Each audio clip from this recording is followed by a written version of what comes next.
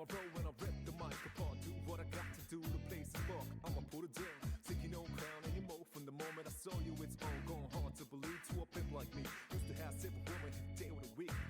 Playtime, I put that behind. Said I'm sorry, I got to go for the sign. I lied to the man, I aim high to the place no human has ever tried. So I got to go, I got to go. And all I want is for you to stay. Man of the grave resurrected, now he's connected. No concession, just invented by you.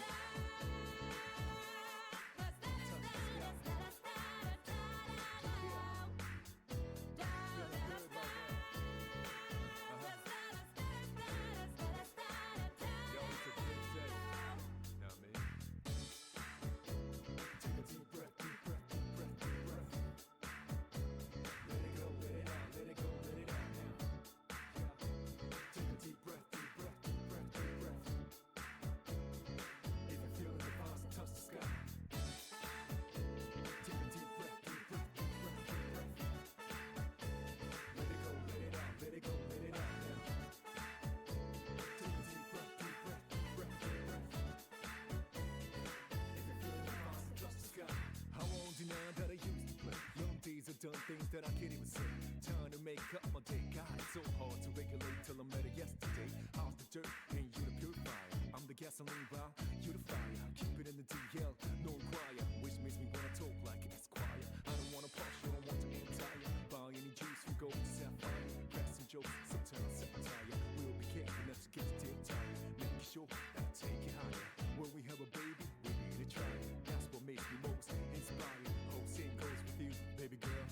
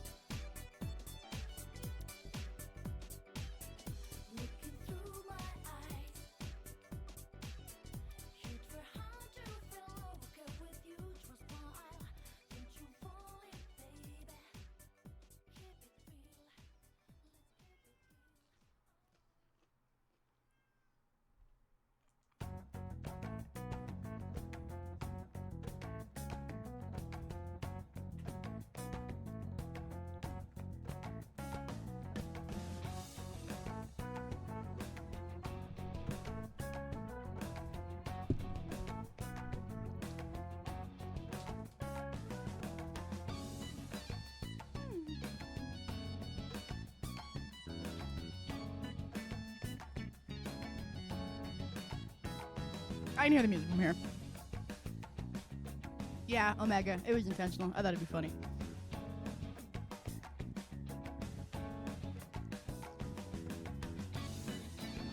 What's up?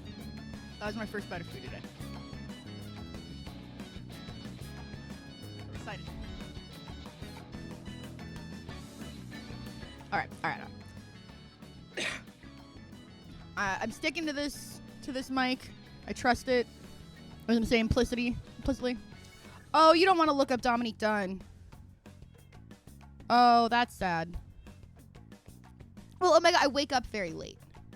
Like, this is my breath. Like, I woke up 3 hours ago. So, not that bad. That's what I have to run. I went to bed at about 6 a.m. So I had dinner at like 11. You see, like, it makes sense. The cat is actively shitting on your pillow?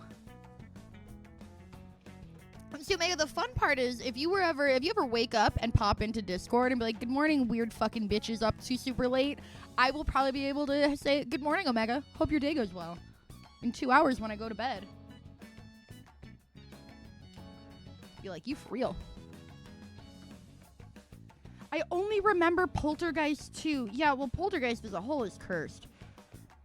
Looking up Poltergeist is worse than looking up just Dominique Dunn. I'm too tired and angry to be it. That's fair. That's why it's like I wake up late because, quite frankly, my body has always wanted to. From the time I was a very, very small child, my circadian rhythm has always been, what if you stayed up until sunrise? What if you, my natural biological clock is, go to bed at sunrise, wake up at sunset. It is literally the exact opposite of what humans should be. And I fought it my whole life, and now I'm in a position where I don't have to fight it. And it's wonderful. I get so much done when Zyger finally goes to sleep. So there's a lot of times I don't get a lot done because Zyger's been staying up super late too. I get so much done when everyone in the house is asleep, and I don't know why. It's always been that way my whole life. My parents would go to sleep, and I'd start cleaning my room. I'd be grounded for a week because my room was dirty.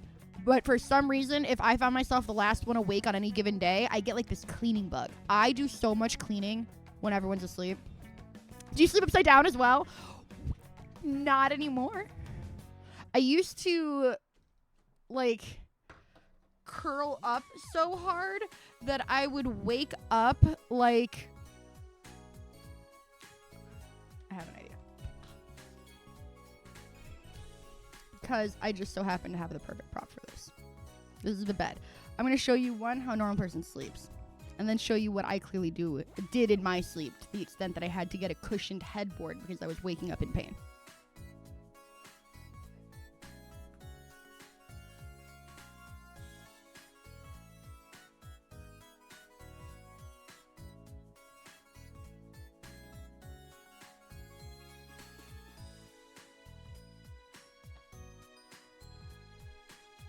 That is how I was waking up.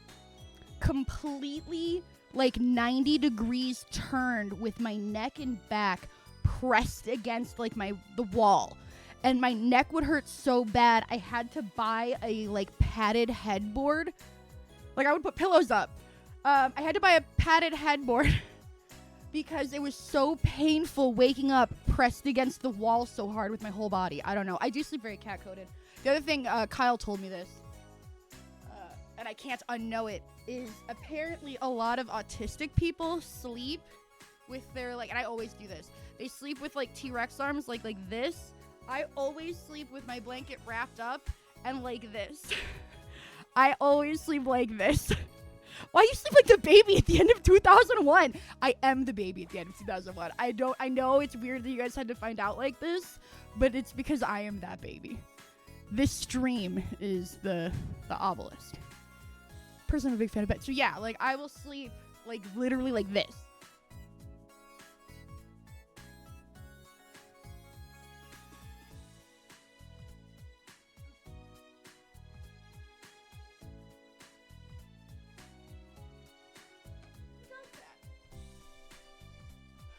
I don't know. Yeah, and a lot of times I don't even use the pillows too because I think they get in the way. Like, I'm a very anti-pillow person. I used to sleep, because I was such a scaredy cat as a kid, I would sleep with the blankets completely over me and the pillow over my head because I thought it looked more like an empty bed that way. So if an intruder broke into our house to murder us all, they would think I was at a sleepover or something. Sometimes I would make a little gap between my bed and the wall, and then I would put a bunch of toys and shit in a perimeter around the edge of my bed, so if you looked under my bed, it looked like it was full of toys and shit, which my mom always thought, and I got in a lot of trouble and got grounded for. But I did it on purpose so that if there was an intruder, because my bed was like in the corner against like two walls, I did it so that if there was an intruder, I could roll off the other side of my bed and hide under my bed. And if the intruder looked under my bed, they would just see that it was full of a kid's toys and clothes and shit and not think to explore farther and just assume that I was at a sleepover or something. That's how crazy I was as a kid. Like, I was obsessed with like home intruders and serial killers and being murdered. I was in deep fear of like real things. I was like, there might be a monster in the closet. And by monster, I mean a person who's been secretly living in our house for months and I accidentally catch him and he kills me. Why are all of your strategies making me think I'm asleep? Because I'm a little kid and normally, like, because this is how I thought. I was like, if you are a murderer breaking into a family's home to kill them, you're going to check the bedrooms. And if a child's bedroom doesn't have a child in it, that's weird. You're going to be like, that kid probably heard me and now they're hiding in the closet. You know, like, that kid probably heard me and now they're hiding somewhere from me. I have to look for them. Like, this is how my brain worked as a kid. I was such a fucking freak about, like, I was there normal thoughts. Like, this took up a lot of my time as a child. Maybe they are normal. Maybe we're finding out I'm not that weird. But, yeah, I was obsessed with, like, I would check all the windows were locked and the doors were locked. My stepdad told me one day that, because I went through a period where I would sleepwalk really bad, I locked myself in the bathroom at one point in my sleep, and my parent, like my mom and dad were, like my mom and my stepdad were trying to get me out, but I was asleep and locked in. We moved during that period, and they found me one day asleep walking into the wall head first, just like walking into it repeatedly, because that wall was where my door of my bedroom was in my old bedroom, if that makes sense. Like, the door of, like, I was walking where I used to walk through the door, but my sleeping self still thought that the door was there, so my parents heard, like, thump, thump, thump, thump. It is Afro. And that was weird. And then the last time that they told, because I remember these incidents were the ones they told me. The last incident they told me, and these all happened within, like, a 6-month period. My dad was up late at, like, 11, 12. Not, like, super, super late, but it was, like, 11 p.m., midnight. And he was up in the living room watching TV, and I came out completely hysterical, panicked, rushing around with my backpack on, desperately trying to get out of the sliding screen door because I was going to miss the bus. My stepdad tells the story that he was sitting on the couch, and I just ran into the living room with my backpack on, and I just started, like, pulling on the door handle, like, desperately trying to get out. I'm in 4th grade at this point. And I'm screaming, I'm gonna miss the bus! I'm gonna miss the bus! I'm gonna miss the bus! And he didn't realize I was asleep at first. So I'm, like, fiddling around in my sleep with the lock, and he's like, no! And he has MS, so he, like, there's a physical disability to his ability to, like, hop out of the couch quickly and, like, run over and, like, wrestle a freaking out 4th grader. So that, like, that's why it took a second where I'm, like, freaking out and trying to open the door, and he's like, stop, no, and he realizes I'm asleep, and then he's, like, getting up, and he has to, like, grab his cane, and he gets up, and he gets me, and I don't remember waking up. He, like, he's like, no, and he takes my backpack, and he's like, there's no school today. That's what he says. He told me, he's like, there's no school today, and I'm just like, okay, and he just, like, walked me back to my bedroom. So, and then that scared me because I was like, oh my God, what if I ever get out of the house in my sleep? Like, that really freaked me out that I was trying to unlock the door in my sleep, because I was like, holy shit, if he wasn't there, I could have gotten out. Like, it really freaked me out. Maybe that's why they stopped telling me, but I haven't had anybody tell me about, like, me sleepwalking since then. So maybe I've done it since then, but no one's told me. My little brother used to sleep with his foot, like, when he was a baby. I'm talking from the time he was, like, a year old to when he was, like, 3 or 4. He would fall asleep with his eyes open a lot. Like, literally, he'd just be sitting there as, like, a 2-year-old, and then all of a sudden, and then he would snore, and I'd be like, And then I can't really do it because I can't like roll my eyes back in my head. But like literally, like I'm looking up now. Instead of him like sitting there like looking at the ceiling, his eyes would be like rolled into the back of his, like his eyes were just white. You know what I'm saying? Like his eyes would just roll in the back of his head, but his eyelids were still up. And then I would hear him snoring, and I'd be like, Alex? And his eyes would flutter, and he would wake up, and I was like, "Were you asleep?" And he's like a 3 or 4 year old, so normally he would cry because I scared him because I woke him up. But yeah, that was very like our family definitely has. Cause he also used to talk in his sleep. Alex has definitely talked in his sleep. My littlest brother used to get night terrors and talk in his sleep a lot, just the word no over and over again. No, no, no, no, no, no, no, no, no, no, no, no, no. So like we all have weird sleep shit. That's why I gave up on the dream of being normal long ago. Except for my mom. My mom is a great at, like my mom is the person who when she lays down, she's asleep. As soon as her head touches the pillow, she just falls asleep. My mother has never fucking struggled to fall asleep. I'm so jealous. She wakes up at the crack of dawn. She goes to bed at like 9:30 p.m. My mother has no inclinations for staying up late. And all of her kids are sleep freaks. So, like, she really struggles with, like, aren't you sleepy? Just go to bed. And I'm like, yeah, I lay in bed for 3 hours with my eyes closed, just thinking. It's horrible. And she's like, my head touches the pillow and then I fall asleep. You should try that. Yeah, it's always been rough, and I'm used to getting shit for it. It doesn't matter if I work 14 hours in a day. If those 14 hours were between noon and 2 a.m., all anybody does is go, oh, so you woke up at noon? Must be nice to be so lazy. And it's like, okay, you stay up until 6 a.m. and tell me what time you wake up, because I got 6 hours of fucking sleep. That's the other people don't notice. I have an alarm for noon. Like, that's why, like, I literally wake up, like, at noon every day. That doesn't mean I get a lot of sleep. That does not, like, that means I usually average between 6 and 8 hours of sleep. I have to be in bed for, like, 10 hours to average 6 to 8 hours of sleep because it takes me so long to fall asleep. That's the other thing, is I'll go to bed at 4 and I'll fall asleep at 6. So I'll be like, yeah, I fell asleep at 6. Like, I went to bed at 6. I didn't go to bed at 6. I went to bed at, like, 3 or 4. But then I have to spend 2.5, 3 hours falling asleep. So, I don't know. I really low-key triggered whenever people are like, oh wow, I'm staying up so late. Oh wow. Because my sleep schedule is different, my food schedule is different too. So you get the wow, you're eating for the first time at 4:30, and it's like, 1, I can't eat when I first wake up, I get sick. 2, it's not that bad when you think about when I wake up. See, that's my problem, Omega. I can't have anything too stimulating because, like, when I was a kid, and I still have this, I can't read a book over multiple days. I open a book, I finish a book. If I have to stay up 18 hours straight, I'm also a very fast reader.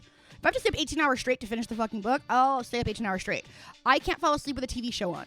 I will watch every season. I can't fall asleep with a movie on. I need to know I need to know the end of the movie. Like, I cannot fall asleep to anything too stimulating. That's why, like I was saying, when Kyle was gone, because I struggled sleeping alone, I was putting on 3-hour-long bushcraft survival videos where they're just like cooking food in the wild, building a bushcraft shelter. The other big thing is Kyle and I call it chicken sounds. This is the number one thing I do, because so if you are like this, where you really struggle with if there's nothing, you get too lost in your thoughts to fall asleep. What I found works best, and like if it's just regular white noise, like if it's just like that does nothing for me as well, because I think through that. That's the same as nothing. It needs to be something that's like just enough to make my brain engage, but not enough. It starts Bura Bura, but their name is actually Japanese, so it's at the end of the thing. I watch a channel called Bura Bura Japan. Gonna pause the persona real quick. Everybody gets sad.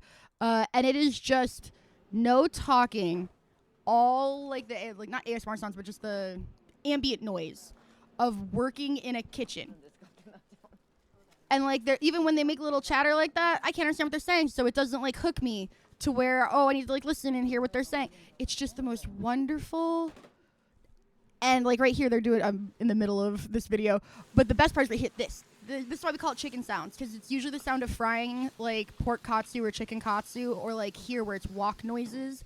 This is my white noise, where like you're watching them cook. So if you're watching it, you're doing something, but it's so soothing and like nothing's really going on that you have to think about, I fall asleep to old people making diner food in Japan all the time. This is my big go-to, is I'll just sit here and watch this until I fall asleep. I get these big videos. This one's only an hour long, but this channel does videos that'll be like 5-6 hours long sometimes, or I'll make a queue of like 4 of them. And they do a bunch of channels like this, so a lot of times they'll just pop up my recommended different videos of the same genre by different YouTubers. But this one I followed long ago, and I remember that if I go to the very bottom of my YouTube subscriptions, it's always right there. So that is my hot tip. Don't be scared, the music's gonna hit play. And now, so yeah, that is my hot tip to people who are like, wow, I'm relating really hard to this. How do you sleep? Chicken sounds, chicken noises. That's what we were like, oh, do you want to hear some chicken noises? And so I'll throw on chicken noises. But that's why I started watching bushcraft videos too, because it's a lot of just like the sound of sawing, the sound of hammering and things like that. And so it can be like they're doing a task that is like edging towards completion. So you have like, you're kind of engaging with something, but it's the perfect amount.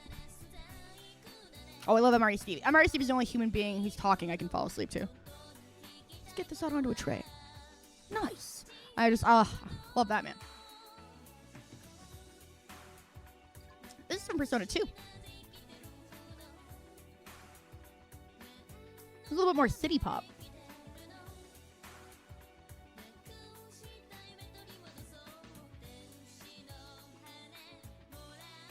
See, that's the thing. I like the video essay too much. I get too engaged with it, and then I can't do it. By the way, just as a heads up, we're looking at this letterboxd. I have not talked to you about this at all because obviously we've been chatting. Whatever, that's the whole stream today. I forgot to plug in my headset, and so I plugged it in right before I put it on. I'm going to unplug it now, and it'll inevitably die in about 20 minutes, and I'll be surprised. So just a little thing for you guys to look out for as a funny strig for later. Me being surprised when this dies. I went through page 40 of the 1940s letterboxd. That's a great question, Omega, and it looks like, and to me it seems like it's fairly non-intrusive, so it's like, why not just leave it? Like, it's fairly non-intrusive. It keeps brushing my shoulder, and the same reason I always keep my hair in a ponytail is because I fucking hate the sensation of things brushing against my shoulders like this. So it's like, this is why. Because it keeps brushing against my shoulder, and it's making me miserable. Brushing your shoulder? Destroy it. Thank you. Exactly. So, like, I wish I could just leave it plugged in. And sometimes if I'm playing Rivals where I need to be communicating and my headset matters, or if I'm, like, gaming where I have to hear the game, you'll see me with that cord on. But if I don't have to have it, like right now, the music is for you guys. I'll just sit in silence talking. I don't give a fuck. I don't really need the headset. So if it dies, it dies. I'm Ivan Drago with the headset today.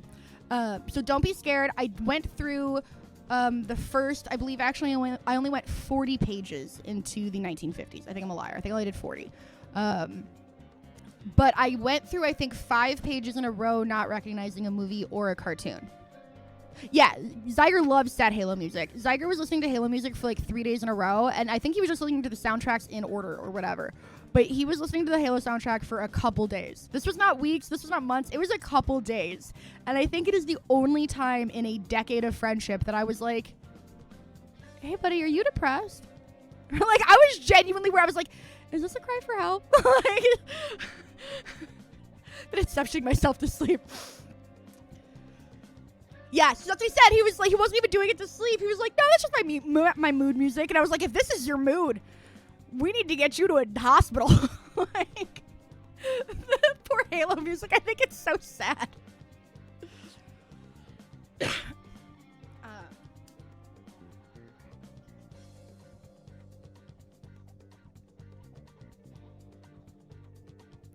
So what I did this time is I pulled up the 1950s. But I didn't want to do a bunch of the movies without you guys, because honestly, that's like a lot of the fun for this. So I thought it would be fun to just do it backwards. So you didn't have to see me scrolling through all of the pages of, I know, one movie. Also, the fake Arabic on this movie poster is taking me out. Struggle on the Nile. And now it's Conflict in the Nile, but Struggle on the Nile in the fake Arabic. You see a lot of like the fake Chinese handwriting, like that fake Chinese font. But I don't think I've ever seen a fake Arabic font before. Fascinating. So I pulled up the 1950s and I went to page 50. And then I just started clicking previous. And there were a couple of things that I had seen, obviously mostly a lot of the animated shorts. But, oh, Rock My Baby, I remember this one. But what I'm going to do is I'm actually going to go to page 1. So we're on page 32 now. So technically I need to get back to 32 and we done with the 50s. But I did want to highlight that in those pages between page 50 and page 32, the only thing I cared about showing you guys was TV of Tomorrow. It's on my watch list because you guys found out with me yesterday live that The House of Tomorrow and The Farm of Tomorrow has 2 sequels. I did not know about the TV of Tomorrow and The Automobile of Tomorrow. So this is on my watch list. But most importantly, I thought it'd be fun to start the stream with our boy Branson Reese's review because I read it already and it's a fucking humdinger. I actually only read the first paragraph. So this, we already did the 40s. We finished them yesterday. I was really scrolling through the dregs of the last. There's 255 pages of 1940s movies, but after I got to page 50 and I hadn't recognized anything in quite a few pages, I was like, I think we're good. So now we're in the 1950s, and we're going to start on page 1 of the 1950s. I thought I was going to cough, but I just had to burp. This is not the very first thing of the 1950s, but it's really far deep back, and we would have missed it otherwise. We have TV of Tomorrow, which I literally cannot, I can't wait to watch. I might watch it, today. But here's Branson Reese's review of TV of Tomorrow. A lot of cartoons start getting pretty bogus by the 50s, the late 50s specifically, Wile E. Coyote notwithstanding. The young directors start families and move to the suburbs to wear cardigans, and before you know it, Sylvester has a son, and all the cartoons are about golf and birthday parties. Disgusting. We should not be celebrating the family unit. We should be destroying it. Luckily, we have Avery, who remains untamed by the lotus of the suburbs. This short features not 1 but 2 gags where a television shoots somebody. It's not quite as mean-spirited as Car of Tomorrow, but a man is shot in the forehead and killed, so we're grading on a curve. The live action footage in this is really well integrated. I was especially impressed with the woman dealing cards from inside the television. And the guy who turned his head around was really ugly, and the way people were only really ugly around the middle of the century. I love seeing those big slab of ham heads with those hideous crew cuts. As a final thought, we should bring back the thrifty Scotsman stereotype. It's time. So, and I haven't seen TV of Tomorrow. I'm so excited, which means that Automobile of Tomorrow is going to be... I have not seen that one yet. Car of Tomorrow, rather. We should not be celebrating the family unit. We should be destroying it. But that's TV of Tomorrow, and the last one is Car of Tomorrow. I have not put on my watch list, but I want to watch it so bad. So now I am going to go back up. We'll hit 1950s as a subgenre. You can't just put pages 1. Technically, the first page is its own page. So we'll go page... Oh, I just did do page 1. So I guess I'm the boss of this. This isn't how the URL usually looks. You have to click previous and then it gets paid. I think it says popular decades 1950s and then the page 2 pops up when you click next for a second. Anyway, we're really going to hop into it because the 1950s were fucking popping. All right? Yes, I've seen 12 Angry Men. Of course I have. I don't think I've seen 12 Angry Jurors. Actually, no, I think I might have. I think I saw 12 Angry Jurors first because I remember watching it I remember watching one of the remakes with my mom and my mom explaining that the original was just men and then having to watch 12 Angry Men as part of the same media literacy class that had me watch Casablanca and Gone with the Wind and Citizen Kane. 12 Angry Men, Sing Vertigo. Rear Window was actually my very first Alfred Hitchcock film. I was at my best friend's house and her parents put on I think TCM. It might have been A&E back in the day. And they were doing a double feature of Alfred Hitchcock movies, and it was Rear Window and The Birds. So I saw Rear Window first and then watched The Birds immediately thereafter, and those were my first 2 Hitchcock movies. Singing in the Rain was very, very impressionable to me because I became obsessed with Gene Kelly after this. I think it's delightful. I think everything about it is amazing. Everyone should be kissing this movie because we wouldn't have Zendaya and Tom Holland as a power couple if Tom Holland never did a parody of this dance number to the song Umbrella, because she obviously invisibly fell in love with him during this number. So you are welcome. Honey, come to bed and let's have sex. I think that guy just murdered someone. Yeah, no, it's... What's the summary of the movie? There you go.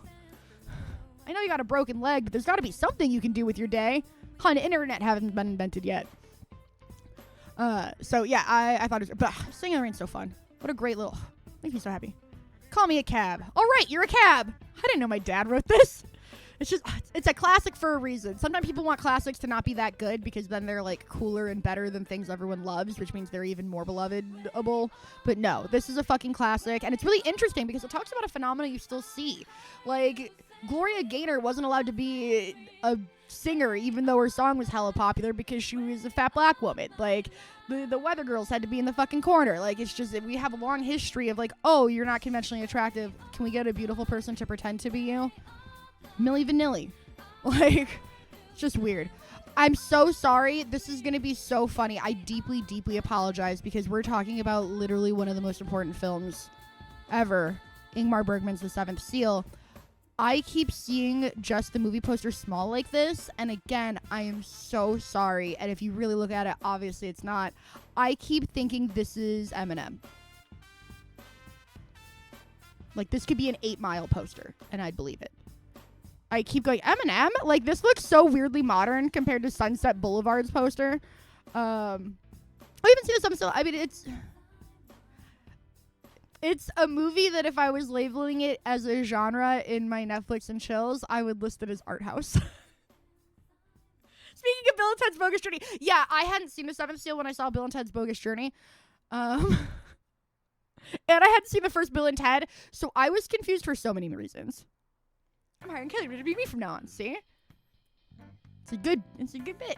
If I was a VTuber, I would just be a VTuber and then hire some Instagram model to pretend to be me. And be like, face reveal, I'm this Instagram model, and then just let the Instagram model deal with all the fame and bullshit, and then I'll just be streaming. If you're the type of person who doesn't want to be on camera, like, it'd be really funny if Dream wasn't that guy. I know that's probably impossible now. I'm just trying to think of the most famous person I know who was able to hide their identity for a long time. Like, if it turns out Dream, like, actually is a, like, Thai woman. And she just hired that dude to be like, yeah, it's me. This is my face. That would be really inspired. So, throw that out there. I don't think I've seen Salmon Samurai. I'm really trying to remember. Because I was like, I've only seen one Kurosawa.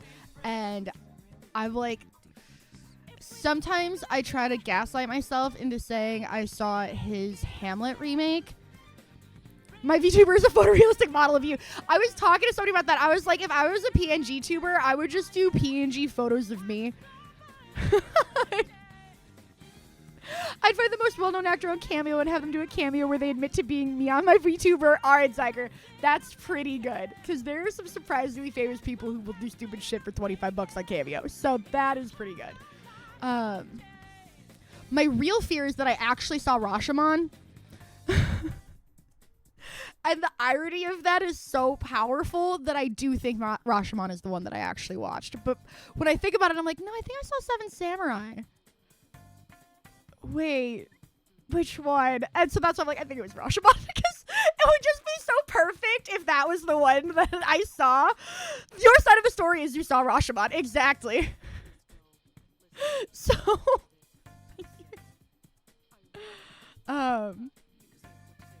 yes, so I have seen The Seventh Seal. Did I see Sunset Boulevard? No, I haven't seen Sunset Boulevard. I would like to see Sunset Boulevard. I loved This Alice in Wonderland. Obviously, I was a little kid once, and so I had this on VHS. I loved it in all the best ways. Our boy Branson Reese reviewed it.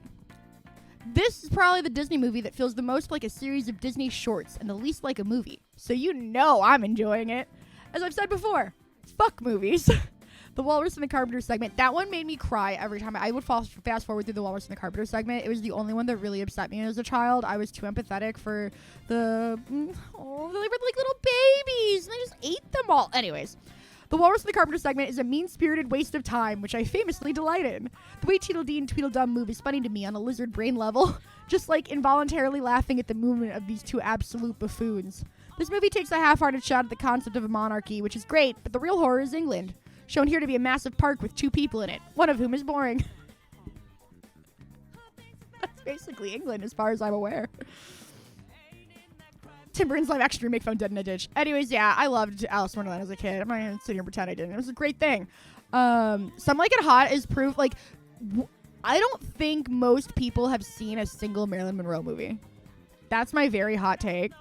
I have read so many behind the scenes like interviews and articles, and I've watched like 2 YouTube like videos about the making of this film, and like it's Tony Curtis, Jack Lemmon, and Marilyn Monroe first off, and Tony Curtis is like offset, like, and like, on set, Tony Curtis is just like this super macho like ladies man dude, and he was like, yeah, I'm a cute lady, what is it, like these guys were super woke. We're 1959 male movie stars, like the movie is about drag queens. It's all very cool. And Tony Curtis was just getting mad pussy the whole time. Sorry, that was the TLDR. It's like Tony Curtis spent this entire movie just getting mad pussy.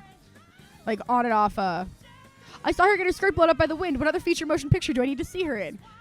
Well, I'm a man. Well, nobody's perfect. Like, and like that's the other thing. I don't think anybody can name the movie that her skirt blown up by the wind scene is anymore. It was a 7-year itch. So it's sad, like, she's such an icon, but her actual performances have kind of been, like... I think she's so mythologized, it's almost scary to try to watch her movies, if that makes sense. No, oh my god, when I said no one, I knew that, like you would. Any cinephile would, but I meant, like, more like the general populace knows a lot about Marilyn Monroe. But the general populace has never seen her act. You know what I mean? Wait, that was in a movie? I thought the Scorpio was like interdated. No, not only was it in a movie, but her super hyper jealous loser husband was so upset after having seen them film that scene that he beat the shit out of her when they got home. But at least he wrote good plays. Yeah, so I don't have a soft spot for Marilyn Monroe, obviously. But this is a genuinely very, very funny movie. It's a it would be canceled now if it came out for being too woke. We could not remake Some Like It Hot without severe pushback by Trump's America. Like, I am, whenever I think about this movie, look! 4.5 stars! Chris is a real one. That's how you know it's real. Branson never rates them, but his reviews are so good. Marilyn Monroe is a great comic actress. Everybody got to this before me, but I'm dutifully punching my card in at the Take Factory to say I agree. Love Joey Brown and his medically large mouth. Think I'm gonna go back and watch his early 30s baseball movies. Make Shake Loose a couple dozen followers on here.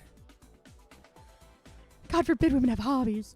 So yeah, I would highly recommend Some Like It Hot. If you haven't seen it, I really think you will be surprised for it. My hot take is I've never really enjoyed Audrey Hepburn. She feels like the original Manic Pixie Dream Girl. Like, before we had Zooey Deschanel, we had Audrey Hepburn. I've never been interested in a single thing with her in it. I feel kind of similarly towards Grace Kelly, but at least she seems kind of interesting as a person. Audrey Hepburn has just always seemed very boring to me. I feel bad. Like, sorry, this is my hot take. I've always been very bored by Audrey Hepburn. Whenever I think of Audrey Hepburn, I'm like, isn't she the one with the movie with the really racist Asian caricature that came out way later than anybody thinks it did? Because holy shit, that's inappropriate. That's what I think of when I think of her. I think of the song Breakfast at Tiffany's, which I really like, but I didn't know the movie. And like, the song is what made me know it was a movie, because I was like, oh, you guys enjoyed having breakfast at the shop Tiffany's? Because I've heard of Tiffany's, but I'm 7 in 1999, so I haven't heard of Breakfast at Tiffany's. My mom was like, it's a movie. I'm like, oh, song's good. So yeah, and Gregory Peck I have only seen in To Kill a Mockingbird is my other hot take. I'm pretty confident. He might have come up in something else, because obviously he's Gregory Peck, but I'm pretty confident I've only seen him in To Kill a Mockingbird. So I just don't have interest in those actors, so I feel really bad, because yeah, I haven't seen Roman Holiday. Look, Kiru's up way higher than I thought it'd be. Wait, is I think Omega pointed that out too. Oh, shout out to Akiru, a lesser known Kurosawa great. Yeah, I was surprised by that. I also heard of the movie because of the song. Right, like, to me, that one-hit wonder did more for Audrey Hepburn's legacy past the 1980s than any of her movies did. Okay, we are marking Rashomon as the one we saw. It's very funny. Boom, of course, we've seen Cinderella. North by Northwest. Usually I'm really good at popping these, the Hitchcock movie posters, but I forgot about this one. I only saw the Mount Rushmore, and I was like, what is this? But if you look, Alfred Hitchcock is on Mount Rushmore. And he's British, which makes me think this is even funnier to me, that this British man also desecrated this, you know, like, indigenous sacred mountain. He's not, and like, but also in a way that pisses off the white Americans, too. Yeah, Grace Kelly seems like the type who would who like actually is pretty interesting. Any of those actresses who kept like a squeaky clean image during a period where you had to be aggressively squeaky clean to keep a squeaky clean image, like as a result, they just seem they seem kind of boring to look back on historically because they couldn't really do anything interesting, or else you wouldn't have that image of being like America's sweetheart. I don't know. I don't know who Tiffany is, but she's going more for this relationship than either of these people. I thought it was a weird song, but it was catchy. So I would definitely, if you were like, Kaylee, would you rather watch a Grace Kelly film or an Audrey Hepburn film? I don't know if it's controversial. I would say a Grace Kelly film. Also, the song Grace Kelly is a better song than Breakfast at Tiffany's. Actually, I would say the song Grace Kelly somehow manages to make even less sense than the song Breakfast at Tiffany's did when I was 9. So.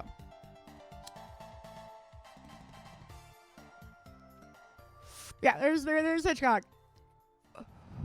Very funny. I haven't even heard of the 400 Blows, to be honest with you. Oh, it's French. I don't know a lot of 1950s French movies, and I don't feel bad about it. Sleeping Beauty was gorgeous. Sleeping Beauty was just absolutely a gorgeous movie. Like, we used to make art. Look at these trees. Look at these bushes. Like, the background scenery in Sleeping Beauty is stunning. I wish she had shoes on in the cover.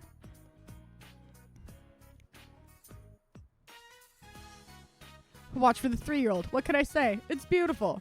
See, one day we're going to pop over here and there's going to be a review from... Wait, it says more. No. So one day we're going to swim over here, there's going to be a review from Chris Pina.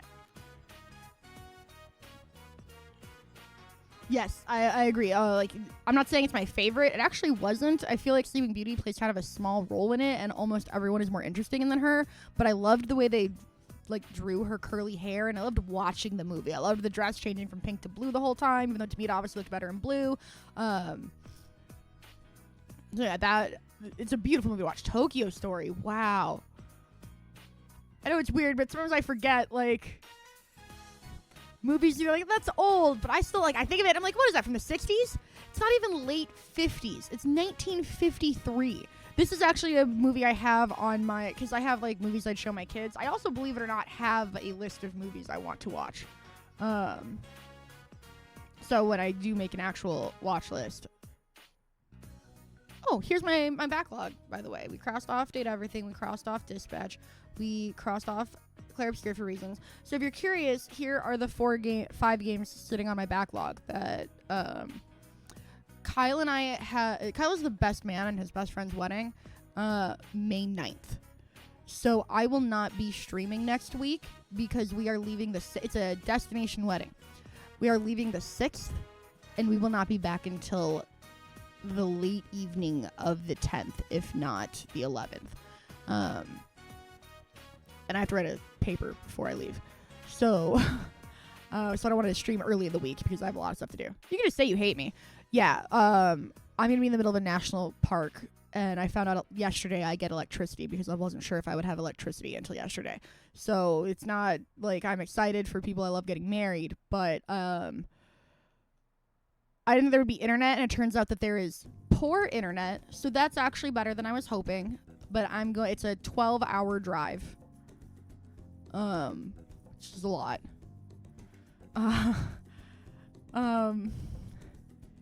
It's deep in the mountains. So, and I still about to say, I'm honestly low-key kind of really excited because I haven't been really camping. I used to go camping every single summer, multiple times during that summer, with my grandpa from the time I was like 5 until the time I was like 16, and I think my grandpa thought I was too. And then he started taking my small siblings on their camping trips. And I was like, all right, I guess I graduated. Too old for this. And I loved camping. I think camping's really fun, and I'm really excited because I love a beautiful starry night, and we will be getting there like Thursday night.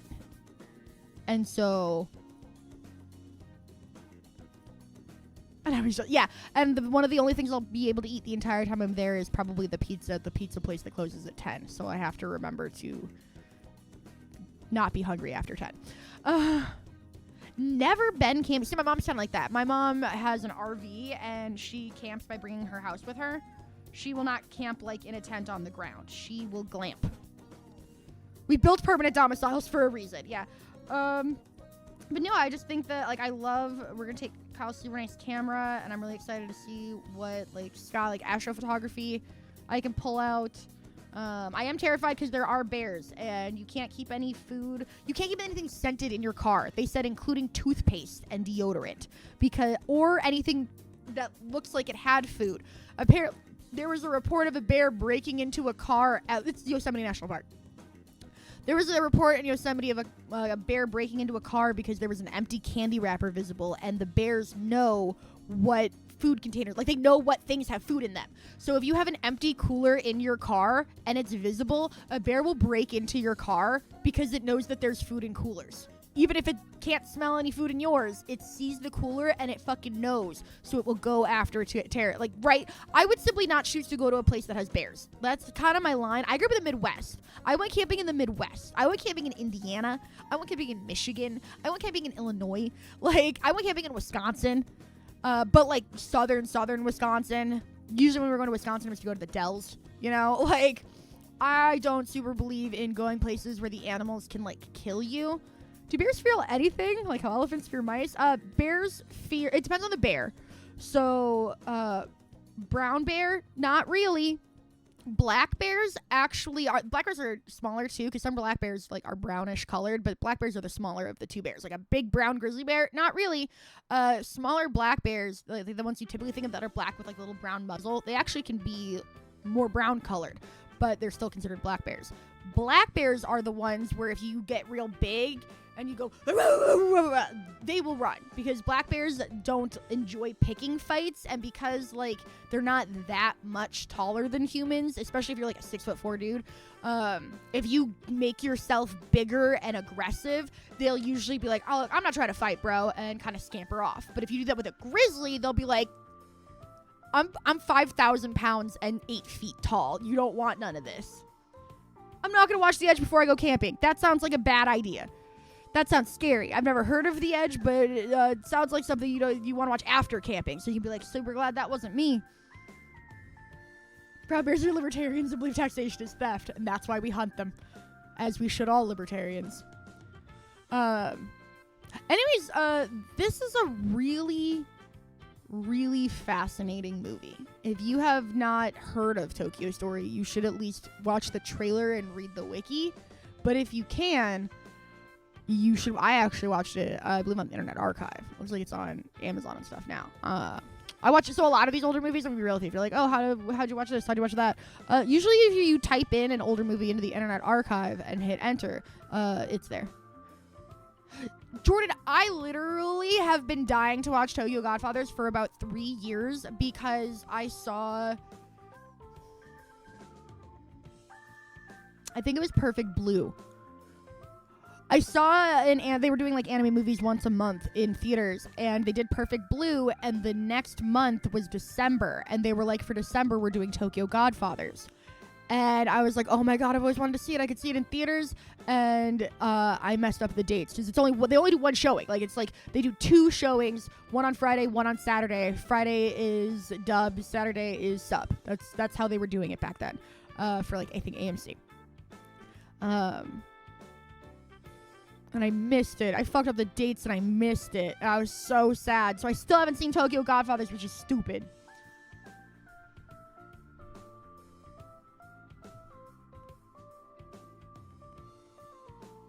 I have not seen Millennium Actress. I do feel a little lame and cringe because I like Perfect Blue more than Paprika. I feel like if Perfect Blue is your favorite, that's like Final Fantasy VII being your favorite Final Fantasy.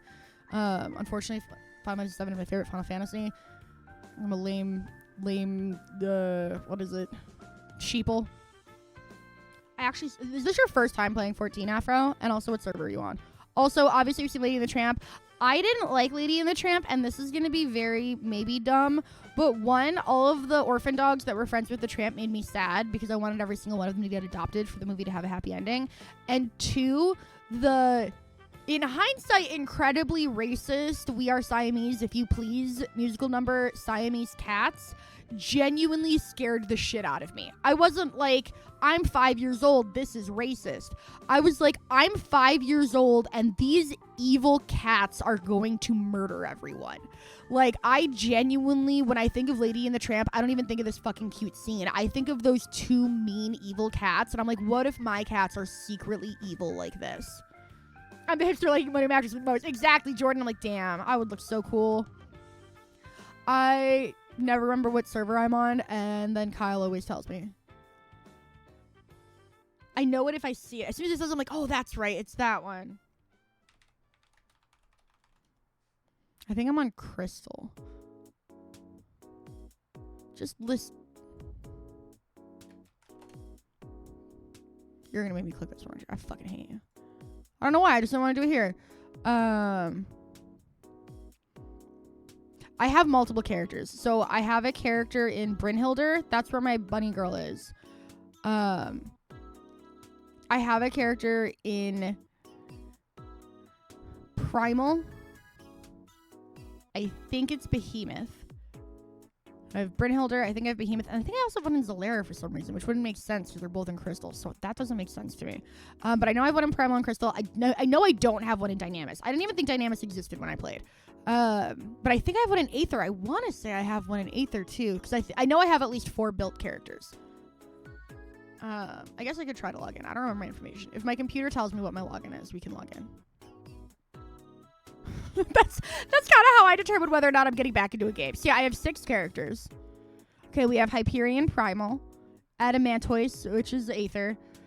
See, this is what I was talking about. My buddy girl is in Brynhilder. I remembered that one. And I did have a Solera. I wasn't crazy. And then I have a Diabolos. I was like, I have a Diabolos. So I have Diabolos, Adamantoise, Hyperion, Brynhilder, Leviathan, and Zalera. But my main one is in Brynhilder. This is my Banui girl. And I love her with my whole heart. Apparently I have a level 63 monk. Kyle's a fucking liar. I'm in Brynhilder, but I am in Crystal. Should I just make a new character? Everyone says you should only have one character in Final Fantasy, and there's no Final Fantasy 14, and there's no benefits to having more than one. But I counter, sometimes I want to be a Banui girl, and sometimes I want to be a Dragon Girl Dragoon. So, like, how am I supposed to just have one character? Yeah, and that's the other thing, is you used to not be able to play. You could play in the same server, I can't remember what data center versus server means, but you could play if like these two, this one's in Primal and this one's in Primal. So it used to be that they could play together, but they couldn't play with the other ones. Now everyone can play together. Like these 3 are in Crystal, so all 3 of these could theoretically interact, but before they could never interact with this one who's in Aether, and now they've made it to where you can interact with all of them. But there's my little Banui. I love him. Love a little Banui girl. She's so cute. Now max level's like 90, so I got a lot of ways to go. Anyways. Lady and the Tramp scared me a lot as a kid because those little Siamese cats were fucking evil, and they scared me, and I didn't like it. I also did not like Peter Pan. I have never understood Peter Pan because I have always had an aggressive desire to grow up. The idea of being stuck as like an 11-year-old kid who never gets taken seriously, never gets to wear makeup, never get titties. No, like the idea of being trapped as a child has always, like as a child, all I wanted to be was like 22, right? Like I have never related to kids who hate the idea of adult stuff. That's why I didn't like Codename Kids Next Door. That's my really hot take, is I liked the characters, I'd watch the episodes and enjoy it, but I constantly bristled against the premise that being a kid is cool and desirable to be. I could not wrap my head around being like, adults suck, I'm gonna be a kid. Why would you want that? Like you want to be immature forever? Just my entire childhood, I was very, very against the idea of, like, it's why I didn't like Spider-Man. I was like, why is he, like, 12 forever? That was an adult to me. Like, that was the same thing as being 16 forever to me at the time. But, yeah, now all of American culture is built to keep people perpetually adolescent. Yeah, I liked being a kid when I was a kid. Now I have an adult money. See, I love the idea of being like, one day I'm going to be able to buy any Barbie I want if I want a Barbie. Right? One day if I want a video game, I'm going to buy it because I'll have my own money and I won't have to ask my mom. Like, what is appealing about being a child forever? Feels so weird to me. I did not take advantage of being able to take naps whenever I wanted because I don't sleep well. I couldn't take advantage of playing with my friends in the summer because I didn't have any. Like, to me, there were very little benefits of being a child. Nobody took your opinions seriously. Nobody asked your consent. People could tell you how to dress. I hated wearing tights. They were just a sensory nightmare for me. To this day, they still are. Like, I hate, like, the thick cotton, almost stocking, like, socks, I can do. But, like, when I was a kid, I'd get those, like, white or black, like, sheer tights. I would always get runs in them, and my mom would get mad at me, and I was like, I didn't even see it happen. I don't know. I didn't even see it happen. I hated having to, like, do this to put them on. I hated the feeling of wearing them. I hated everything about it. But Easter, Christmas, like, family photos, anything, you're wearing these tights. You have to. I hated that. I couldn't even pick my own clothes. And that's the other thing. I didn't have more energy as a kid. I was tired all the time. I've been anemic forever. So I've always and I didn't sleep. Just where my father and my mom leave. That's the one thing I had going for me. My mother, my family is completely irreligious. There were no religious anythings. Secular Christmas. We had secular Easter. Everything. It was aggressively just like the Easter Bunny and Santa. See, I was afraid of hurting myself as a child, so I didn't do... That's the other thing. I didn't do risky stuff. I wasn't climbing up places. I wasn't putting shit in my mouth. I was such a, like, nervous, anxious, didn't want to get hurt kid. Yeah. So, like, I never understood Peter Pan. I am, like, the exact opposite of Peter Pan. Peter Pan is my own personal hell. So, I didn't really like watching it. I never saw Rebel Without a Cause. I'm not a big motorcycle person. I don't like the noise they make. It hurts my ears. I have seen Dial M for Murder, though. Oh, we also had to watch A Sugar Named Desire. Damn, I watched a lot of movies for this class. No, I didn't even realize it was like once a week for like 3 months. So now I'm realizing, I'm like, oh, I hit enter when I didn't mean to. So I didn't even realize how many I have seen. But now I'm like, oh yeah. Hiroshima Mon Amour. Strangers on a Train is a classic. This still feels like such a dangerously good idea. This is the worst part of this movie for me. Strangers on a Train are like two strangers who both realize that they want somebody dead. And they're like, if we both murder the person that we want dead, there'd be nobody tracing the other person to the crime because, you know, we're just random strangers.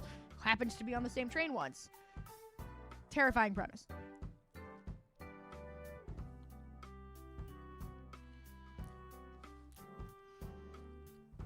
Zyger, I remember being 4 years old at Miss Mary's house because that's the final daycare lady I had after all of the daycares kicked me out for biting. At Miss Mary's house, I was 4 because it was right before kindergarten. And I remember very distinctly there was a 2-year-old there. That was the youngest Miss Mary would take because she was like in her 50s, I would say, and she didn't have the energy for babies anymore. There were only like 5 or 6 of us in the daycare. The daycare was in her house, by the way. It was like her house. Mostly we were like, we were in the living room with like a playpen door, like over the doorway into the kitchen, and then there was a sliding door to go outside in the backyard too, and there was all sorts of stuff to do. It was really fun. I really liked Miss Mary. And she would have like the TV on playing Power Rangers. Super chill. And there was this one little girl who was 2 years old at the time, and she was not allowed to play outside because she was obsessed with eating dirt. And I remember one time hearing Miss Mary yell at her. I don't remember her name anymore, but I remember Miss Mary being like, insert name here. Stop, put that dirt down right now. You put it down. Cause she'd grab like a dirt clod and just like, and I remember this little girl looking up at Miss Mary. I turned over and looked, and Miss Mary was like standing in the doorway of the sliding glass doors, and this little girl had like this clumped fist of dirt, and she had dirt like all over her face, like stained, like not even like mud stuck on it, but just like a coffee stain leaves that kind of like stained appearance, but like gray instead of brown. It looked like she had like this giant coffee stain because she was a really pale little girl, but it was brown. Instead of being like brown coffee colored, it was like dirt colored. So it was like darker on the edges and then faded as it got close to her mouth. And I realized why it looked like that because she looked up at Miss Mary with this huge shit-eating grin on her face, and she was just like licking all of the mud off of her, like all of the dirt off of her face. And so she created this effect of like her mouth was clean here, but you could still see all of the dirt there. And I just remember this little, like, imagine a 2-year-old like defiantly just going, I think about this little girl all the time, just licking dirt off of her face despite the babysitter. And I'm like, why would, I remember being so grossed out. I was like, why would you eat dirt? That's so gross. No, she was just like a regular little girl. Like, she just looked like any 2-year-old. Honestly, the worst part, you know what she reminded me of? I just realized this. She looked like Kaylee Anthony. I'm not even kidding. I was like, actually, it's always like, she looked just like this. Like, she had that hairstyle, and she was this age, and just imagine, like, a kid making this face, but while licking dirt off their face. I know it's really sad, but, like, now I'm thinking about it, that's why she always looks so familiar. Casey Anthony the dead daughter looks just like the girl who used to eat dirt off of her face in my kindergarten class. I'm not even kidding. Because I remember thinking, like, she looks like such a cute kid, but then she would just fucking eat dirt all the time. And also, obviously, this was, like, 1996. Right, and she would wear, like, overalls, like, Oshkosh Bagosh overalls and stuff, as was the style at the time. He's like, oh, she would dirt taste like genuinely. I was like, damn, that girl loves the taste of dirt. That was what I was like, growing up, I remember hearing about Pika for the first time and going, I bet that's what that little girl had. Pika? I always pronounce it wrong. Because she fucking loved dirt. I never thought that was real. I would watch like Phil and Lil eat dirt and shit on the Rugrats, and I was like, that's so gross. But then I'd remembered that, like, that's real. That's that little kid eating fucking dirt. He feels like he failed because I'm not religious, which is funny because, like, low-key, aren't your parents part of like a very hippy-dippy spiritual, like, what I'm getting at is like Pascal's wager is very risky to your family, isn't it? Like, the chances that their religion is the correct one is way slimmer than the one that, like, the most people believe. Thanks for sending me to college to be educated. You did great, right? It's always the worst when it's like, thanks for making sure I had critical thinking skills, and your parents are like, I didn't expect you to have critical thinking skills. I expected you to agree with me. Ty, we started off talking about strangers on a train. We started eating dirt. Anyways, strangers on a train, like I said, absolutely terrifies me because it feels like strangers on a train could happen tomorrow. And, like, the train could be a random message board. The train could be the comments of some random TikTok, and then they both just delete the comments. Like, strangers on a train is too real of a plot. Two random sociopathic men both happen to realize, hey, wait a minute, you're like me. We could do some damage together. And then disappear into the night. Terrifying. I think about this, like, the plot of this movie all the time. Absolutely terrifying. Gentlemen for Blondes is another one where it's like, if you have not seen Marilyn Monroe in a thing, you gotta understand, like, even in this picture, this is a super hot woman. She just kind of, like, if you couldn't see Marilyn Monroe, you'd be like, wow, that one's beautiful. But because she's standing next to Marilyn Monroe, she looks frumpy as fuck. That's fucking Jane Russell. Like, let me do her a favor and let you look at her without Marilyn Monroe. That's goddamn Jane Russell. This is a beautiful woman. She aged beautifully. Like, this was Jane Russell near her death. Absolutely gorgeous woman. But she's standing next to Marilyn Monroe, so she looks like 40 years younger, or 40 years older. It's crazy. Ty, sometimes I think that, like, a part of me is like, I know it's not supposed to be dirt, but what if somebody in the kitchen was like, man, fuck them kids. I'm gonna feed them dirt. They won't even notice the difference. Does that make sense? Right? Like, I know it's not supposed to be, but it's so easy to just, like, what if I toss some dirt in there? Fuck them. They'll never know. So, I live in constant fear of that. But damn, yeah.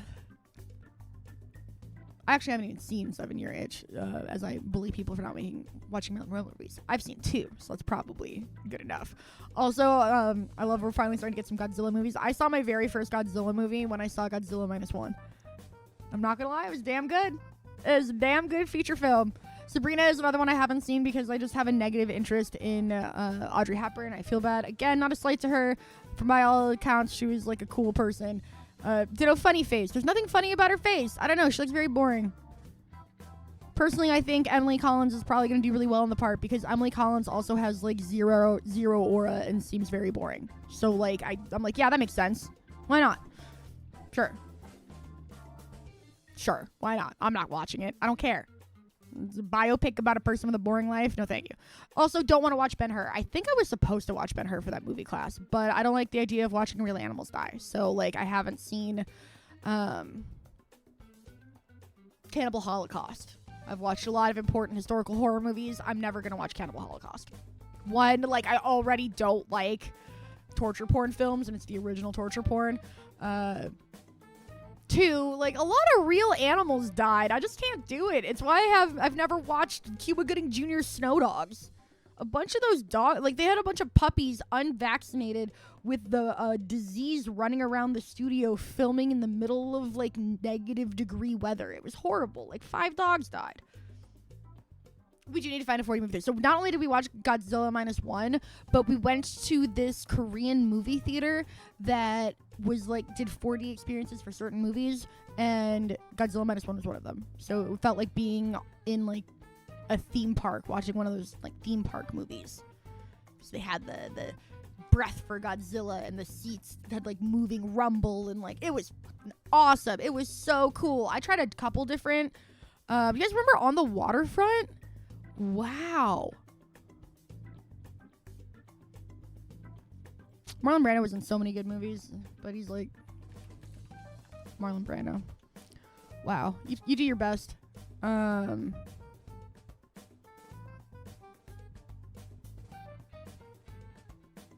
was hoping it would be easier to just click the Wikipedia article and go, boop, did you know? Because I was going to say, to me, pardon me, On the Waterfront is the precursor to The Wire, because On the Waterfront was made based on a series of articles written by a person covering like crime on the waterfront. And so to me, the entire like longshoreman union season of The Wire is basically just a modern version of On the Waterfront, because the person who made I always feel bad saying the person who made this giant show when it's like 8,000 people. But then like everyone knows what I mean. Like sadly, we all know the shorthand. Same thing based on like real journalistic work in that area. And so I always think that's interesting. Again, I love historical parallels. Everything is a cycle. Nothing's been done. You have never had an original thought, etc., etc. David Simon, thank you. I was like the guy who somebody told should like watch a David Simon thing.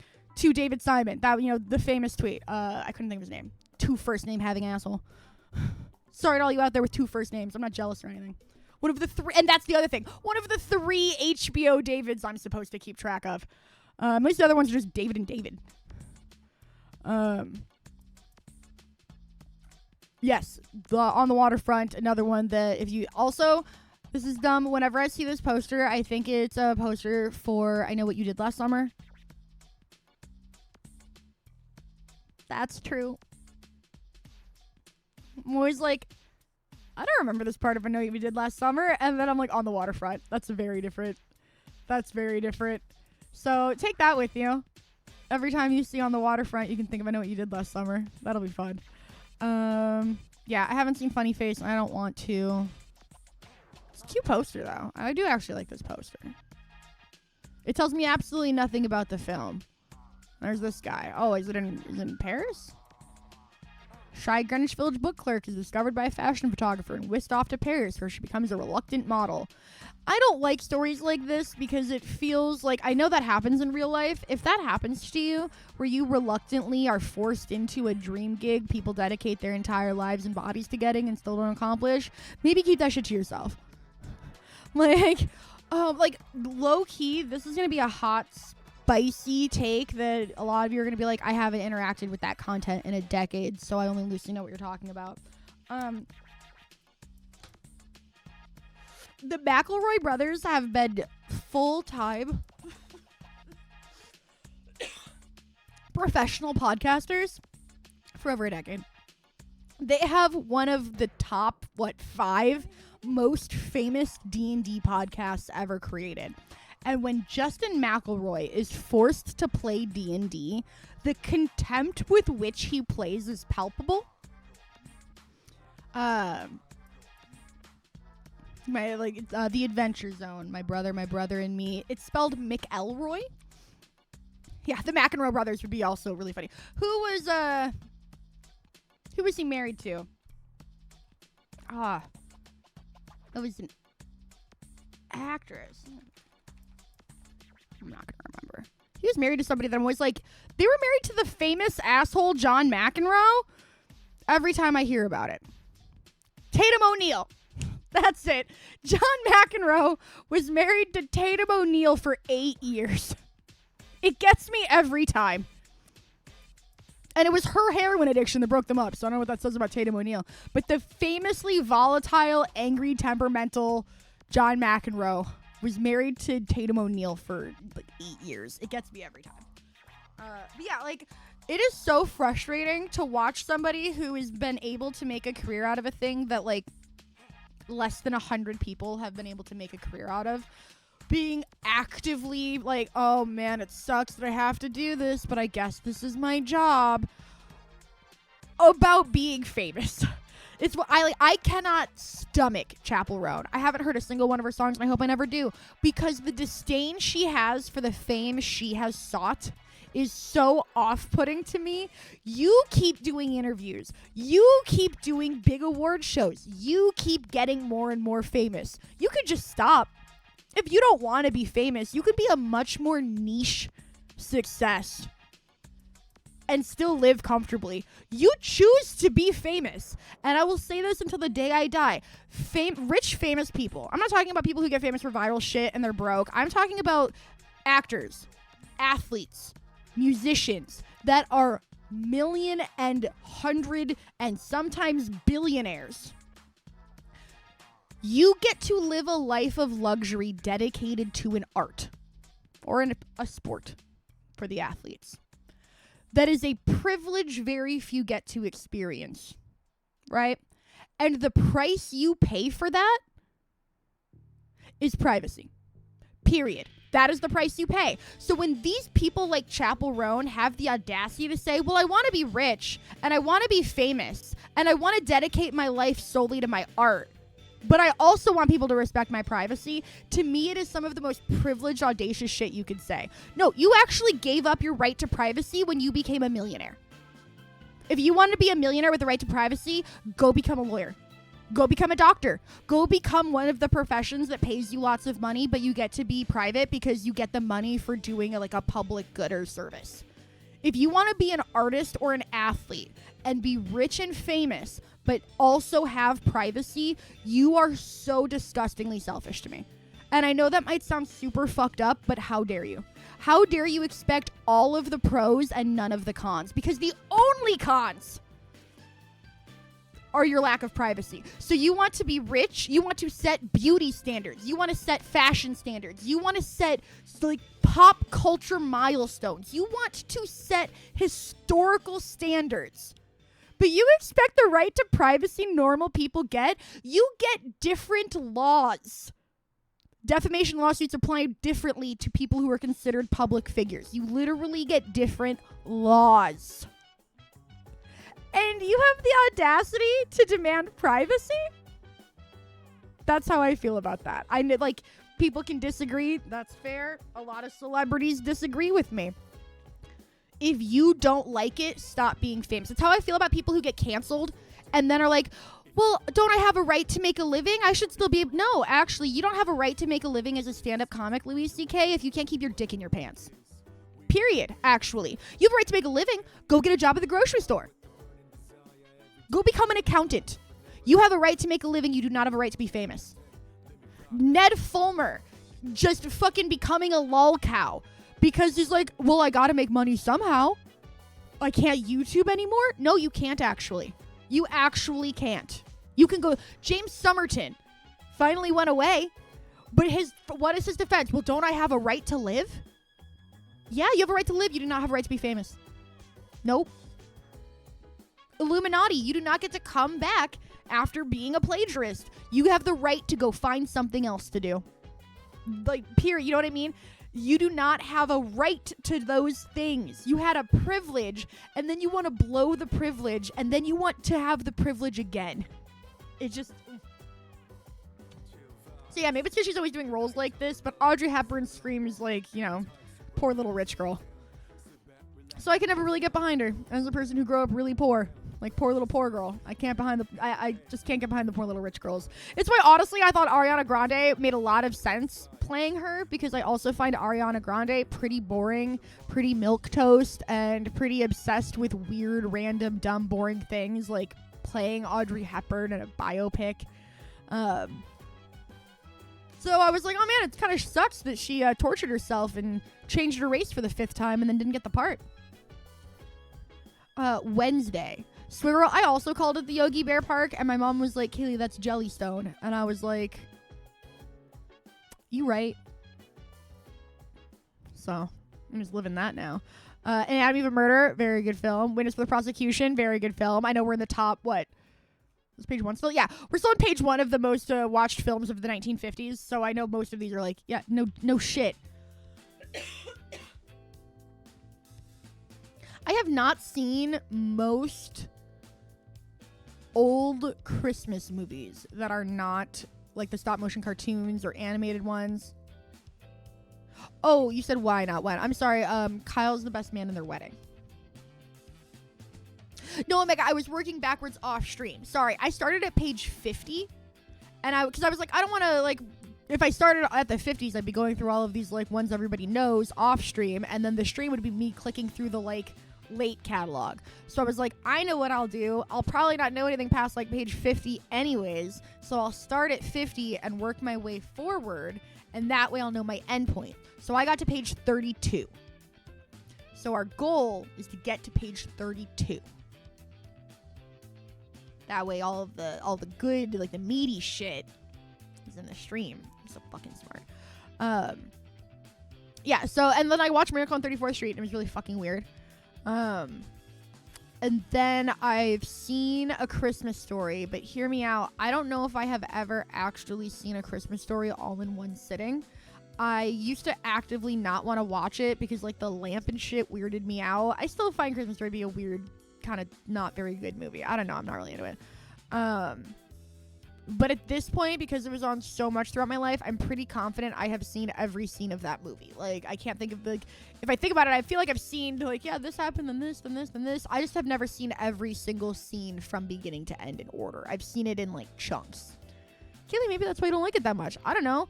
I watched Slumdog Millionaire in chunks, and it was such a good movie. I bought a ticket, sat down, and watched it, and it was a great movie. Ever since when I went to the movie theater when Slumdog Millionaire came out, whenever I had extra time to kill, I'd just go pop into Slumdog Millionaire. Whatever 10 minutes of Slumdog Millionaire I caught was a really solid 10 minutes. I don't know many other films I can say that about. Like, if you have a film like this. It's weird because most people don't have the ability to experience this, but most films, believe it or not, if you just walk into at a random point, because you're supposed to do theater checks, where you walk into a theater and then, like, hang around for, like, 5 minutes to see, like, if anyone's talking or smoking or whatever the fuck. So if you do theater checks, I love to do Slumdog Millionaire, and then I would linger in there for a while. That's why I was like 10 minutes. That's most I could get away with, because theater checks are only supposed to be like 5 or less. But most theater checks, you'd walk in, and like whatever was happening on the movie kind of didn't matter because you had no idea what the fuck was going on, and it was very rarely a good scene. Sometimes you'd walk in at a meaty scene and be like, oh, get a little like lost in it for a second. But most films, you can't just walk in at any random time for 5 minutes and feel like you got a nice little treat. Walking into Slumdog Millionaire was like taking a handful of popcorn. It didn't matter which handful it was. It was like, popcorn. Like, I could sit down from any point of that movie. You could just scramble, hit play, set a timer for 10 minutes and be like, yeah, no, that was nice. That's how I feel about that movie. God, I haven't thought about Touch of Evil in a while. I haven't seen it. I feel like that's the only one I'm aware of. Yeah, Janet Leigh, Charlton Heston, and Orson Welles. God, movies, just stack them. Just stack them right up. Anyways, I've never seen White Christmas. All that Christmas talk was because I saw White Christmas on here, and I was like, this feels like a movie I probably should have seen. It's got Rosemary Clooney, George Clooney's aunt. More importantly, Antonio Ferrer, R.I.P.'s, Albert Ferrer, R.I.P.'s mom, because Albert. That's his name in Twin Peaks. I'm sorry, Miguel Ferrer. You guys are like, who the hell are you talking about? I first saw Miguel Ferrer in Blank Check when I was a little kid. 1994, thank you. He was the bad guy, and he scared the shit out of me, and I was afraid of Miguel Ferrer. And then I saw him in Twin Peaks. It was basically the same character, but he was secretly a nice guy. And I was like, I like Miguel Ferrer, and I developed a really strong soft spot for him. And then I found out he's Rosemary Clooney's mother, or he's Rosemary Clooney's son, which makes him George Clooney's cousin. Sadly, he died of cancer shortly after Twin Peaks: The Return was filmed. Maybe that's what I'm thinking of. Touch of Evil has just the famous opening shot. A lot of movies with famous, like I hadn't seen Psycho for a long time, but I had seen the entire shower scene as part of a, like, here's a famous scene, like I think from a VH1 compilation of the most famous scenes in movies. Genuinely, I think it was something like that. I used to watch a lot of VH1 compilations of. That's why it can be hard for me to remember what I've seen, because I watched, especially as we get into the 70s and 80s. That's going to be tricky because I watched so much VH1.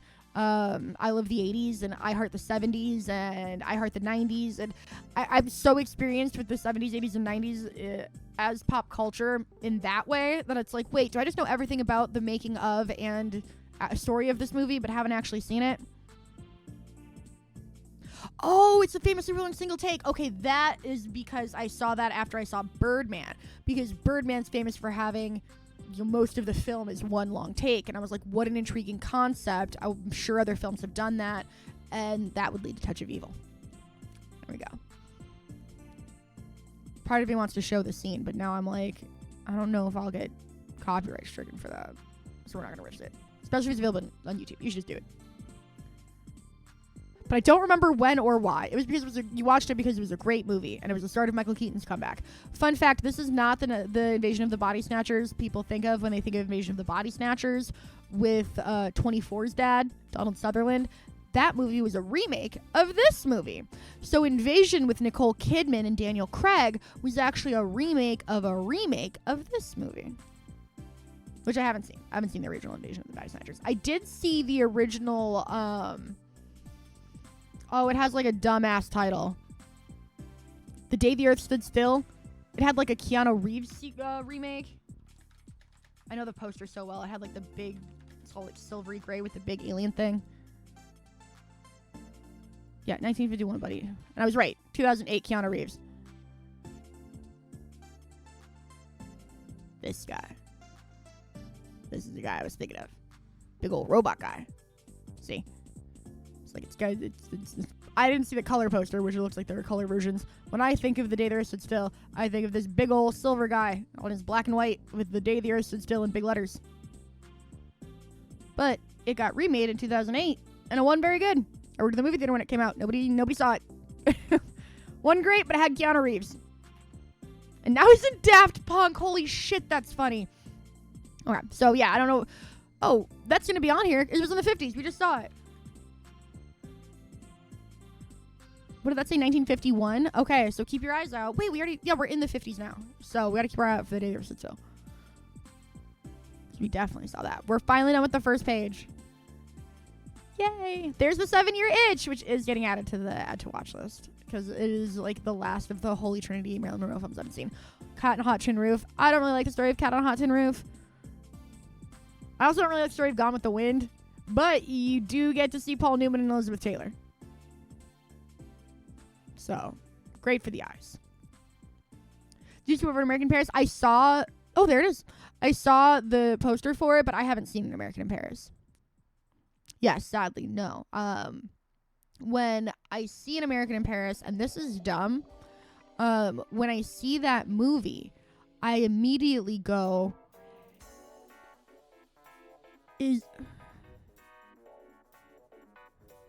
does this have anything to do with the American Werewolf in London? Which is stupid. And then I get mad at myself, and then I'm like, fuck this movie. And then I skip past An American in Paris. So I know this is dumb as shit. But I haven't seen An American in Paris because the title makes me mad. Every time I hear it, I'm like, fuck you. Why was it called An American Werewolf in London? Why did they have Werewolf in London? Why did the song Werewolves in London exist? What is with the obsession with werewolves in London? It's very confusing to me.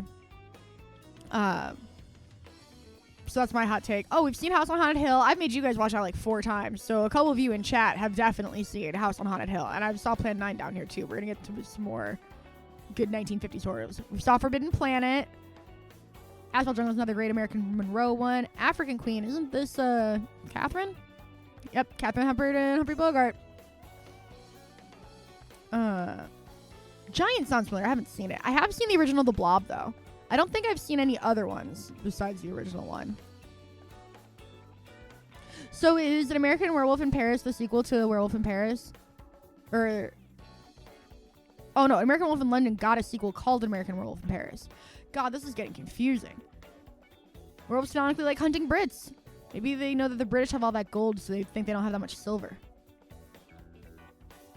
See, I just find the werewolf cinematic universe, the werewolf Carmen Sandiego cinematic universe too confusing. Not into it. Shane I have never seen, but I do know about Shane because Hey Arnold did a whole episode where there's this character who's like the coach and he has a son who's not very athletically inclined, and it's this recurring kind of gag where the first time they come in, he's the basketball coach and his son is on the basketball team, but he's not that good. But the coach is one of those shitty coach parents who like super favors their son and they want their son to be the star of the team.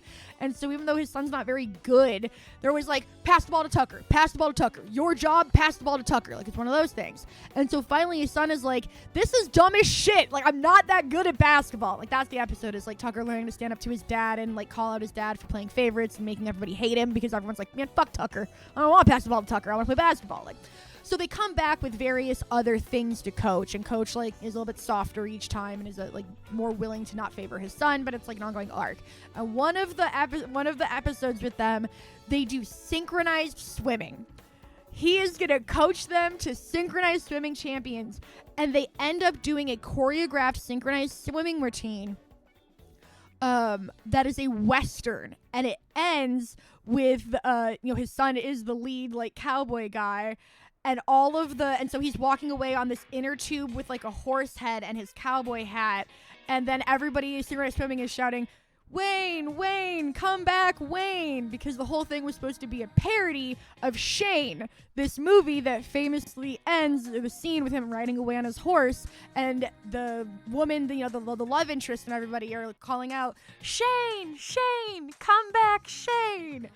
And I only know about this famous Western because of the Hey Arnold,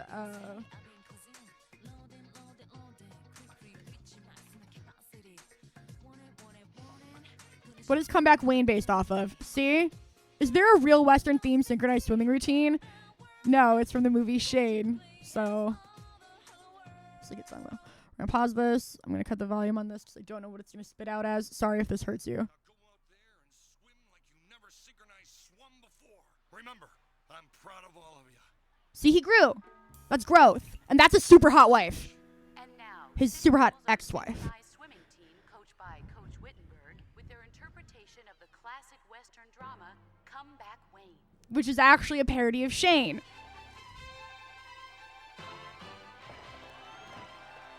I loved this. They should do this in real life somewhere. Because this is so cool.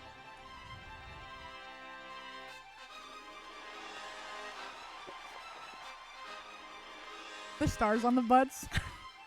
And they got the fingy guns. And they jump in with the hats. That's my favorite part, is that they're wearing the hats the whole time.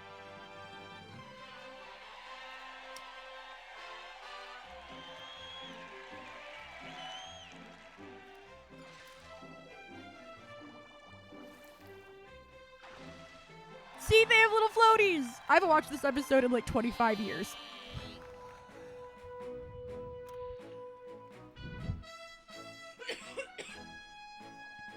And so the parents who have seen Shane are freaking out when their kids are watching this. But we're in the 90s. We're like, wow, they made synchronized swimming masculine. Because if you don't know Shane, that's just kind of the gag. Is like the whole episode, the guys are kind of bristling against having to do something so girly and stuff like that. And so when they made it a Western, it was like, oh, they made it like mask, like they don't have to be embarrassed or whatever.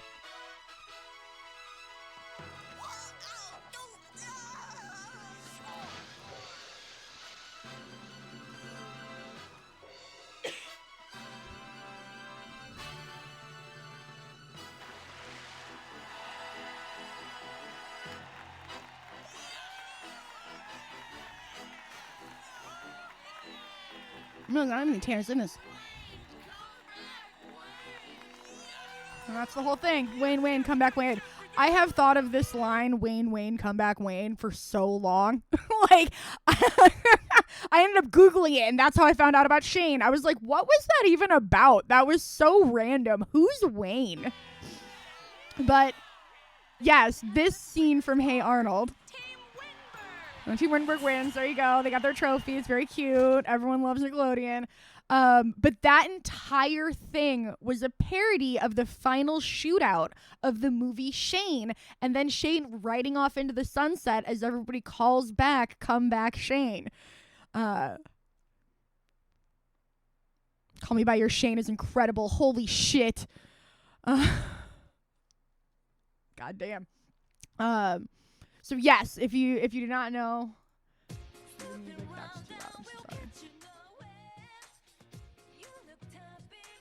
that feels good.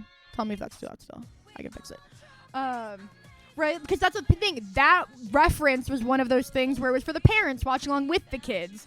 But not even the parents. This would be for like the grandparents babysitting you. Because this is a 1953 movie. And so if that came out in the early 2000s to kids whose parents were born in like the late 60s, early 70s, their parents would be the ones who know Shane. So that means that entire synchronized swimming dance routine was made for Grandpa Pickles. That's who that was for. Grandpa Pickles watching the kids on the couch half asleep. And then he goes, wait a minute, Shane? Oh, I love Shane. Like that was for the grandparent babysitters. I don't know. I loved it. I think that's so funny. So whenever I see this movie, I know it is a classic of the Western genre. I just don't really care about Westerns. They've come to represent so much. I don't like Clint Eastwood. I don't like John Wayne. It's hard to like Westerns, you know? I liked watching True Grit. That's how I know that I can like a Western. And why I've always liked Haley Steinfeld. She was crazy in that. But as it goes, yeah, I mean, I haven't seen Shane. It just makes me happy every time I see it. I'm just like, oh my god. Hey Arnold. See, let me say that. Watch Deadwood. My grandmother is really into Yellowstone, and that feels like a red flag.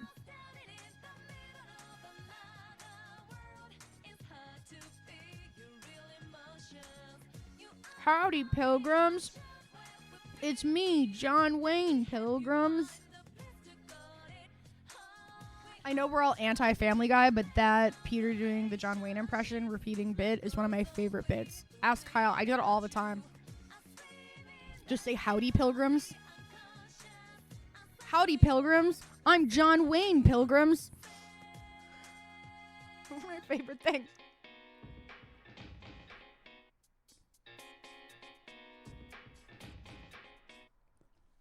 So good. Where are we? We left off on Shane. Also, I just have to highlight A Star Is Born, because again, we have a remake of a remake. So the original Star Is Born, to me, is the best one because it's Judy Garland. My mother is obsessed with Barbra Streisand. She had a 6-disc Barbra Streisand greatest hits. Each disc was like a different fucking decade. Just like discography greatest hits of Barbra Streisand, and it was one of the few CDs she knew, like, you know, she would still play it in the car with me, but when she was like, I'm listening to Barbra Streisand, I don't give a fuck, and she put it on because there's I don't like Barbra Streisand. I don't know, she doesn't seem like a nice lady. I'm not gonna say she can't sing. I think about her going, Papa, can you hear me? And Yentl all the time. She gave us that. But, like, that's for some reason, I don't like watching Barbra Streisand. She just, because I can't stop thinking about what a fucking Karen she is. Like, she looks like a fucking Karen. And then the Streisand effect became a thing, and I was like, I knew it! She seems unpleasant. She just seems like one of those mean old rich white ladies. She seems like the type of lady who would sue me for taking a photo of her house by accident as part of an important ecological project. Like, you know, like I can't get behind her as anything other than playing a mean old rich lady, because when they try to convince me she's anything else, I'm just like, what are you talking about here? Because I'm pretty sure she played. Maybe I'm crazy. Yeah, I worked in the movie theater when not 4 weddings. It was 4 Christmases. Yeah, I would say this is one of my favorite movie posters of all time. So nobody saw this movie. I worked in the movie theater when it came out. Nobody was there. Nobody saw it. But this movie poster, we had a giant, like, standee of it. This is one of my favorite fucking movie posters because Vince Vaughn is very tall. I don't know. He's over 6 feet. I want to say 6'4". He's 6'5". No, that's Dwayne Johnson. No, that does say Vince Vaughn. Okay. I don't know why Dwayne Johnson is showing here. Oh, they're both 6'5". That's why. So, Vince Vaughn is 6'5". For those who are unaware, Reese Witherspoon is very short. I want to say she's 5'1", 5'2". Kelly, why do you know that? Because I'm a freak. I don't know what to fucking tell you. Because of this movie poster. I looked up both their heights the first time I saw it. And that was 20 years ago. And so for the movie poster, she's standing. She has huge high heels on. And she's standing on multiple presents. Just to be the same height as him. Like, I'm so sorry. This movie poster is one of the funniest things I've ever seen in my life. It is. She looks like a little kid. Because she must have been standing on a platform and then they photoshopped it into presents, right? But like, here we go. The 16-inch height difference between Reese Witherspoon and Vince Vaughn. She had to stand on boxes to film scenes with the much taller Vince Vaughn. Like, I watched this movie because I worked in the movie theater. It was free. It was a Christmas movie. I'm pretty sure I took my grandma to see it. And one of the funniest parts about this movie, unironically, was watching just these two human beings interact. It was like watching scenes from the first Lord of the Rings Fellowship, where Frodo is interacting with Gandalf, or just like when Gandalf's in the Hobbit village in general, when he's in Bilbo's house, when he's just like, the entire movie felt like watching just Gandalf in the Shire. But I'm pretty sure this is the one where Barbara Streisand plays somebody's hippie mom. Unless I'm thinking of Meet the Fockers. That's right. No, because this was Sissy Spacek. Anyway, it's a cute movie. I actually kind of liked it. I think it was Meet the Fockers, but I should have just said. But I couldn't take her in this role because I don't believe you. I don't believe you that Barbara Streisand is a laid-back hippie mom. She legally changed her name to Barbara, Barbra. She was born Barbara, like how it's normally spelled, Barbara. But she changed it to Barbara to be different. You know?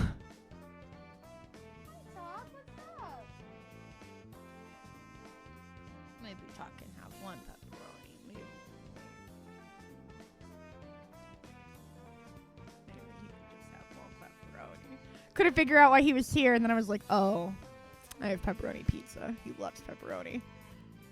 My dog gets milk bones 1 a day. Yeah, I don't have pepperoni very often, like once every few months.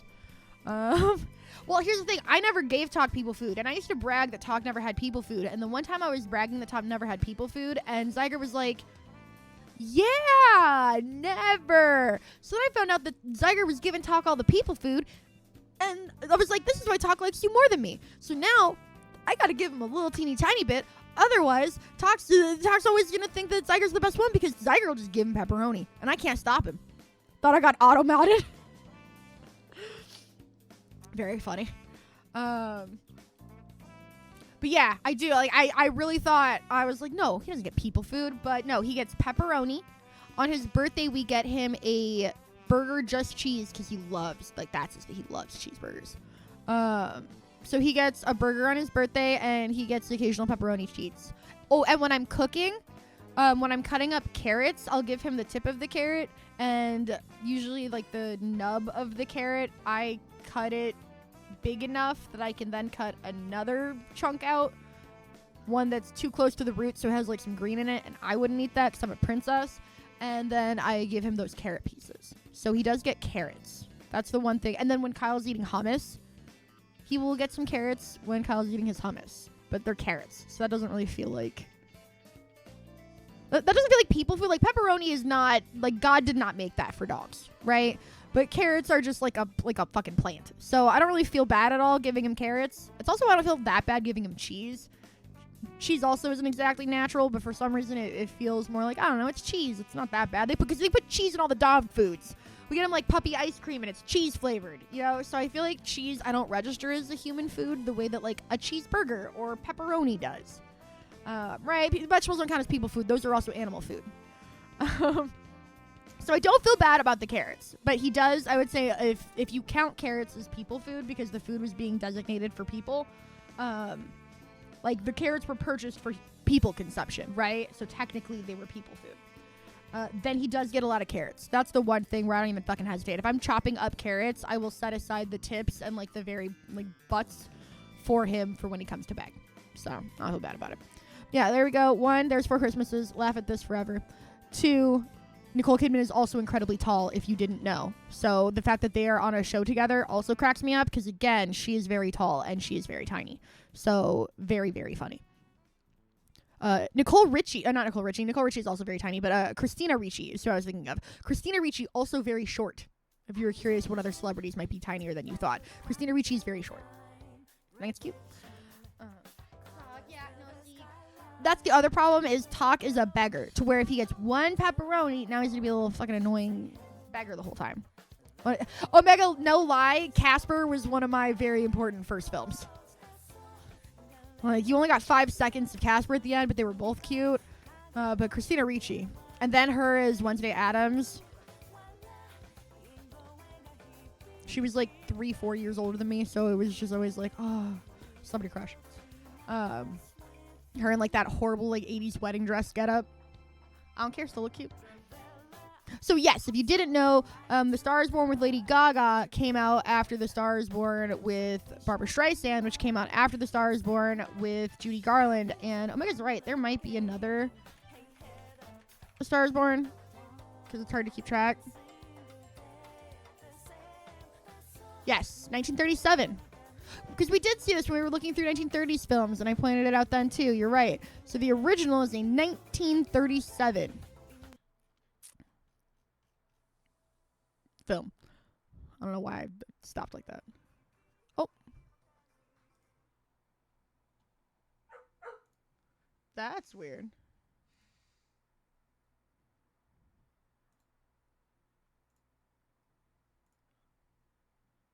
My, headset stopped being the output. Okay, there we go. That was so strange. Yeah, we really need that. That's my hot take. 1, I think A Star Is Born is the only movie that Lady Gaga has actually really shown strong acting chops in. Every other one, we either have her play herself, which low-key she's kind of doing too, or we're just really generous with the way that we grade her acting. I say this as a person who first saw her on her first role as American Horror Story as the Countess, and I was nervous. And I was like, okay, they're giving her very little to do besides stand there and look menacing, but she's doing it well. And that's always been kind of how I feel we've graded Lady Gaga's acting. Like, we're always just so happy for her to be here that we don't expect much out of her. And A Star Is Born is one of the few times I feel like she earned that, if that makes sense. Where I was like, okay, no, she's actually, like, she looks like an actor here. She feels like an actor acting in a movie. Not, oh, they hired a celebrity for this role, like Taylor Swift in that Valentine's Day movie, you know? But otherwise, that's kind of how I feel about The Star Is Born. It introduced a new generation to A Star Is Born, so I feel like this is probably just going to be one of those movies we get, like, every 20 years or so. Or like Taylor Swift and Cats. If Taylor Swift is acting in your project, it's a vanity role. You know what I mean? I am so sorry. She, like, to her, I don't want being, like, in case she sees this. Like, you know, she's a musician. Stick to that. Like, she cannot act. You ever see, like, you know, you remember when sports stars get paid to do, like, a promo for Subway or something? Or, like, any other endorsement deal? Like, when an athlete lands an endorsement deal, so they have to do a little bit of acting. You know what I'm talking about.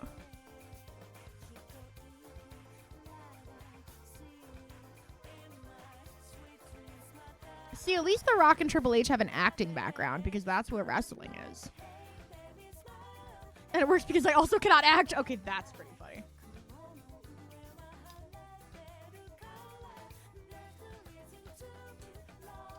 Yeah, this is the version of A Star Is Born I am most partial to because I have an undying appreciation for Judy Garland.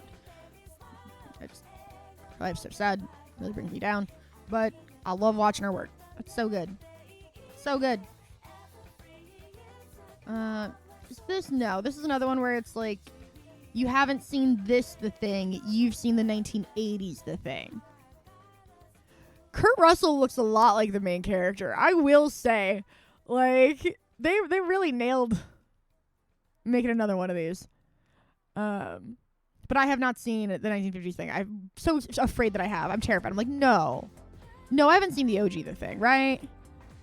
Right? Oh, From Here to Eternity. Wow.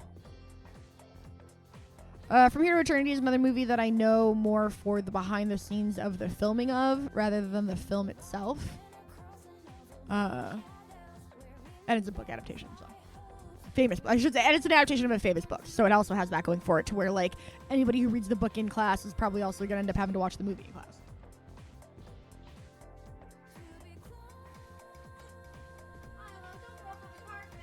Not the carpet, Milo. Don't throw up on the carpet.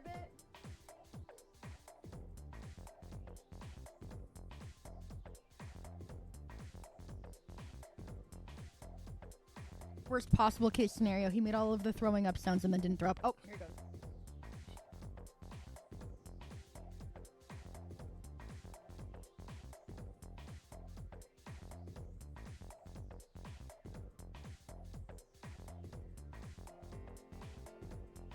Even worst case scenario, he did it twice and he didn't throw up either time. He doesn't throw up very often. I guess I shouldn't even say throw up. He clearly has a hairball. Of all of our cats, I think Milo gets hairballs the most. And by that I mean once every couple of months. And he used to not get them like at all. And then he was getting them like once a month or so, and I was getting nervous, and so we switched to like a hairball control food, and we got like a little tool thing that helps like just pick up hair really easy from all over. And so now, which sucks, like just vacuumed and de-haired the whole place. Whenever he has a hairball, I'm always like, oh shit, there's too much like animal hair has compiled in one spot. So I'm wondering if maybe one of their cat towers needs to be cleaned off. But he still hasn't thrown up yet, so I'm scared because he's on the loose. He loves throwing up on carpet. He will start throwing up on, like, he will start doing the like coughing up a hairball thing on hardwood or tile and move to carpet. And if he can't get to the carpet, he does it on a rug. It's the most evil thing he does.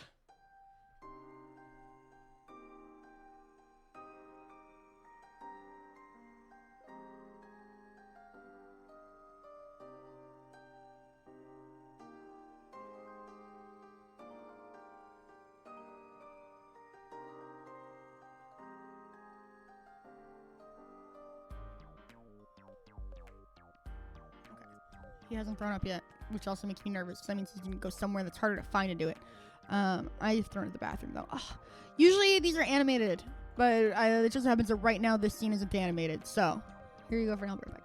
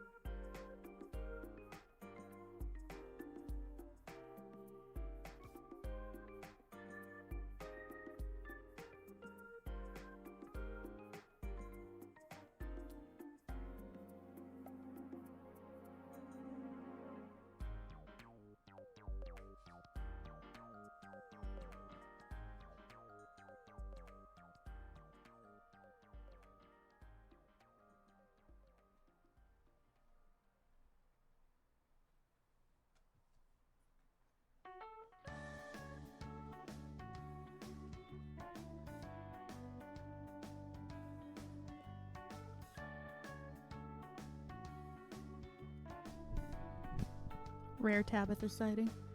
If I sit down, she'll try to get out of my arms. So, this is, I'm trying to, like, nope. This is as low as I dare go. Oh, look at there she is. She's so cute. See, she's still so tiny. She hasn't grown at all.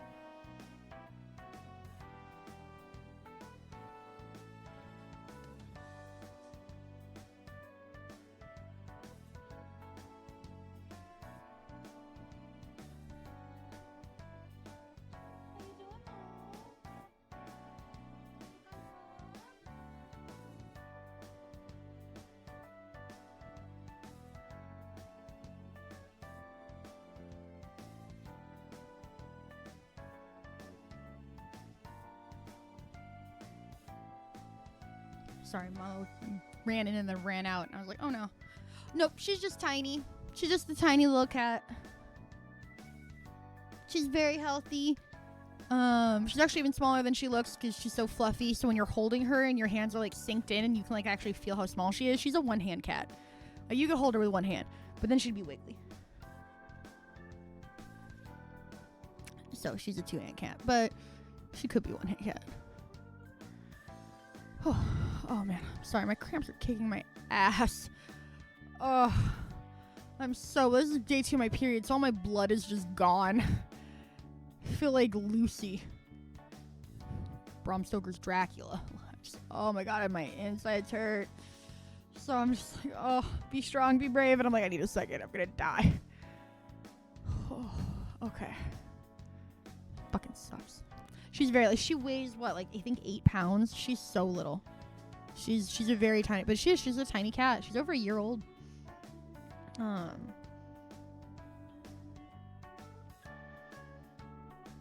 I don't know. Just so little. So we're over here. If I remember, that's also Gregory Peck, isn't it? Yeah, it is. Yeah, it is. No, it's Cary Grant. Look at me, I'm a piece of shit. I can't recognize Cary Grant. I haven't seen Cary Grant in anything, I don't think. Damn shame. Let me see. Have I seen Cary Grant? Oh, yeah, duh. I forgot he did all of the fucking Hitchcock movies. You dumbass. You dumb idiot. He did the Philadelphia Story. Okay. Oh, my insides. Oh. All right. I'm very brave. I think Cary Grant looks like such a fun old man. Cary Grant is an old man and looks like a game show host. I love that. I love that for him. Squirrel, I would 100% agree. If you were to plot out, if everybody said like, you know, every day of my period and like which days are the worst, I really feel like it's gonna be like 2, 3. And like depending on how good day 1 is, the better day 1 is, the worse day 4 is. So like 2 and 3 always suck, but if day 1 was super easy, then day 4 is gonna be like 2 and 3. That's my experience. So sometimes if I get my period and then that first day is really easy, I'm like, uh-oh. Oh no. Cue the TikTok sounds. Squid, if you did that, well, I was gonna say if you did that, I would just start calling Squirrel Girl Squid Girl, but I do call Squirrel Girl Squid Girl. Cary Grant is so tan in this movie, my little sister just asked me what his ethnicity is. Also, the first time I saw this review may contain spoilers, I can handle the truth. I thought that was that person's review, and they were saying in italics, this review may contain spoilers, and then the spoiler was a joke quote about a movie, a different movie. I didn't realize that was just... Okay. I see. That's just how they mark spoilers now, and don't I feel silly. Oops. See, that's why I need to come back through for watch later, because when we get into the 50s, we start getting into a lot of movies I really want to watch. I haven't seen A Place in the Sun. I'd like to watch that. I haven't seen the original The Fly. That's right, the 80s weren't anything new either. All we do is remakes now. All we did was remakes in the 80s, because that's what The Fly is.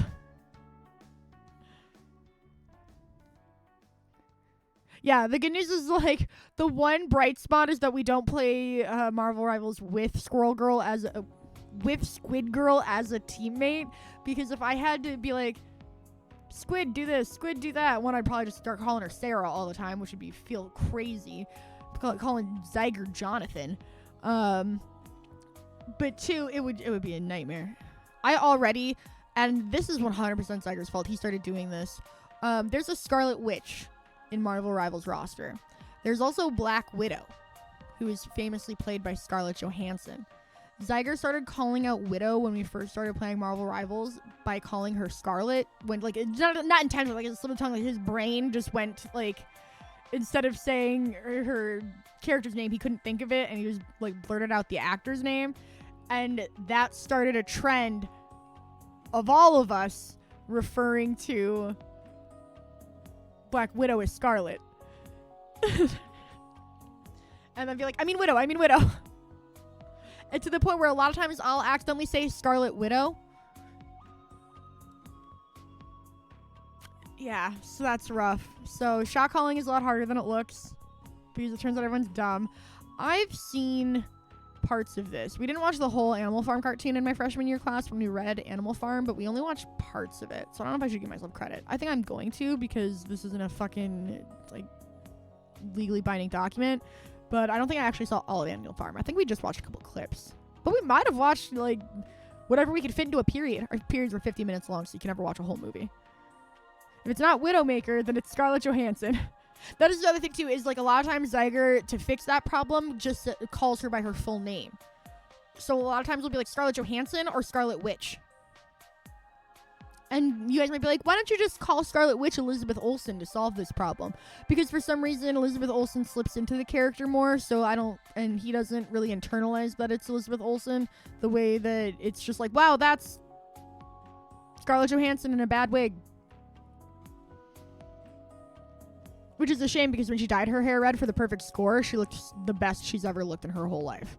Seven Brides for Seven Brothers is a hysterical name for a movie. I've heard of this movie because every time I hear of it's got Seven Brides and Seven Brothers. So there's a lot of actors in it. So I think it just comes up a lot in cross-referencing different, like Betty Carr, for example. Russ Tamblyn. Speaking of, Russ Tamblyn is Amber Tamblin's father, who is David Cross's wife, and he was famously in Twin Peaks as a really fun role as Dr. Jacoby. I've never seen him this young before. I'm not gonna lie. I've only ever seen Russ Tamblyn like 90s and older, or like from the 1990s and more recent. So I can't point out which of the seven brothers he is. He could be this guy for all I know. But looking at Russ Tamblyn with a baby face is one of the cutest things I've ever seen in my life. He was in The Haunting. We've seen this. Is that him right there? I'm sorry. I saw Russ Tamblyn in The Haunting. Yo. Okay, well, that's the 60s. We haven't even gotten there yet. But yeah, see, Twin Peaks and then Twin Peaks The Return. In Twin Peaks The Return, I think it's with a K. Oh, no, I was right. He has very specifically 3D glasses on all the time. And he's like a doomsday prepper that sells golden shovels to shovel the shit that is society. But this is him in the original Twin Peaks also with his 3D glasses. But he goes full like doomsday prepper mode. So you see a lot of him with his 3D glasses still, but then he's like full doomsday prepper, spraying shovels gold and selling them. But then in the original Twin Peaks, he was, he was a therapist.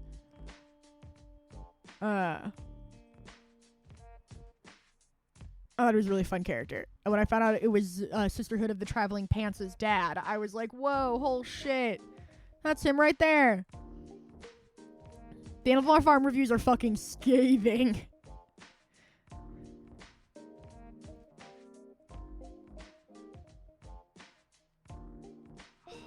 Can't believe Russ Tamblyn. Sorry, my brain is completely broken because I was like, 7 Rights for 7 Brothers. That's so funny. Are they all 7 sisters? 7 Grooms for 7 Sisters, I really hope is a sequel. Just like I hope Limelight is a sequel to Gaslight.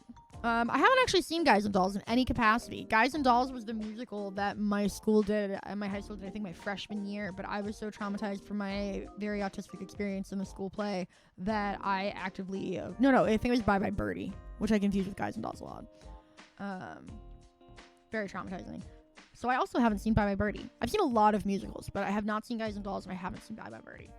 I haven't seen Sweeney Todd outside of the Tim Burton film. That's him right there. I'm trying to think of other like famous musicals I haven't seen, and I'm like, I've seen quite a few. I've seen ones that are like famous for. Oh, you recognize her? David Lynch's muse? It's Ingrid Bergman. Ingrid Bergman's daughter. It's David Lynch's girlfriend for a long time. I just can't believe that Ingrid Bergman and Ingmar Bergman are both super famous people. So this is Ingrid Bergman. You see her face? See Ingrid Bergman's face? When I tell you her daughter looks exactly like her. Like, that's Ingrid Bergman. That's Isabella Rossellini. So literally just now, I was like, I forgot we were in the 1950s, and I was like, oh look, Isabella Rossellini, and then we clicked on it, and I was like, of course it's Ingrid Bergman, it's 1950, but Isabella Rossellini looks exactly like her mother. Like, it's crazy. And that's David Lynch's girlfriend. But yeah, so if you didn't know, because you know Isabella Rossellini is obviously the father's last name, they're fucking twins. They just look exactly the same. Of all the like, oh, mother and daughter lookalikes, I promise you're like, this is the number one for me. They are literally cut and paste, just brown hair, brown eyes instead of blonde hair, blue eyes. That is the only difference. It is fucking wild. So, anyways, there's your fun fact. Another Godzilla I haven't seen. 310 to Yuma, also a remake. The one that came out for our timeline. For in our lifetime, I meant. It's a remake of this 310 to Yuma, which doesn't surprise a lot of people, because, like, why not remake the good westerns? Ooh, a copy of Othello. Haven't seen that one. Another Audrey Hepburn movie I haven't seen. Oh. My insides hurt so bad. Oh, Oklahoma. There's another musical I haven't seen. The only thing I know about Oklahoma is Oklahoma, and that's it, because there was a bit in some cartoon or TV show where a character starts singing Oklahoma, and that's as far as they get before they're cut off. So that's all I ever learned. Europe is another Ingrid Bergman. Look at it. She looks just like her. It's fucking crazy. That's Isabella Rossellini. That's just... Oh, A Bucket of Blood. I love A Bucket of Blood. Oh, it's so fun. It is it's weird and silly and funny. And it's satirizing beatniks, which is essentially satirizing hipsters. So if you watch it knowing that it's intentionally like mocking hipster culture... Oh, we have a review from Branson Reese. Wasn't that also in Hey Arnold? I honestly didn't know this movie back then. Corman thought he was so slick doing this exact same plot again with Little Shop of Horrors. It's two of my favorites. Alright, Branson, what do you have for me? My insides hurt. I actually think this is sort of beautiful. You can feel Corman connecting to this material on a level it doesn't ask, but that makes the whole thing richer than the lightly satirical horror comedy it is on paper. That might be a little much, but fuck you. Obviously, Dick Miller is amazing in this. He's never anything less than great, but he's really doing something special here. You can see how Walter's gee whiz bashfulness curdles into bitter, psychotic entitlement in a way that not only makes sense, but feels inevitable. I guess nerds have always been like that. That's one thing I really like Bucket of Blood. A Bucket of Blood is like, here's how you make an incel. That guy playing the beatnik with the beard is so funny. Holy shit. Honestly, he's doing a really good impression of some of you on here, and if you weren't even born yet when this came out, I'm almost glad he's not in more stuff so he can stay frozen in this movie like one of Walter's murder sculptures. I fucking love A Bucket of Blood. It is so fun. I've probably watched it, I think, 3 times for Netflix and chill. I like it more than Little Shop of Horrors. I just think it's wonderful. I think it's so fun because Little Shop of Horrors still paints the protagonist as like a good guy who's just like, oh shucks, doesn't it suck that this happened to him? He felt forced to do those murders and stuff. But A Bucket of Blood, you start out rooting for him and then you're like, oh wait, fuck this guy. And then you're so glad. Matt, yes. I have never had a letterbox before. I've never actually been on Letterboxd before yesterday. So we've created a Letterboxd, and I went through the 1930s and 40s yesterday. and clicked on everything I watched. And so now we've been going through the 1950s. My period cramps are right now currently just doing this. And I'm gonna, like, I want a leather strap to bite on. I'm not even kidding. Like, that's like, sometimes you'll see me kind of like clench a little bit. It's because if I could, I'd be like biting on, like, because it hurts. And it's just one of those, like, kind of takes my breath away. So I'm trying to talk while my breath's being taken away. And I'm just like, fuck. Okay, so I have added Chris, and I have also already become parasocially obsessed with a reviewer on here. I don't like that it says for activity from friends. I followed him. I'm a follower of his. This is not my friend. I don't like parasocial things. So I want to be very clear. That is not my friend. That is a stranger I enjoy following. Ow. I bit my finger too hard showing you guys that joke. There he is. Now we're gonna follow him. Okay, so let's see. 24 lists. Now if we go to, I can do this. I figured it out with Chris yesterday. Films. Only show watched films. And Chris, we've only done things up to the top of the 1950s. So this looks crazy. I started a parasocial relationship with a stranger who is not my fucking friend. We're friends. No, the Branson Reese, that's not my friend. That is a person I follow. Oh, that's why it said, one of your friends watched this. Here. Activity from friends, that's what it said, and it had this guy. And I'm like, I want to be very clear. I clicked follow on that guy. I wasn't like, we are friends. That's not my friend. That's a stranger that I learned about yesterday. We're not buddies. We shouldn't say friends. I didn't like friend, because if it said add as friend, then I'd be like, okay, it says friends. But it said follow. It didn't say friends. Oh, my insides. Ooh, he's seen Laura. More pressure on you, Omega. Only 3.5 stars. Heartbreaking.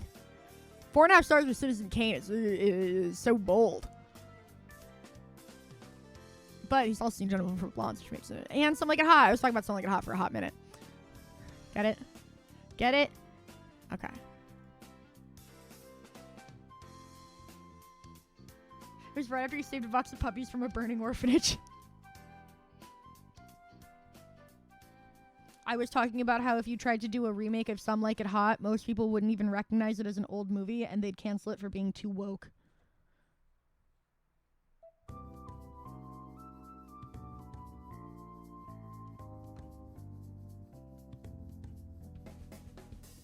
Okay, good news. I think this wave of cramps is fading. Oh my god, I was packing another bowl for emotional support. Also, I finished my first bottle of Pepsi, or my first bottle of Coca-Cola today. If you would grab me the second one, Zyger, but the one in the top left slot is the one that I put in most recently because I saw one left in the pack that wasn't in the fridge, so I just put it in.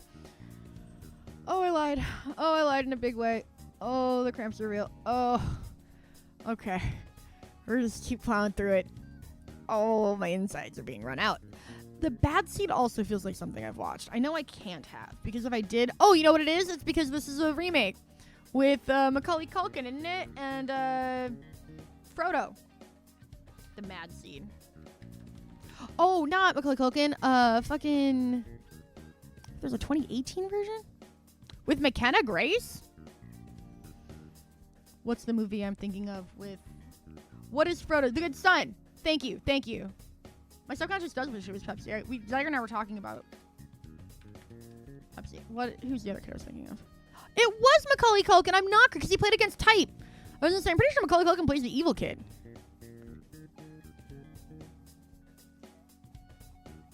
This is not it, which is really funny. Thinking of this one. There we go. Yeah, Elijah Wood. Because I remember Macaulay Culkin and Elijah Wood became friends when they filmed a movie together when they were younger, and they were both child stars navigating that together. So they've been friends for a little bit. I don't know how close they are. Maybe they're more acquaintances, but there's photos of them on sets together as little kids, mostly from that movie. This is The Godson. I'm all over the place. So yeah, Bad Seed did get a remake in 2018. It's not the one I was thinking of, which is really funny.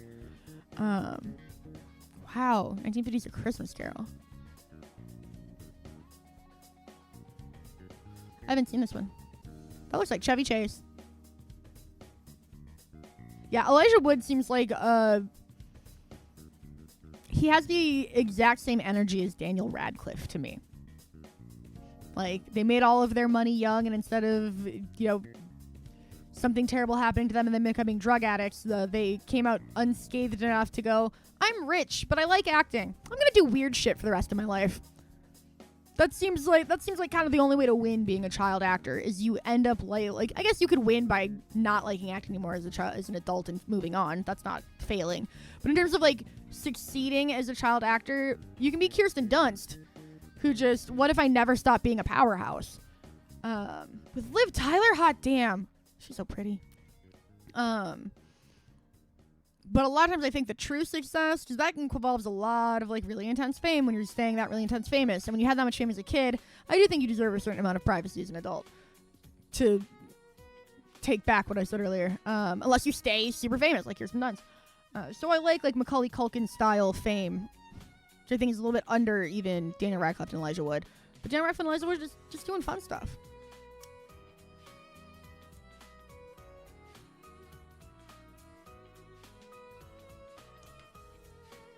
Hi, nice to meet you. I'm Elijah.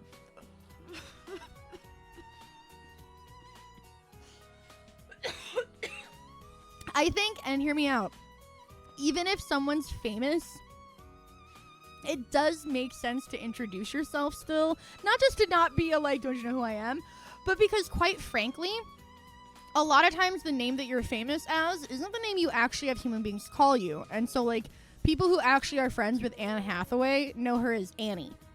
So she would go, hi, I'm Annie. And that gives you permission to call her her normal people name. Versus if she just walks up to you and you go, oh my God, you're Anne Hathaway. And she doesn't go actually, you can call me Annie or whatever. And just lets you call the name that you assume.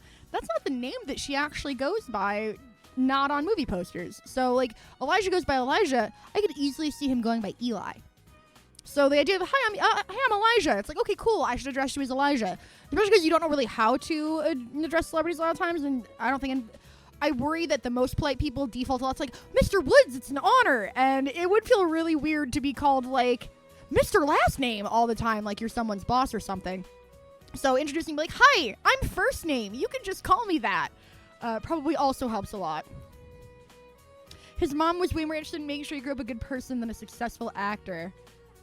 That's very cool. And that's the thing, too, is a lot of child stars that end up with tragic stories are, it all comes down to the parents. If they succeed or fail, almost always comes down to, and succeed or fail in, making it out alive. I want to be very clear. Without, severe drug addiction or any of these other things that plague child stars. A lot of times the difference between a success story and a tragedy is how good their parents were behind the scenes. And that's so sad. But that's also everything with kids. How good your childhood was and how good you turn out as an adult a lot of times is impacted by how good your parents happen to be.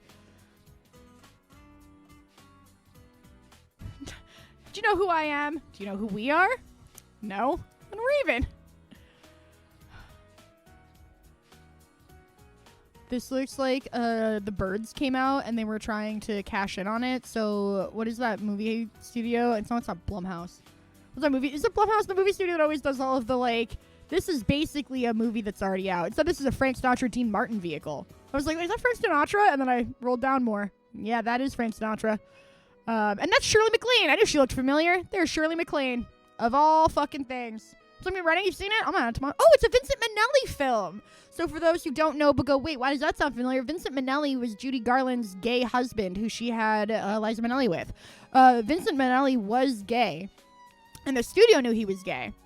And the studio and Vincent Minnelli both were like, you're getting too old to be a single man. It's looking pretty gay. And so Vincent Minnelli and the studio were like, we're going to find you a bride. And Vincent Minnelli picked Judy Garland. Judy Garland didn't know he was gay.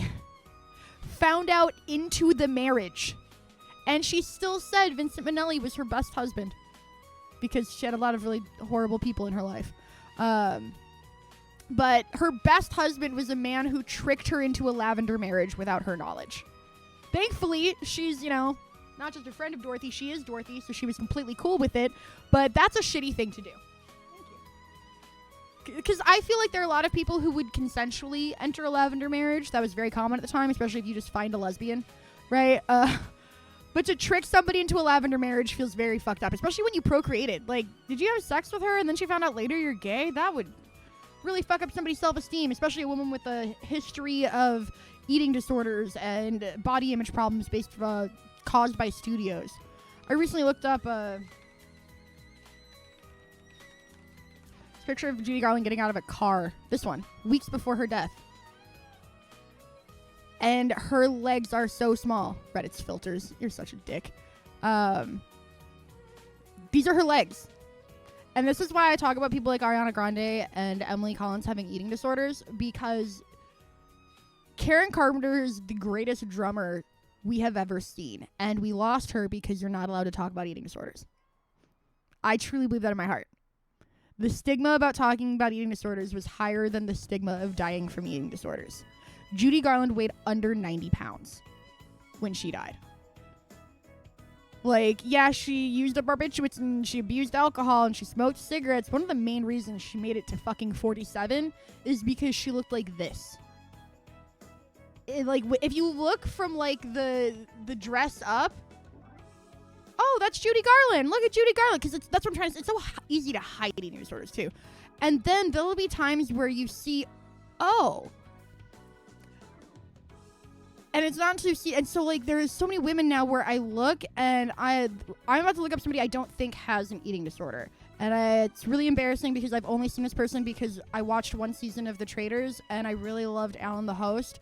But the actual gameplay of The Traitors makes absolutely no sense. And it makes less and less sense every season. So I could only stomach one season. And then the second season had, like, half celebrities. And I was like, that's weird. And then they switched to all celebrities. And I was like, okay. But I keep getting getting pictures of this woman. I don't know her from anything. I didn't just find out she's Irish. I thought she was American. I've never even heard her speak. But I keep getting pictures of her. And I got one sent, this one I think actually, the other day. And it's like, oh, she looks like a super hot chick. And then I saw her, no, it was like a red jumpsuit she was wearing, where you could really see, like, her legs. And they look like Judy Garland's. And the 90s heroin chic is back, and Ozempic body is here, and we are going to be going through a huge wave of eating disorders again, because we already are.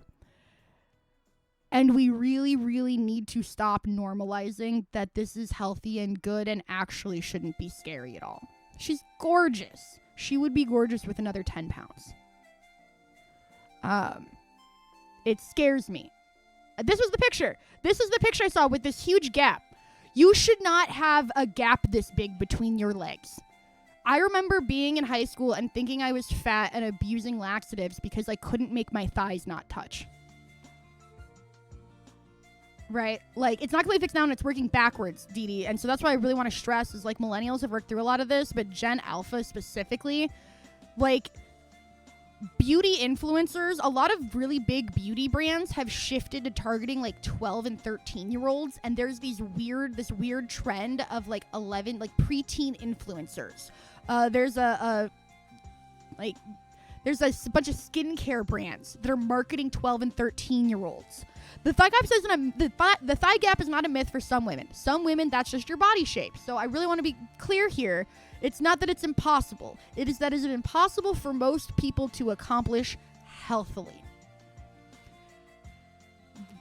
You've seen other pictures of her where her thighs visibly, slightly touch. Like there was one down here. Like this is not healthy seeming to me.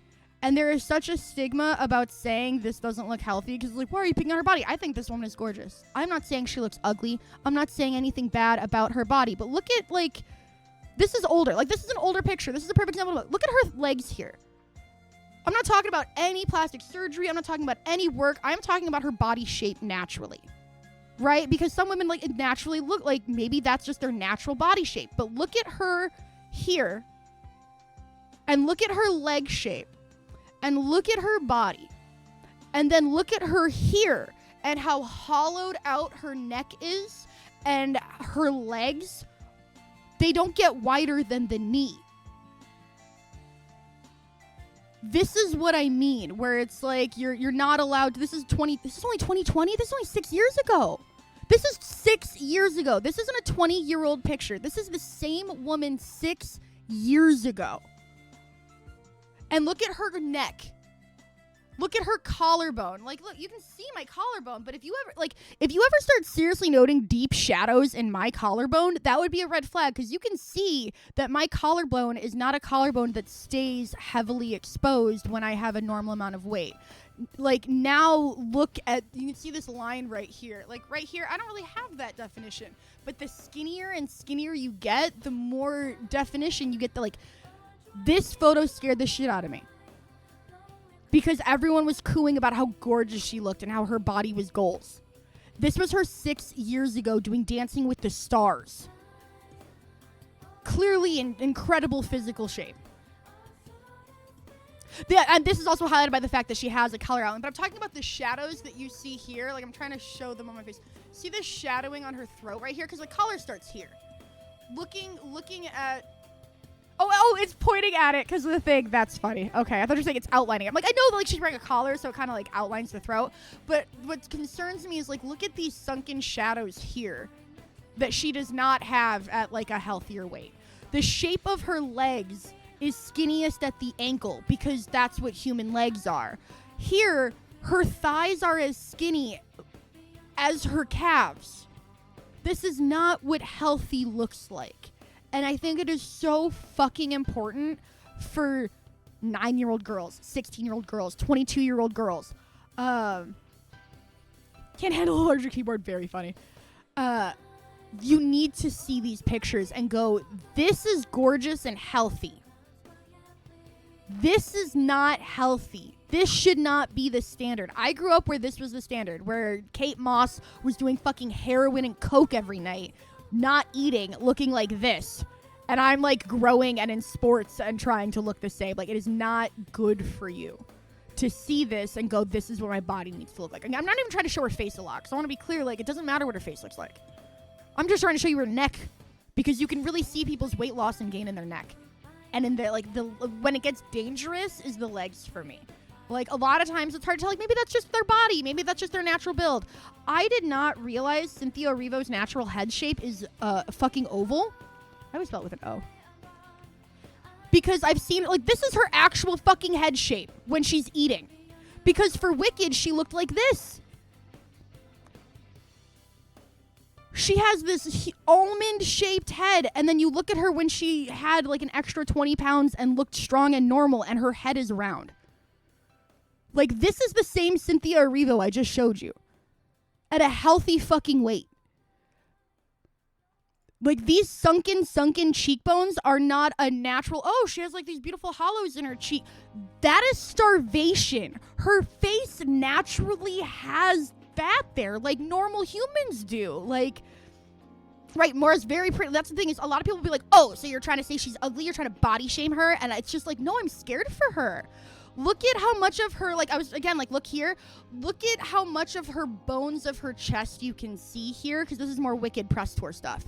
Look at how much you can see of her bones. Everyone says, like, oh, when you see those men in superhero movies and you see their six-packs, they're severely dehydrated, and that's bad. You shouldn't think that six-packs that noticeable are the standard. Look at the musculature in her arms.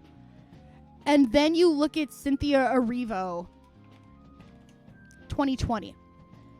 Look at her chest. Look at Cynthia Erivo's chest in 2020 and tell me she's not in the midst of a very scary eating disorder. This is even her bald still. Like, it's not like, oh, well, the hair kind of changes the illusions. Look at her chest. You don't see the Klingon rib plate of, like, 8 lines. It's not a collarbone. It's the entire rib plate.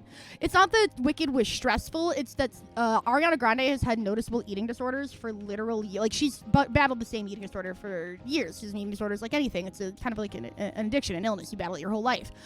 Eating disorders are incredibly susceptible to spreading. They have a contagious aspect because eating disorders can become competitive. That is why it is really dangerous to have ED-specific help centers, because when you get too many girls with ED in a room, it becomes an ED competition of who can eat the most healthy, aka the least, who can be the skinniest, who can wear the smallest size. Like, they will start, like, it's not intentionally or whatever, but, like, it's very easy for even girls who join a weight loss group together for it to turn into a competitive ED. I can see her, that's what I'm trying to think of, sternum. I was like, the Klingon breastplate. Her entire sternum is here. This is the same woman.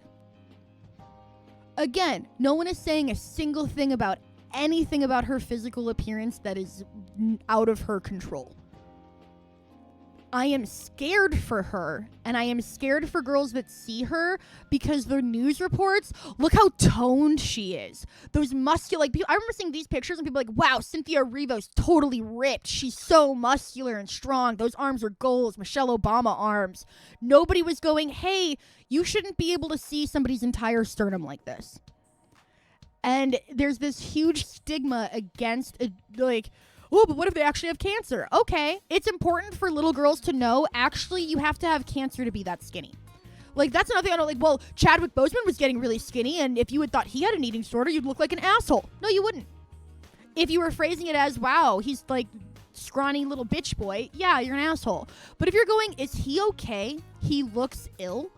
And then it turns out he was actually ill. That's good, actually. That is teaching society, if you look like that, people think you're ill. Again, here's Cynthia Erivo in 2014. This is just a different head shape entirely. Because there's more literal fat in her face. I thought Cynthia Erivo had a very like heart-shaped oval with a very pointy chin face. And then I saw older pictures of Cynthia Erivo and I'm like, oh, she has like a regular oval head shape.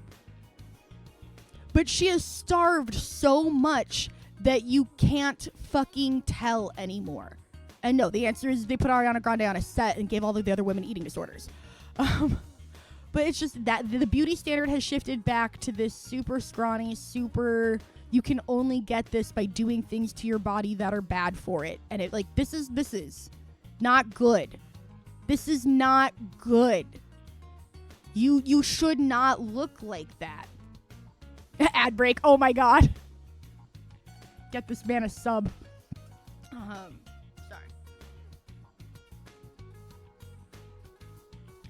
Uh-oh. It always keeps the filter of only things that Matt's watched. When it gets confused with itself. And I'm like, I didn't tell you to do that. I told you to do that on a different page. This shouldn't count. We can't be mixing up pages. Basic oven lasagna. I'm not gonna lie. I used to not think I liked lasagna. And then I had the like red box Stouffer's lasagna. Everyone knows this one. And that shit is delicious. And I've tried ordering lasagna at like Italian restaurants and stuff. And it turns out I only like bullshit lasagna. The only lasagna I like is like the red Stouffer's lasagna. That is, for some reason, that shit is like crack cocaine, and everything else I don't fuck with. We got an old Stanley Kubrick. I've not gone through Stanley Kubrick's filmography. I've watched The Shining so many times. That's one of, like, I would rewatch that right now. The Shining is one of the few movies, that's probably got to be one of my favorite movies, I guess. Because, yeah, The Shining is one of the movies I've seen. Like, I don't usually watch a lot of movies over and over. But I've seen The Shining a shit ton of times. I will watch it at the drop of a hat. Sometimes I'll be like, you know what? I haven't, like, I think I remember this. We watched The Shining, what, a year ago? Year and a half? And it was, like, just a random where I was like, I kind of, like, I just want to watch The Shining. Would you watch The Shining with me? And he's like, yeah, sure, I'll watch The Shining with you. So that's a big one. I watched 2001: A Space Odyssey. I would label it as art house. Y'all know what that means. Zyger, I honestly didn't because I was afraid it would hurt the situation more than it helped. Like, it already seemed so cursed. I didn't want to add that juju, you know? Oh, this is Stanley Kubrick's debut documentary. This is a documentary. Interesting. I don't know who this Kubrick guy is, but if this short is any indication, I think the kid could go places. Oh, it's only 13 minutes. Wow. It's cute. And see, that's the thing. I don't like bechamel in my lasagna. I want ricotta. To me, bechamel is like a sauce. I don't even like it when people put, like, I once made Kyle a traditional croque madame because we make jokes about croque madames a lot. And a traditional croque madame has like a bechamel on top instead of just like 3 slices of Swiss cheese like I usually make when I'm making him like a ham and Swiss sandwich that he calls a croque madame. Because I just put an egg on top. Which is where the joke came from. And I was like, make a bechamel. That feels weird. That feels weird. Like, make it bechamel, but don't make it into an Alfredo sauce or a cheese sauce. Like, to me, if I'm not making mac and cheese, like, if it's not a, like, liquid, like, to me, bechamel should be liquidy. And I don't want something that liquidy in my lasagna that already has, like, tomato sauce that's incredibly liquidy in it. Well, Croque Madame is just Croque Monsieur's wife. So I'm just being polite. Yeah, I know you've said that you do bechamel instead of ricotta. I'm just saying that, like, literally, here's my thing. This is what you don't know is, like, it got to the point, like, every time I've ever ordered a lasagna from a restaurant, I've been like, oh, like, I don't know, like, I just don't want it. So what I end up doing is I just eat the entire ricotta layer. I mix the ricotta with, like, a little bit of tomato sauce, just a little bit of tomato sauce to give it the, like, little tomato flavor. And the only, like, my little, it's worth it to me. I go in now expecting not to really give a fuck about the lasagna, but as long as it has a couple layers of ricotta, I will just eat those layers of ricotta because that is the best part of lasagna to me. Like, I fucking love the way that they, like it holds its shape, so you can take your fork and, like, literally just take slices of cheesy herby ricotta. One of my favorite things. That's why I'm like, I can't do it. I have to have the ricotta because literally that is my favorite part. If all else fails, I have that delicious ricotta. Exactly, with just a little bit of meat sauce. Like, that is the perfect bite of lasagna. I don't want the pasta. I don't like wide pastas. So when I eat lasagna, I eat all of the layers separately, and then I cut the lasagna and pasta noodles into strips about the length of a spaghetti noodle, and then I eat those noodle pieces like they're spaghetti. So, one, I have never eaten, if I get it at a restaurant, I mean to go to take home to eat. I've never eaten lasagna in front of other human beings that aren't like Zyger or Kyle. Like, there's a comfort level necessary. It's like eating fried chicken off the bone. I don't like eating chicken off the bone in front of people because you have to get in there, get all greasy and messy. I don't like doing it. See, I get triggered with stuffed shells because my mom used to make stuffed shells literally once a week for years growing up, to where stuffed shells literally make me nauseous just looking at them. I actually made stuffed shells with Zyger a couple years ago now, I think. Like 2 years ago, 3 years ago. Because it was just, I just want to eat a shit ton of ricotta and I don't want to go through the work of a lasagna. And what I do is, just hollow out, eat all the ricotta, and then throw away the noodle pieces. Because I don't like shell pasta if it's not mac and cheese. And it feels wasteful in a weird way because with the lasagna, at least I consume it all. But with shell pasta, you can't really cut it into strips like that because I just don't eat the noodles at all. I also don't chew my pasta, I swallow it. That's why I need it to be small strips, because for some reason the texture of chewing pasta is vile to me. I don't... With a PNG lasagna, so... I just swallow my... Yes, because crab is one of those things, you gotta, like, break it up, and you get really in there and messy, and you're like... Right? Like, I swallow... Well, I don't know about seagull, but, like, you know how you eat a piece of spaghetti? You don't really need to chew it. Like, I eat spaghetti like Lady and the Tramp. I'll take a spaghetti. I eat my spaghetti one noodle at a time. And I'll take one noodle and I'll go... And I swallow it. And then I take a second noodle and I go... And I swallow it. And I just swallow the noodles. And my favorite pasta is penne. Because penne is always like the perfect size to put one penne noodle in your mouth. And then you just swallow it like a snake. That's how... With the no chewing pasta. I've talked about no chewing pasta a couple times. People tend to remember it. So yes, I don't like the texture of pasta when I have to chew it. So I love mac and cheese because you just take a spoonful, swallow it. I eat mac and cheese like people eat soup. Just fucking... You eat spaghetti like a lady, I eat spaghetti like a tramp. We are not the same. Oh. The cramps are back. Before there was Victor Victoria, there was Glenda Glenda. That's true, by the way. But then I was so worried you would choke. I mean, I definitely could. That's another reason why there are certain noodles I don't eat, because they have a high choke risk. I'm not going to risk choking just because of a noodle shape. Now that I also said I'm neurodivergent, right? Like, oh, wait, if I apply this to a weird thing about food I have, suddenly it all clicks. That's what I've started doing. Whenever someone tells me some weird shit they do with food, I just think of the weirdest thing I do with food, and then I shut up. It takes a lot to get... The one thing that I will bring up right now, two. There are two things to this day, no matter how weird I get about food, fuck you, I'm judging you. One, when my family was living on Azalea Lane, my grandparents lived there until I was like 12, but I only lived there until I was like 6. So I don't know when exactly the story took place. But I wasn't living there at the time, I don't believe. So this was between 1st grade and 6th grade. I want to say it was maybe 2nd or 3rd grade, because I don't remember it that well, and I have good memories. My Aunt Lynette was like a teenager, preteen, and she was hungry, and she made herself boxed Kraft mac and cheese. Like, I saw her elbow noodles, classic Kraft mac and cheese. She threw the butter in, threw the chocolate packet in.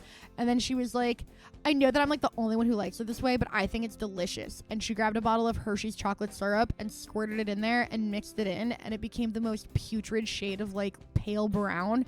And then I watched her eat it. And the whole time it felt like she was doing one of those performative, I'm such a weird teenage rebel things. And in 30 years, I've never seen her eat mac and cheese with chocolate syrup in it again. So to this day, I don't know what possessed her to do it, but I think she was doing it out of some weird sense of impressing me with how like bold and weird and different she is. Like Elf having breakfast, but like if he knew it was weird. That is still the most disgusting thing I can think of. Chocolate syrup in your mac and cheese. The color was so deeply unpleasant. The smell was so deeply unpleasant. And like chocolate and cheese on a cheese board play well together. There's a lot of chocolate cheese things that can work. Not that. Never that. Not that.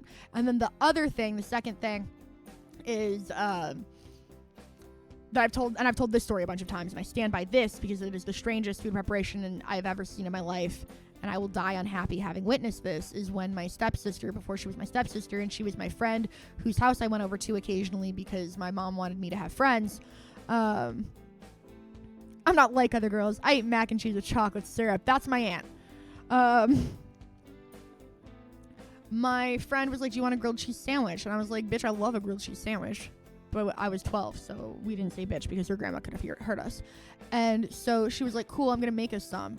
And she comes back and hands me like a paper plate with what was purported to be a grilled cheese sandwich on it. And I was just like, what the actual fuck is this? That was beautiful. She's so beautiful. I got distracted by this beautiful woman. I'm such a 1940s noir detective because I sure did get distracted by this beautiful woman. I'm assuming this is Gene Simmons, but God, she's so beautiful. Anyways, I was like, what the fuck is this? I'm not eating this. And she's like, you can't waste food. My grandma's going to be mad. And I'm like, well, I'm not fucking eating this. Like, I'm not happening. Especially after she told me how she made it. She handed me a grilled cheese sandwich and she made it her way, which I found out is also the way her mom made it. I was like, Angel Face. Yeah, she does. She's beautiful. She made a grilled cheese sandwich, apparently the way she's always made it, by putting 2 pieces of bread in the toaster, toasting them, putting mayonnaise, not on the outside as like, oh, instead of butter I use mayonnaise, but like mayonnaise like you're making a fucking BLT, and so it has mayonnaise on like the inside. Cheese, like a cold piece of Kraft single, so she mayonnaised both of the pieces of toast, put a Kraft single, put it all together, threw it on a paper plate, and put it in the microwave to melt the cheese. With the microwaved mayonnaise already is like, but it was a microwaved toast with mayonnaise, like mayoed toast with melted Kraft cheese microwaved between it. And she was so mad I wouldn't eat her grilled cheese sandwich. And I was like, if you told me, if I knew that this is what you thought a grilled cheese sandwich was, I wouldn't have come over. Not only did she choose to eat it, then her mom and my mom got married.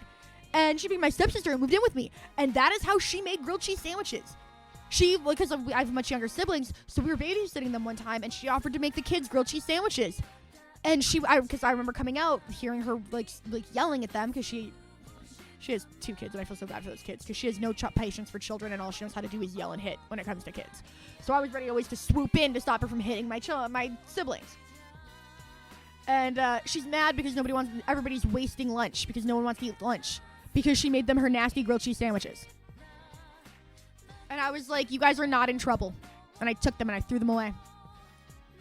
A grilled cheese is sacred. Exactly. When everyone's like, oh, like you didn't really click with your stepsister at all. And I was like, let me tell you about how she makes a grilled cheese sandwich. And she was mad at me for not eating it. She also, to this day, pronounces ramen noodles. As in, she never just says ramen. She always has to say the phrase ramen noodles. Would you like to make some ramen noodles? I'm making some ramen noodles. I could really go for some ramen noodles. For some reason, that drives me nuts. Like, okay, you don't want to say ramen. I don't really say manga that often because I feel too, like, weeby not saying manga. Like, but the ramen noodles really gets me. I feel like I'm saying ramen noodles every time I say manga, and that's why I do say manga more. It shames me into it. And again, like, ramen isn't even that bad. Like, if she was like, oh, you want some ramen? I'd be like, okay, yeah, whatever. But it's the fact that it was always specifically ramen noodles. As, like it had to be ramen noodles. Like, I don't know if they didn't know where, like, which, it was just 1 word, 3 words, 5 words, I don't know. But they were like ramen noodles. Compound word. Alright. Sadly, I can definitely tell I need to change my pad again. It's one of those days. But, here's some art to look at. So, give me a couple minutes. Because it's just, oh, I forgot I had mascara on. Oh, you dumb bitch. That's fine. See, purposely mispronouncing stuff and, like, overdoing, like, you want some Rayman? Like Rayman, the character? That's fun. It makes you giggle. But you have to understand that you're constantly hearing this in the context of complete earnestness. Hey, Kaylee, do you want to go get some ramen noodles for lunch? Hey, Kaylee, I'm boiling some water for some ramen noodles. Would you like some?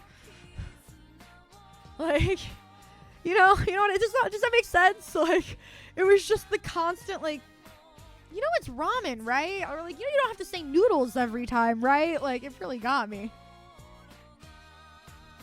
And see, sometimes it's hard because I'm from the Midwest, so you have to mispronounce the name to say it right. Like, if a Frenchman ever came to Illinois and was like, oh, you know, where's the best place to get chicken wings around here? And you're like, oh, there's this place in Des Plaines. He'd probably have a stroke. But if you were trying to go, like, I'm trying to Google Des Plaines on your map, people wouldn't know what the fuck you were talking about. Like, it's Des Plaines. So I grew up with a lot of very aggressively, like, oh, that's how you guys chose to say that. City names.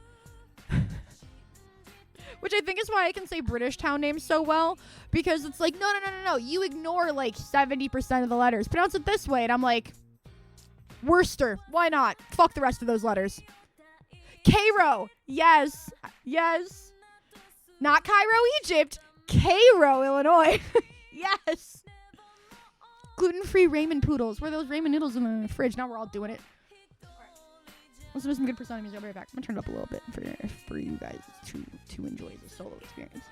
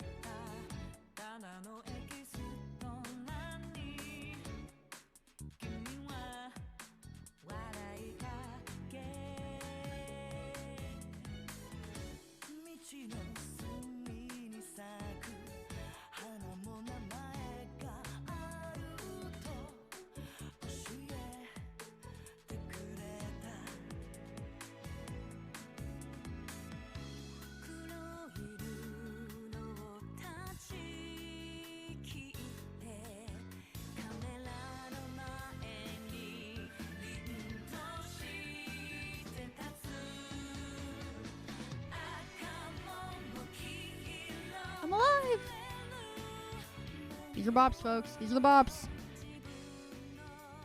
There you go. That's good. I was going to say, I feel a lot better, but it was when I was standing, and now I'm sitting down again. And I'm like, maybe sitting just hurts. Time to get out the heating pad.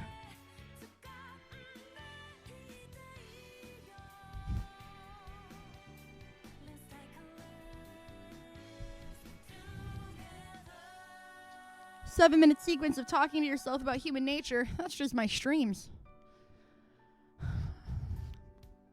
No? Okay. Hey, missed you. Love you, mean it. Oh, sorry, my insides are a hellscape. Time to get a right? It's so funny. I almost got a standing desk, and instead I was like, oh, I'll get a treadmill desk. That seems cool. And then I made this huge mistake of going, wait, I'll get an exercise bike desk because then I can sit down while exercising. So I feel like I'd be more likely to do it. And in fact, it meant it so that I was way less likely to do it whatsoever. I regret not getting a treadmill desk. I think it would have been more useful. So there's that. Rip. Attack of the 50-Foot Woman is on our Netflix and chills list. If you didn't know. Fires on the Plain looks like a poster from a different time period. They didn't have sans serif fonts like this in 1959. I don't believe you. I don't think that poster's the original poster. I just don't believe it. Not when the girl can't help it. Looks like this. Which, by the way, Mariska Hargitay's mom right here.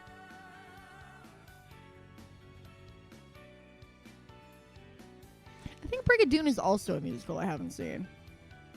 Yeah, stage musical. Yeah, so any of those, like...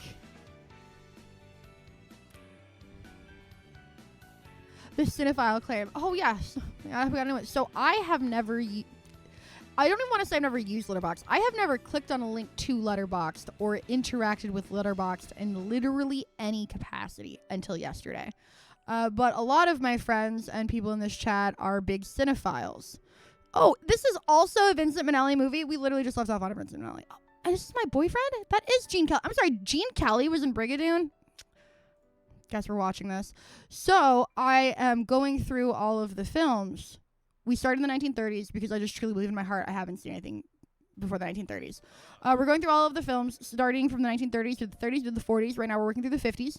And we're just chatting about films we've seen. Tex is bisexual and doesn't use Letterboxd.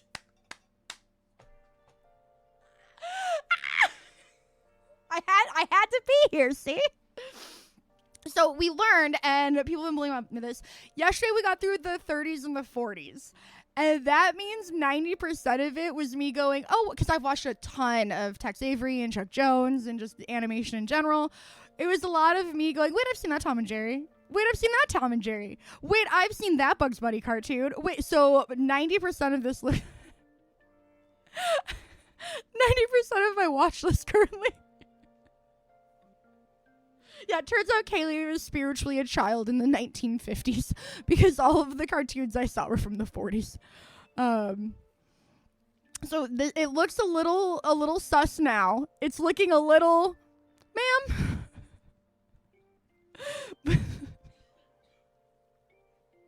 Right? Like, there's notable exceptions. I used to stay up so drastically late at night.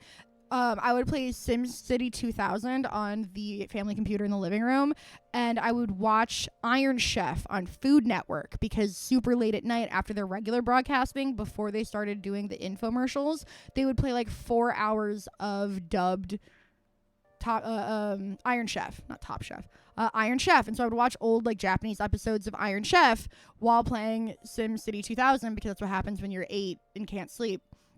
And then after Iron Chef would end, it would basically be infomercials. And I'm not going to lie, I had such bad insomnia as a child. To this day, I have a couple infomercials that are my favorites, like the Miracle Blade 3 Precision series. I watched that one all the time. But there were a lot of infomercials I did not particularly care for, so I had to find something else to watch. And I don't even remember which channel it was. I'm assuming, in hindsight, it was Nick at Night. There was a channel that would play the old 1930s Fleischer Superman cartoons. And so I've seen a couple of those The ones that I really remembered were the Mad Scientist and Volcano, so I listed those as watched. I don't think I even listed any other ones as watched, but I watched a bunch of them. I just, like, the ones that really stuck in my mind the most was the Volcano one, because I was like, Lois Lane is evil. She was, like, there is no way you survive being thrown in a volcano. Lois Lane wanted to murder Clark Kent because he was her, like, career rival. It was wild. So, like, yeah, I've seen Gone with the Wind. Yeah, I've seen Little Princess. Yeah, I've seen Dr. Jekyll and Mr. Hyde. But more importantly, I've seen the Disney Skeleton Dance, which I think most of us have seen at this point. I loved the pink elephants part of Dumbo, where he, like, gets drunk and they're all the pink elephants on parade number. I liked all the really weird psychedelic numbers. Look at them go. Ha ha ha ha. So this was a delight, like, just being able to, like, remember, like, oh yeah, I want to do, like, a rewatch of some Tom and Jerry's now, because it has been so long since I've seen them. So now we're going in. I actually have not seen, like this. We've just got to this page, so here's a fun fact. I read Old Yeller in 8th grade, and thank fucking God our teacher did not do the thing that they normally do, where you read a book and if there's a movie adaptation, they'll show you a little bit of it as a treat. They did not do that with Old Yeller. So I did have to read about this boy and his dog before the dog dies of rabies, but I didn't have to watch him put it down. So I have not seen this movie, which is like, why are we talking about a movie I haven't seen? But, like, I did read Old Yeller, so I feel like I extra don't have to watch this. Like, you know, growing up, death is important, blah, blah, blah. But I read the book. I couldn't look away. There was no, like, oh, look away. Well, no, you had to read the poor kid's, like, internal monologue while he's putting his dog. It was too sad. It was so sad. It was so sad. I'm so grateful we didn't have to watch any of the movie, because that would have just about ate me. Look, is the dog's name Spike? He was in a bunch of movies. I don't want to look at what happened to him. We weren't really nice to animals back in the day. But he's also the dog of Flanders. A good boy. And the she creature. Oh. So, yeah, it's a classic. I haven't seen it. My dad spoiled Old Yeller for me by asking me if I would be strong enough to shoot my dog if I needed to. Jesus. I think I learned about Old Yeller from an episode of Friends. Like, I want to say at one point they're watching Old Yeller on TV and they make a comment about Old Yeller in a way where, like, everyone knew it was Old Yeller. But as a little kid who didn't know what Old Yeller was, I was like, what the fuck are they talking about? And then my mom told me about Old Yeller. That's what I remember. She watched a lot of Friends, so that's why I think it was Friends with Christine Nome. Honestly, my biggest no they shouldn't is because I don't want her to experience joy. She would get so excited getting to murder another dog.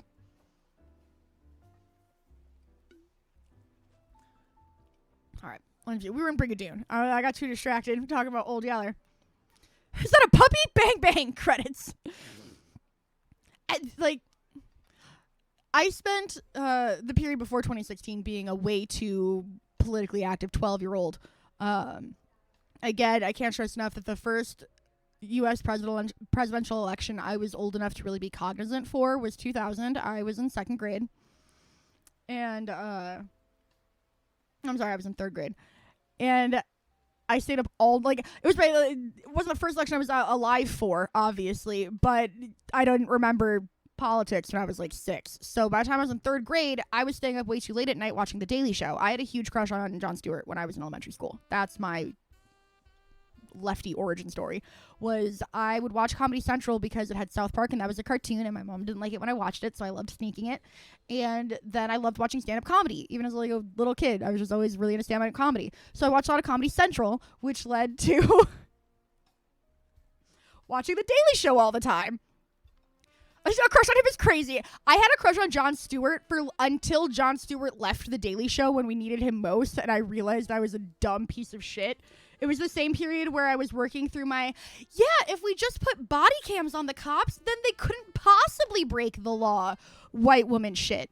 And so, say, Jon Stewart lefty, gonna be one of those, we need body cams on those bad egg police officers spoiling it for the good guys, you know? But I had a huge crush on Jon Stewart, even as a little kid, and I remember being in 3rd grade and staying up until, like, 1 a.m. on election night, because obviously this is the 2000 election. And I woke up the next morning, and they didn't know who the president was. And I remember being like, Mom, is this how elections work? I thought it was kind of like everyone votes and then you say who's president and that's it, right? And my mom was like, no, this is not how elections work. This is not a normal election. This is fucking weird. So as a millennial, I think it's really perfect that my like childhood memories were like 2000 election, 9/11, 2008 financial crisis, recession. It was all like, I was like, oh, I'm getting all of these once in a lifetime things out of the way now. Like I was such a stupid smart kid. I think it was because they were like, oh, these are once in a lifetime events. And I was like, well, I'd rather the stock market crash and the economy be at its worst when I'm 8. So that way by the time I'm 30, the stock market's good. Isn't that funny? I'm 34. I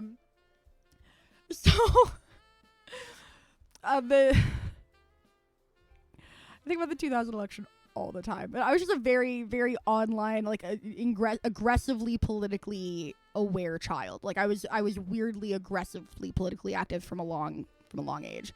Message failed to send. Uh-oh. Someone trying to type slurs in chat. I don't know.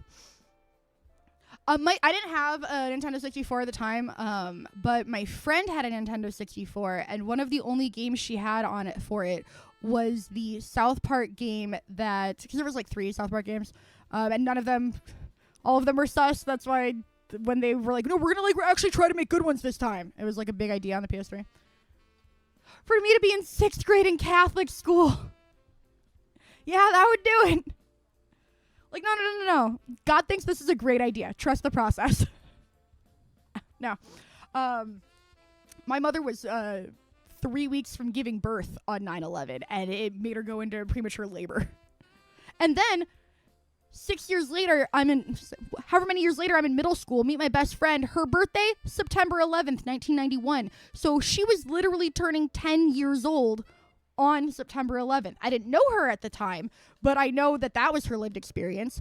My other fun 9/11 fact, that's right, I got a bunch, is I am 6 years younger than my aunt. My mom's the oldest, my aunt's the youngest, and then I'm the oldest of my mom's kids, so my aunt and I were kind of like she's kind of like my older sister. So my aunt had a lot of friends. She's a teenager. You might be doing the math. If you were 10 during 9/11, then that means your aunt who's 6 years older than you was 16, and you would be correct. And in fact, one of my aunt's closest friends, her name was Ashley, and she had a cleft lip. She had a cleft palate, and she got plastic surgery for it like 6-7 years ago. And so like, I don't know, I learned about like cleft palates and all the medical history and things like that at a very young age. So like now whenever I see people not knowing what a cleft palate is, I'm always just like, were you born in a rock? But I remember being like, wow, she's had such a hard life because she was born with a cleft palate and her 16th birthday was 9/11. Her sweet 16, 9/11. I'm sure somebody got married that day. Lots of people lost family members. To not be yeah, my family literally lost somebody on 9/11 or like I live in New York person. 'Cause we're all in the Midwest, where it's not like we're fucking like anywhere near hand. Literally didn't really affect the Midwest 16-year-olds too much, except for that one girl whose sweet 16 was absolutely fucked. That's so crazy. Okay, so this is the other weird part is I hear a lot of stories about kids getting pulled out of classes, and it makes me be like, what the fuck was going on at my school? Because one, I was in the Midwest, so we're, a couple hours, it was earlier in the Midwest when it happened in the morning in the East Coast, which was even earlier in Central Time. And election day 2004, the DMV was closed. What is up with the I know we'll make licenses expire on people's birthdays shit? It should be 6 months after your birthday. Nobody's like, congratulations, you can spend your birthday at the DMV. Like, fuck you. That's the worst. Anyway, but like, yeah, my school, I remember school started at 9 a.m. And I remember finding out from other people that was really late. My school started at 9 a.m. and we got out at 3 p.m. and my bus ride was really long and I was one of the last kids off the bus because we were one of the first ones on. And Sailor Moon started at 3:30 p.m. So I would have to sprint home as fast as I could on Sailor Moon days, and sometimes I would barely miss the beginning of the episode, and it was absolutely devastating. So that's how I remember when school was. It was 9 to 3. So 9/11 happened before school started, is my TLDR. And not only did we go to school, my mom sent me to school. She went into premature labor and went to the hospital. And I didn't find out about this until after. She sent me to school and then went to the hospital where she was like, I think something's going on. They stopped the labor and my sister was born the 21st, or the 24th. But it's fine. She was fine. Huge baby. We went to school. We showed up and like, my mom, like, I remember waking up and my mom had the news on. So I was like, oh God, something's happened, because my mom's a big news person. And the first plane had already hit. And then my mom was trying to get ready for work while all this is happening, because she's running late for work because a terrorist attack has happened. And she was like, that distracted me while getting ready for work. So I remember waking up confused because my mom shouldn't be there. I was a latchkey kid. She was supposed to be already at work when I went to school. So it was weird to even have her in my presence. And 2, I always watched cartoons getting ready for school, but she had the fucking news on and I wasn't allowed to change it. So I was mad about that. And she's in the bathroom curling her hair for work. And she's like, Kaylee, you're 9. What? Watch the news. I didn't turn 10 until that March. Watch the news. Like, tell me if anything happens. So I'm watching the news as a live feed shows me the second plane hit. I watched it happen live. And so I tell my mom another plane hit. And she's in the bathroom and she's like, no, Kaylee, they're just showing reruns. They've shown it like 50 times. And I'm like, Mom, it hit a different building. Like, I'm looking at the TV. I'm doing what you told me to do. And again, I'm undiagnosed autistic at this point. So I'm like super confused why she asked me to do this thing and then she's ignoring me. Like, why did you ask me to do this if you were going to ignore me? So I remember being like, no, it's a different plane. It's a different building. And then my mom like comes out of the bathroom and she's like a little annoyed because she's in a hurry and she's trying to do shit and her kid's being dumb. And she looks and she realizes that I'm telling the truth and she starts freaking out. And I'm confused why the news is on. I've never heard of the Twin Towers before. Like, I was like, why didn't they hit the Empire State Building if they wanted to hit something we care about? Like, the fucking Statue of Liberty was right there. Who gives a fuck about the Twin Towers? I have never heard of these things. That was me as a little kid, not from New York. I had never heard of the Twin Towers. This was a complete non-factor to me. You might as well have just, like, blown up a random office building. So I had no idea like what everything meant. But when my mom came out of the bathroom and she saw I was telling the truth and she started freaking out, right? Like, right? If you're not in New York, a lot of kids had never heard of those buildings. Obviously, they have way more people in them. That's one of the main reasons they were hit. He's an accident, right? Because like that was the thing my mom thought. She was like, some dipshit flew a plane into a building. They're going to be like, the airline is going to be in so much fucking trouble. Like, that was kind of what everyone thought. But no one knew what was going on, so there was this kind of air of chaos, and that's why they had, like, live feeds of all of the news stuff. And so I watched it live. And so this, like, that all happened before school, while I'm getting ready for school. My mom sends me to school anyways. And I don't remember it being an empty day. I remember lots of kids being there. And so we didn't really do much. The only thing I remember after that, like that's most of my memories of 9/11. The only other memories I have after that is I went to a freaky elementary school and it was very normal for me. I don't remember to bring it up a lot. I went to an elementary school without walls. I want to be very clear. My elementary school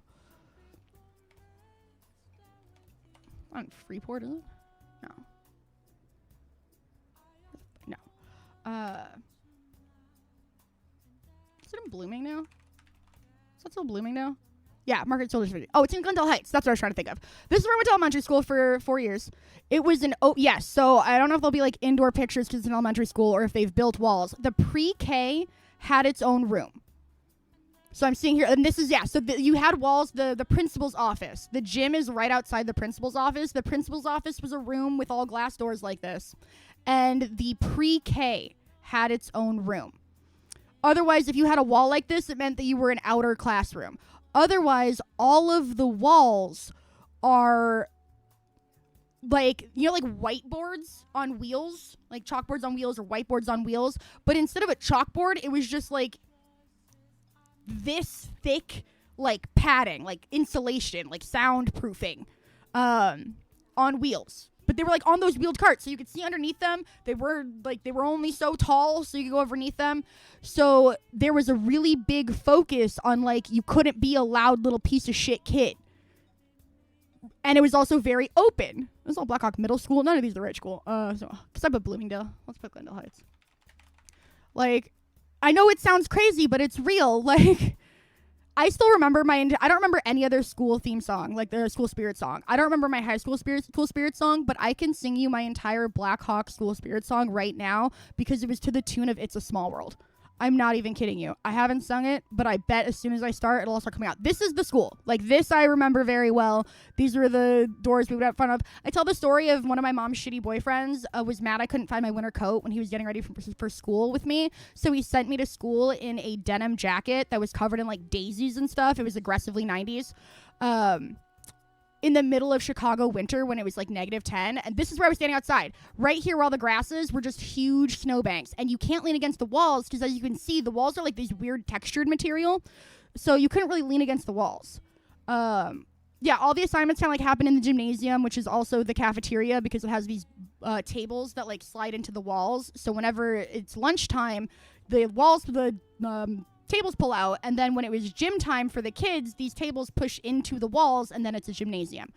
It's really funny though because I'm looking, I was like, yeah, you can't really see any class, like the fact that the classrooms don't have walls. The library was in the middle of the school and completely open to the entire school, but that was okay because the entire school was essentially library rules. Like, this is the pre-kindergarten thing. That's the only place where there are walls. And that's Springfield, isn't it? So yeah, I have, like, you have to believe me. There just weren't walls. Fake walls. I'm gonna Google fake walls. Because yeah, you'd have to walk past the walls for kindergarten, which is right next to the cafeteria. This is not my school. That's University of Northern Iowa. I'm still like, I guess it's good that you can't really find the inside of elementary schools easily online, considering like where we are as a society. But now I look into, like, I promise you this is real. This school does not have walls. Like, if you could see, that's the gymnasium. They're very cute about keeping everything fucking hidden. But this school does not have walls. I do think it's cute that the pictures don't even work. They don't have to be techie. But oh, all the gas stations, God. And now we're just so used to it. Prices, that is. God damn it, show me inside, like, show me one fake wall.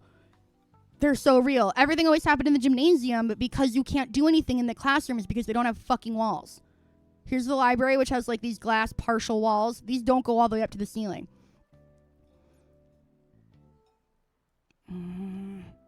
It's real, I swear. But like, yeah, so like a wheeled, like this exact thing. So imagine this, but instead of a whiteboard in the middle, it's like soundproofing material. I'm gonna plug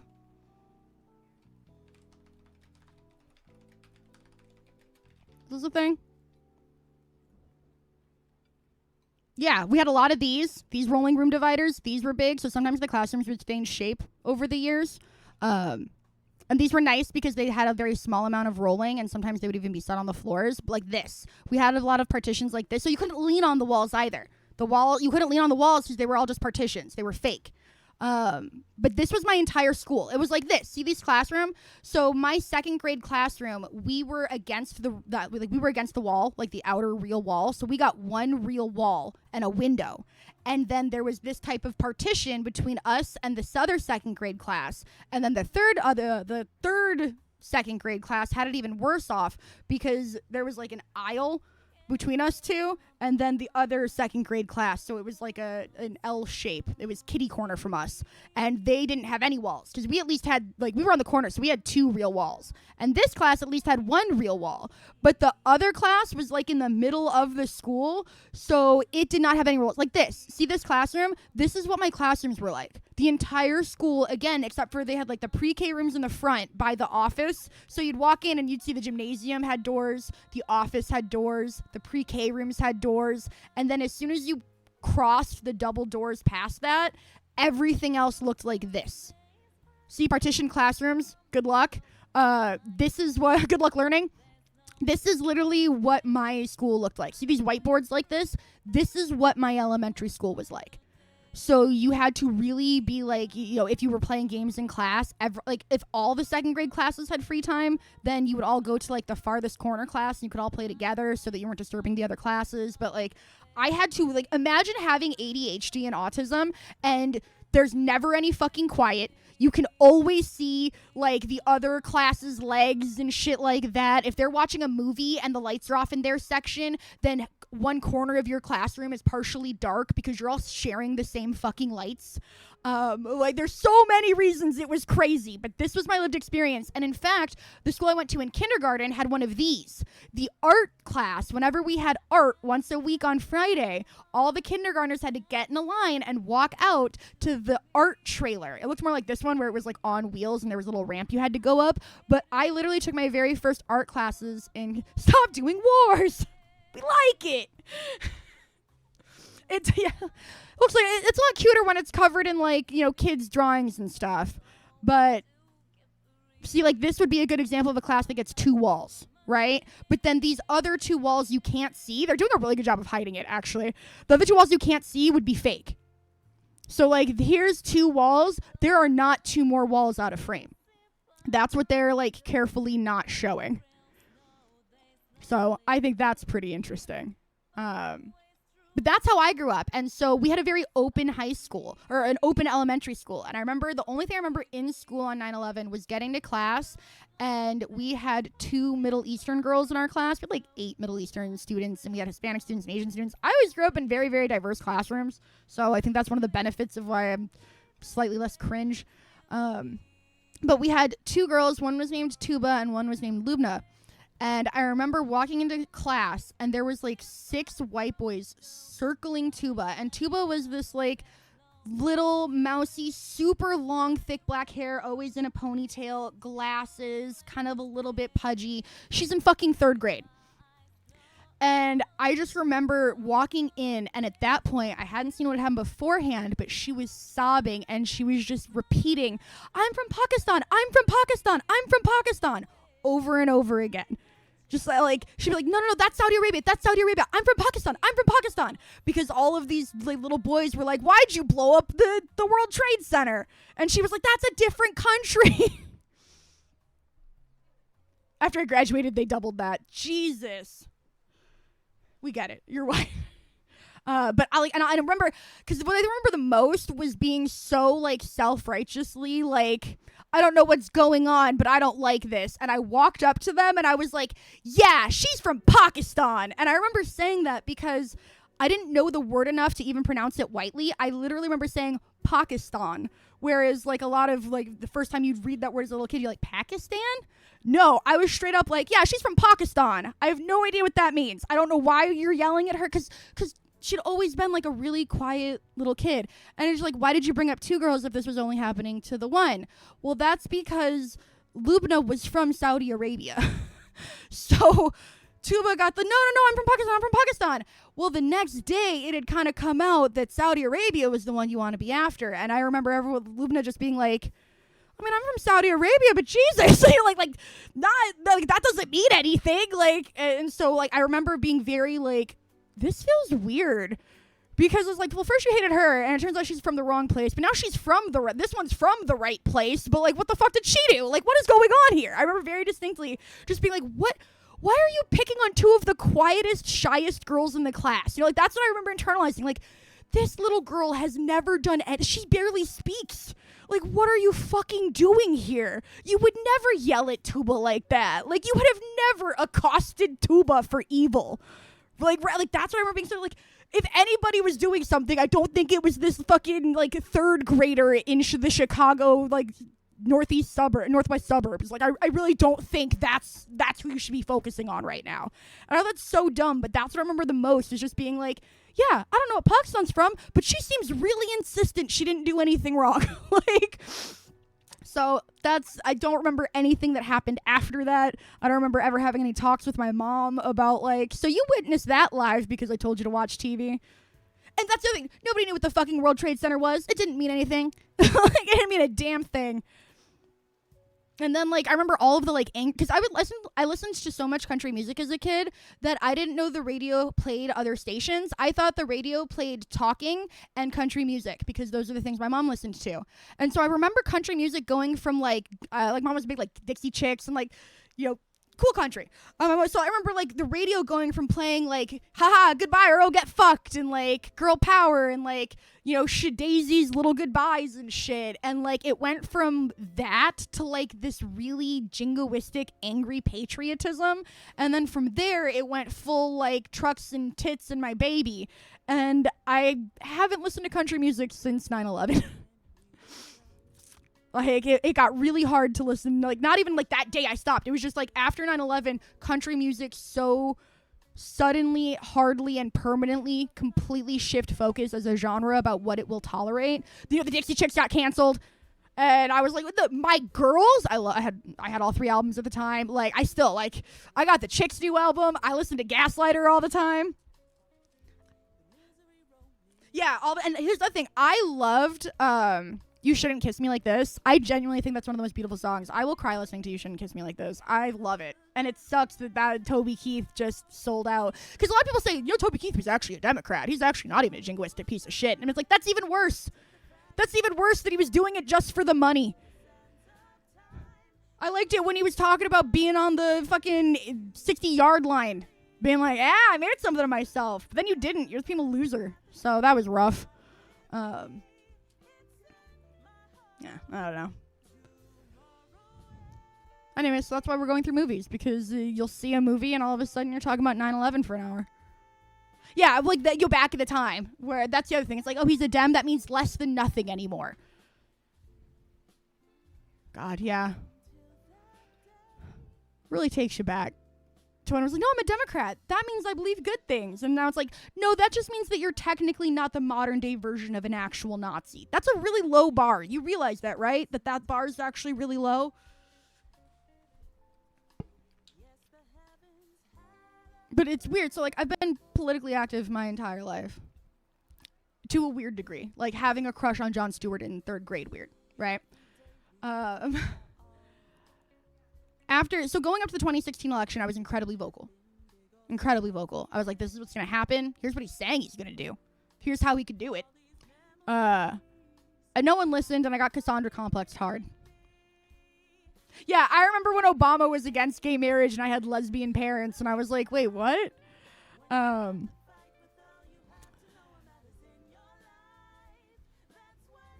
I took 2016 pretty hard, you know, losing a lot of rights. So 2020, I doubled down and I stayed super political, super aware. I was constantly updating everyone on what Trump's doing and how stare decisis ain't going to save us and blah, blah, blah. I thought they were American. Don't worry, my mom's just too biphobic to identify as bisexual. So she's once again married to a man, and my bipolar stepmother hasn't... My stepmother has always been bipolar. She refused medication and therapy, and my mom stuck it out for over a decade, and then finally... Anybody who knows anybody with bipolar who refuses to treat it, my mom went, you either need to treat it in some capacity, medicine, therapy, anything, or I'm leaving. And then my stepmom refused. So my mom finally left. And then my stepmom was like, well, obviously you all hate me now. And my stepmom went on a period of like blocking me on Facebook and then unblocking me and apologizing for being crazy and then blocking me again. And I'm just like, I can't keep doing this with you. So I haven't like begged her to add me back since the last time she blocked me, which to her as like a deeply mentally ill person is confirmation she was correct the entire time that I've always secretly hated her. So I haven't talked to her in like half a decade.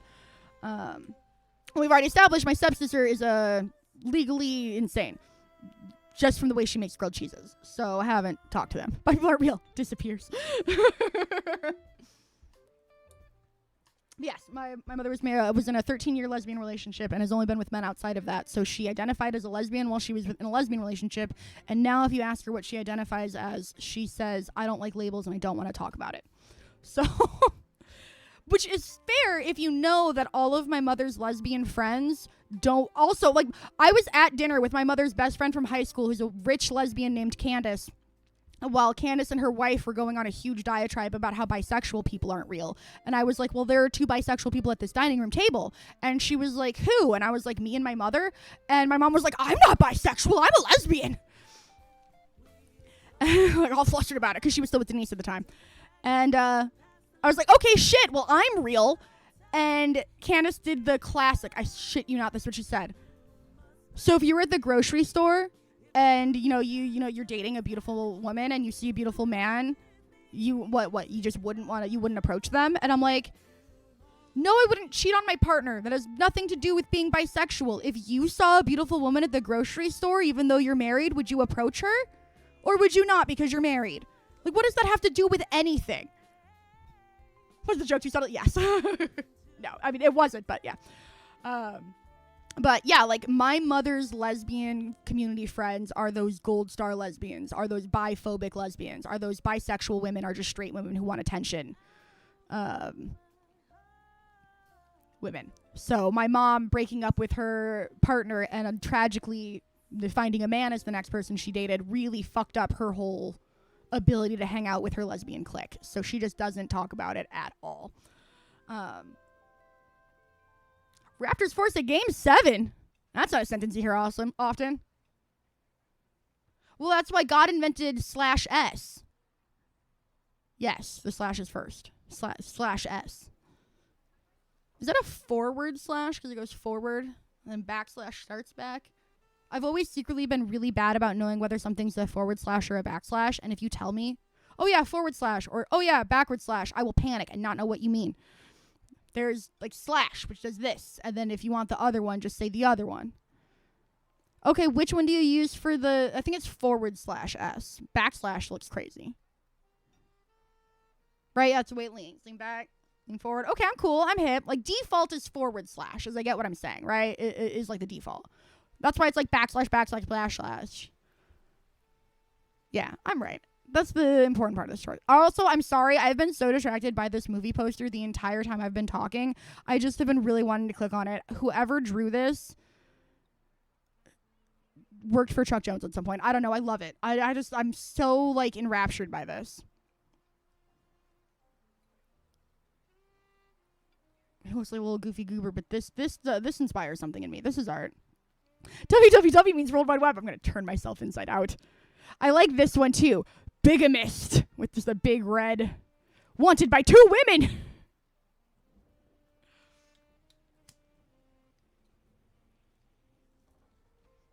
What's the plot? This guy has 2 families. The end. Oh wait, I didn't see the with the pointing accusatory finger.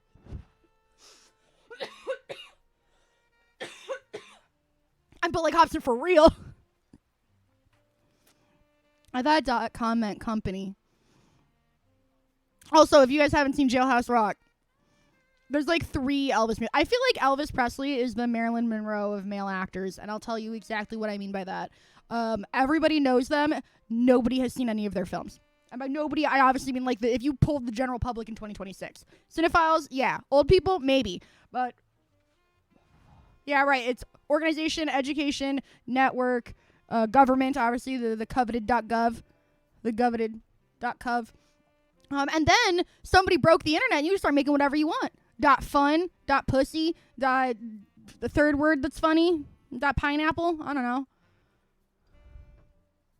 The most Elvis I've seen was in Lilo and Stitch.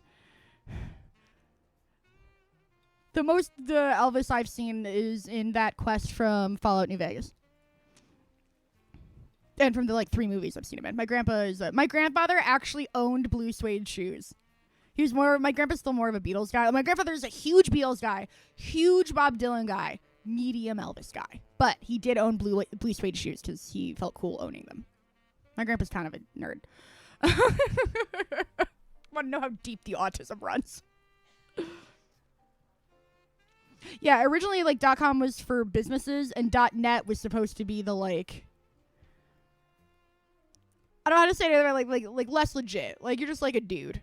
If you just needed a dude having a website, you weren't supposed to get .com. .com was supposed to be official.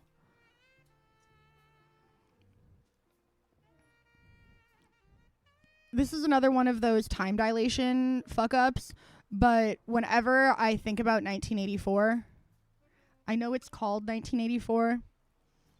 I know it's set in a future version of 1984 because it was written so long before 1984. that 1984 is the future. I've read the book. I've seen at least 2 versions of this movie, especially if you include the Macintosh commercial. Every time I hear 1984, my brain goes, yes, that thing that was created in 1984. That book George Orwell wrote in 1984. Like, I don't know what's wrong with me.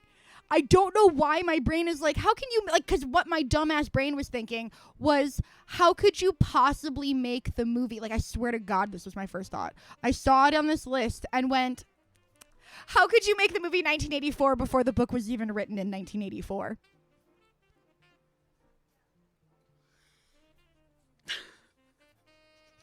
That was my first thought. The book hadn't even been written yet.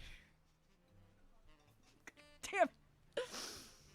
Oh, my Lord. I don't trust the movie. I remember, this is another one. We read Animal Farm my freshman year of high school. And for those who don't know, I have the, like, don't remember lying exists autism. So whenever someone says something to me, a lot of times why, like, a joke will go over my head at first is because, like, a lie, it sounds bad, but, like, a joke a lot of times is just a lie you're doing on purpose to not be mean, right? Like, a lot of times somebody will say something and I'll just take it like they mean it, right? And so that's true for lies, that's true for jokes. So they'll say it and I'll just take it at face value, right? So I'll take something and be like, wait, I think they're saying that ironically, or what have you. And I'm incredibly sarcastic, so that's the other thing. Sarcasm for me, it's like hit or miss. Like, I like to consider myself pretty good with it. What I struggle with is, like, I'm very gullible in the sense that it's, like, if you try to do hyperbole. I feel like I'm good at sarcasm, I'm bad at hyperbole. Does that make sense? Like, when Suckin' Dudes was like, bi people don't exist, disappear. That read as an obvious joke to me. But if someone says, like, I've had sex with like 500 people, I assume they mean that they literally are estimating about 500 people. Not, I've had sex with like 60 people, but that's so many, it might as well be 500 or whatever. You know what I mean? Like, does that make sense? Like, my instinct is not to read hyperbole as hyperbole. Like, I take it at face value in this way. That's one of the reasons why I struggle with that. I'm sitting here with these fat fucking hogs picking out with these filthy bitches. Yeah, I struggle.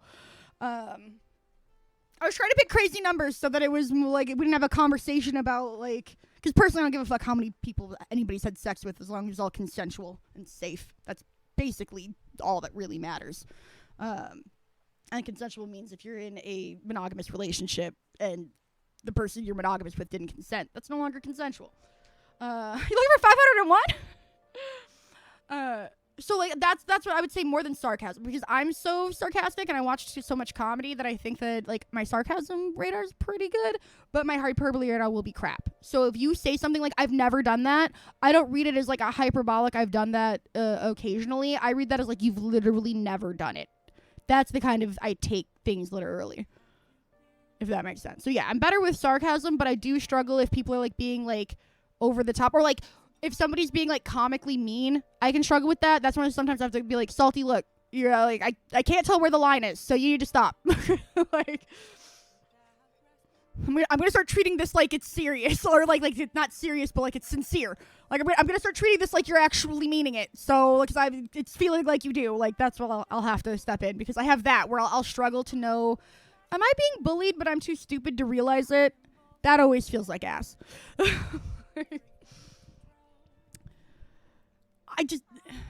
I don't trust anything anymore. But I used to be a really obnoxious, like, everything straightforward person. And so I was really susceptible to appeals to authority. I thought God was real until literally somebody went, have you heard of Pascal's wager? And I went, no, what's that? And they were like, you know how if you believe in a God, it means you don't believe in any of the other gods? What are the chances the one that you found first is the real God? What if Hare Krishna is the real faith? And I was like, yeah, that makes sense. That makes sense. If God is so evil that everybody who is born in a country where a different religion is prominent has to go to hell because they were born and raised in a different religion, that would be functionally evil. That doesn't make any sense. God cannot be omniscient, omnipotent, and omnibenevolent. At best, he can only be two of those three things. I wouldn't want to worship a God that can only be two of those three things. And I literally instantly became an atheist. I'm not kidding. That's my conversion story. It wasn't a fancy, like, years-long deconstruction. I also didn't grow up with religion. My mom was like, oh, you don't have any friends, and the Bethel Baptist Church bus wants to come pick you up every Sunday to hang out with other kids? Sure. Right? God forbid Mormons be real. That ain't worth it. So, yeah, that's what it took. Somebody literally said, have you heard of Pascal's wager? I deserve hell. And that was enough for me. So I don't have a lot of those struggles. So I didn't have the, like, appeal to authority from, like, but with the first one, I was like, okay, sure, God's real. Appeal to authority, whatever. That worked with cops, too. That's why it took me an embarrassing long time to be like, wait, the institution is fundamentally evil and should be abolished. And so I believed DARE. I believed that doing all drugs would fuck you up, which makes a lot of sense because when I was in kindergarten, we learned about drugs for the first time, and we learned specifically about alcohol, tobacco, and caffeine. And that same day, by chance, my babysitter asked me if I ever wanted a little brother or sister, and I told her my mom can't have babies because she does drugs, because she had coffee in the morning.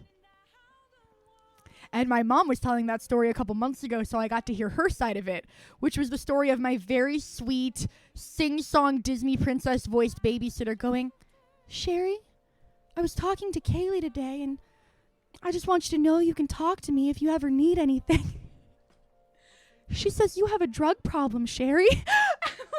My mom's just horrified. So I was very primed to accept all drugs bad, all drugs evil, from a very young age. So I not only believed DARE so bad, I won the Illinois State DARE essay writing contest in 6th grade and got a big old medal that I still have in a box somewhere because now it's really funny. Yeah, Kayla's mom struggles with a drug problem at 5 a.m. before work every day. Yeah, my mom, at the time, she also smoked cigarettes. She stopped smoking when she got pregnant with my little brother and little sister, ironically enough. And now so she hasn't smoked in like 15 years. Oh, God. So she hasn't smoked in like 23 years. Oh, fuck me, man. But yeah, she drinks coffee. She smokes cigarettes. It's the truth. So I believed DARE was real. And so it wasn't until I was 19 living in Florida and I found out that all of my friends were smoking weed while having jobs, their own apartments and all of that, that I was like, wait, DARE was a lie? And they're like, yeah, dude. And I was like, well, if they lied about that, what the fuck else were adults lying about? And that was the real start of my journey away from neoliberalism, capitalism, America.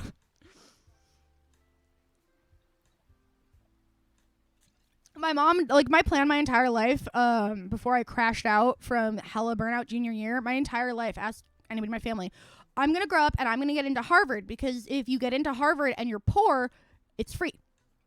I was like, the only way I can get into college is if I get into Harvard because we're so poor that Harvard has a special thing. If you're like a certain amount poor, it's waived. And so that's one of the reasons why I crashed out. So I burned out so hard because I literally got special permission to remove my lunch period so I could take another foreign language. Even though I was already taking Spanish, I wanted to take French too, just in case. I was doing like 6 extracurricular activities. I was doing the play. I had a fucking 30-hour-a-week job at the movie theater because the movie theater did not give a fuck about the fact that you were a 16-year-old high school student. I took only AP classes or other classes that were academic and would look good, so I never experienced like a fun art class or anything like that. I overloaded the shit out of myself and just put pressure until I fucking popped. And then it was really hard to give a shit about school after that. Now we're here. Twitch streaming. So, yeah, a little weird, a little embarrassing, but I believed in DARE all of high school, and it wasn't until I was 19 that I was like, wait, drugs are cool? What? That's wild. So don't bully me. It's been a long time. All right. I don't think I'm going to count having seen this because I don't really remember my experience in 1984. I don't really like the book that much. I thought it was okay. I thought it was kind of a little cuck bitch. Like, sorry, I found 1984 to be written by the... I know hot controversial takes. I have been, unfortunately, in a position where I have been very close to the people in power of niche communities. I have been very, very close to the people in power of some of the largest gaming spaces alive today, and I have been very, very close to the people who are at the head of the secular movement, as you know, as it exists as a community of like podcasts and shows and things like that with the AA Con and things of that nature. I literally went as the date of the AA Con, the fancy name for the person who gives the speech to open it. Commencement speaker. That's it. Whatever. He's a psychopathic cheater. And I have learned very, very intimately that the number one reason everything is the way it is because, one, you can't get to a level of having the power to do anything without demonstrating your willingness to uphold the status quo. And what I mean by that is you have to be in a position to make change and actively instead do things to keep the status quo, and then you will be rewarded with performance growth. For example, Greg Miller, while at IGN, knew that Fran Mirabella was only allowing Naomi Kyle on camera if she took her wedding ring off and would not talk about being in a relationship and would in fact actively do things to look single, because he insisted no one wanted to watch if she wasn't single. Greg Miller was in the room when Fran Mirabella told female members of IGN they were not physically attractive enough to be on camera, despite the ugly, ugly gamer gremlins that they had running the Xbox Twitter account. I'm sorry, that guy looks so scruffy and dirty. He looks like if Shaggy had an older brother who didn't shower. Tiger will hopefully remember his name. The Xbox guy. He wasn't the one with the really punchable face. The one with the really scruffy face. Greg knew all that. To this day, he lies about it. To this day, he claims he didn't know. Because if he did know and did nothing, he's complicit, which he is. But his entire persona to the online world is literally, I'm the squeaky clean, Superboy is my idol. Ryan McCaffrey, that's his name. Looks like he never shaved a day in his life and barely knows what a shower is. Sorry to that man, but also all of your opinions have always been terrible. Dustin LeGarry was the one with the punchable face I was trying to think of. Those guys were allowed to be on camera despite having those faces, but women had to at least be Naomi Kyle hot if they were not allowed on camera, and this was said verbatim in front of Greg Miller. And I know this because other very powerful men in that room reported it. And they were in that room and also didn't say anything. So fuck them too. But I have lots of experience seeing these men in these rooms, in these moments, knowing that they have the power to make a difference and doing nothing and then being rewarded career-wise for it and never connecting those dots. Like, I don't know if it's a cognitive dissonance to protect themselves, but they will be like, oh, it never occurred to me that the reason I was promoted over one of those women is because I chose to be silent when those women were experiencing sexism. And so Fran knew I was the person he could safely be sexist around. And thus I was pulled deeper into his inner circle. That is what I mean. There is this insidiousness of a lot of men. And I know other ones that I'm still close enough friends with that I'm not even naming because it's that insidious that I can't even hold it against them hard enough to name and shame them. Where it's this like, well, what was I supposed to do? That's what I hear a lot. Well, what was I supposed to do? Say something? Yes. Well, what good would have that done? We don't know. You didn't do it. You chose nothing. And it's those guys who, and girls, because Andrea Renee famously had a young entry-level games journalist come up to her and say, hey, I am being sexually harassed by a man in power that you know personally. And Andrea Renee went, great. I will make sure to blacklist you from the industry permanently so that no one ever hears your story. And then she did. You know, it's not just men. I want to be very clear. They're the women from The Handmaid's Tale. I thought the book was boring and I didn't watch the show. I think Naomi Kyle's stunning, personally. Not that it matters, but she's got a little mole. I love a little mole. So cute. And her husband's really cool. Also named Kyle, by the way. I think they should have taken her last name so he could be Kyle. But anyways. Yeah, there is this thing about men who really, really need to believe there's nothing they can do. And I feel like 1984 is a book for those men. You have this woman who is already so much more marginalized, taking such bigger risks, leading this revolution, trying to bring him into it, trying to make the world a different, better place. And he sells her out. And the plot of 1984, to me, everything I've seen in terms of criticism and discussion, it's supposed to be like, yeah, even good people end up becoming like stool pigeons, going against their own morals and cracking under the pressure of the state. And I fundamentally disagree with that premise, and I think the book is very dangerous for acting like, one, that's kind of inevitable, and two, that isn't in any way, and I mean in any way, justifiable. And I feel like that 1984 justifies, well, you might as well not even rock the boat. Look, that guy had it all. It reminds me of Fahrenheit 451. Fahrenheit 451, he had a great job in a position of like, oh, he's a fireman. That's like a big thing. They live in a house. He's got a wife. They got seashells up the ass, whatever. And then he sees this beautiful woman willing to risk more than him, willing to start a revolution, willing to change the world for the better, and he pussies out.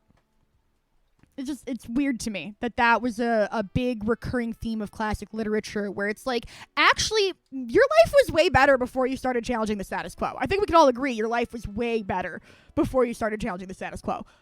It kind of leads to so I guess if I ever find myself in this situation, the best thing I can do is just go along with it, right? Like, that feels like it's the inevitable moral of these stories. And no one has ever said that to me, and I've never had them positioned that way, but it makes it really hard for me to process that because it pisses me off. It feels like it's giving excuses for doing nothing. Also, I thought this said the Crimson King, and I was like, wait a minute, this definitely shouldn't have existed in 1959. But that's King Crimson, so we'll keep going, because I'm not going to lie, I keep getting distracted by this, because we all know this one with the opera one, the big horse. Kill the wabbit, kill the wabbit. This is sorted by popular, not by year. So this is 1957. We're on page 5. We're trying to get to page 32.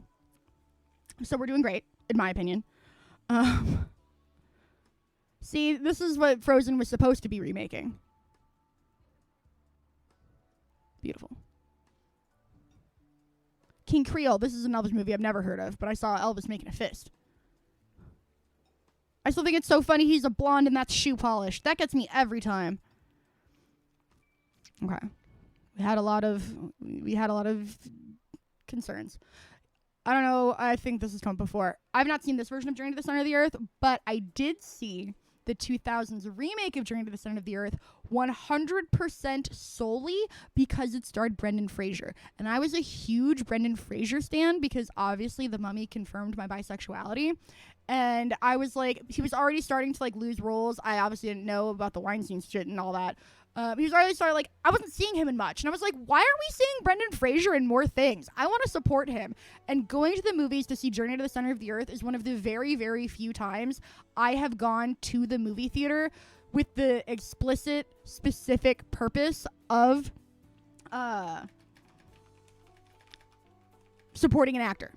And no, that's the worst part. He was replaced in the sequel. I went and I saw this fucking movie, and then they did a Journey to the Center of the Earth 2, and they replaced him with The Rock. They literally replaced him with The Rock. And I didn't see Journey 2. I was pissed. I was like, how dare you? He's the only name on the cover. Also, I think it has a young Josh Hutcherson. Yeah. I remember seeing Josh Hutcherson pop up, and I was like, wait, isn't that the kid from Journey to the Center of the Earth? In the exact same way that my little siblings were obsessed with Shark Boy and Lava Girl, so when Twilight came out and Jacob was popping up everywhere, I was like, wait a minute, Shark Boy? So, yeah, I haven't seen this version, but I did see the 2008 Journey to the Center of the Earth solely to support my man, Brendan Fraser. So I don't want to hear shit about, like, when he came back and everyone was like, oh, I miss Brendan Fraser. Really? Because I saw Journey to the Center of the Earth by my damn self. It was my best friend's parents were taking us to the movie theater, and my best friend and I both also loved Brendan Fraser because we were both incredibly bisexual about The Mummy. Rachel Weisz can do no wrong. I saw that weird-ass movie that introduced her to Daniel Craig, and I love that they had love because that movie was fucking weird as hell. I'm hoping one of you cinephiles remembers what 2008 Daniel Craig, Rachel Weisz sci-fi horror film I'm talking about. Because it's fucking weird. It's like art house. I think it's an Aronofsky film. I might be making that up, though. I'm still pissed about it. We were the only ones in the theater. We were like, we want to see this. And her parents were like, are you sure? And we're like, hell yeah, we're sure. And we were the only ones in the theater. So I don't want to hear shit about, oh, everyone missed Brendan Fraser. Really? Because I worked at the movie theater. I don't even remember what this movie was called. He did some medical movie about like a biopic about a guy whose kid was sick or some shit. And no one saw it. I remember the posters being everywhere and being like, oh man, finally another movie with Brendan Fraser in it. I'm so happy he's in another movie. Too bad it's a melodrama and I'd rather die than watch those. So it was like a my mom type movie. She loves a good melodrama. This is going to be, I also saw the Mummy Tomb of the Dragon Emperor in theaters, also 100% to support him and because I love the Mummy. So that one, Extraordinary Measures, that was it. This movie poster with the two of them, we had giant like banner versions. They were hanging from the ceiling. We didn't really have many of those. It was rare. This was one of the last movies I remember Brendan Fraser like showing up in. And no one saw it. No one came to see that. Made $15 million on a $31 million budget. Yeah, I worked. So like one of the things about working at AMC is you can really feel what movies like instantly. The first like opening weekend of a movie, you know exactly how it's going. Because yeah, nobody knows this movie. Nobody remembers Extraordinary Measures. I remember it because I was so sad. I worked at the movie theater and I kept watching this movie run with like one or two people going to it. No one bought tickets. So got really sad. I also say, fun fact for those who are curious, I worked for the movie theater I worked for AMC specifically. I worked for AMC between 2008 and 2010. It was my high school job. So, you know, I turned 16 in 2008, worked there until June 2010 when I graduated high school and moved an hour and a half away. In my tenure there. So if the movie came out, I got my job because I went to, this is 100% true, I went to the movie theater to see Nick and Nora's Infinite Playlist. Because I was an indie hipster kid. And so that was like a movie made for me. So I went to go see that, and when I left the theater, a girl in one of my AP classes was the usher. And I was like, her name was Lauren. And I was like, oh my God, Lauren, you work at the movie theater? And she's like, yeah, I got this job like a month or two ago. And I was like, this looks like a super fun job. And she's like, yeah, it's not bad. And when I saw Nick Nora's Infinite Playlist, there was a trailer for a movie called The Uninvited, which has Emily Browning. And Emily Browning is one of the most beautiful women I've ever seen in my life, to the extent that I saw Sucker Punch like twice, trying to gaslight myself into thinking it was a good movie, because I could look at Emily Browning forever. Literally forever I could look at Emily Browning. Doesn't matter, brown, blonde, whatever. She's so cute. She's so cute. I love Emily Browning. I love looking at her face. I think she's so cute. So I was like, oh my God, this commercial for The Uninvited. And the girl who plays her sister in the movie was hot as shit too. I remember her from something else. It's Ariel Couple. Yeah, I thought she was cute as a fucking button. So I was like, I want to see this movie, but I don't want to have to pay for it. I know, I'll apply for a job at the movie theater. So and this was a movie poster. There was a huge standee at AMC when we went there for it. And I was like, this movie looks so good and I don't want to have to pay for it. So I'm going to apply for a job at the movie theater. And I applied for a job at the movie theater. And the week that I started, Saw 6 was in theaters. And the day I started, my very first job was carding people who were under 17 outside of an R-rated movie. That R-rated movie was Zack and Miri Make a Porno, which has my boy Jason Mewes in it. I was a big Jay and Silent Bob stan. I used to wear my, like, again, real ones now. I used to have my hair like this all the time. Like, it was just, I didn't have bangs, so it was just long and brown, and I would wear a little hat. Like, I would get those, like, I can't remember the name of them, like a ski hat, so that I would look like Jay from Jay and Silent Bob. That is how I would wear my hair. And I also rocked the, like, Avril Lavigne ties. I would wear layered tank tops. If you're like, Kaylee, what did you look like in 8th grade? I would take my hair parted down the middle, and I would wear a beanie so that I felt like Jay from Jay and Silent Bob. And then I would have 2 tank tops, like a black one and a red one, and then my black and red tie, or like a black one and a blue one, and like my blue tie. And that was my style. That's about as far as it got. Sucker Punch, you dipshits, is like Deep Blue Sea to me.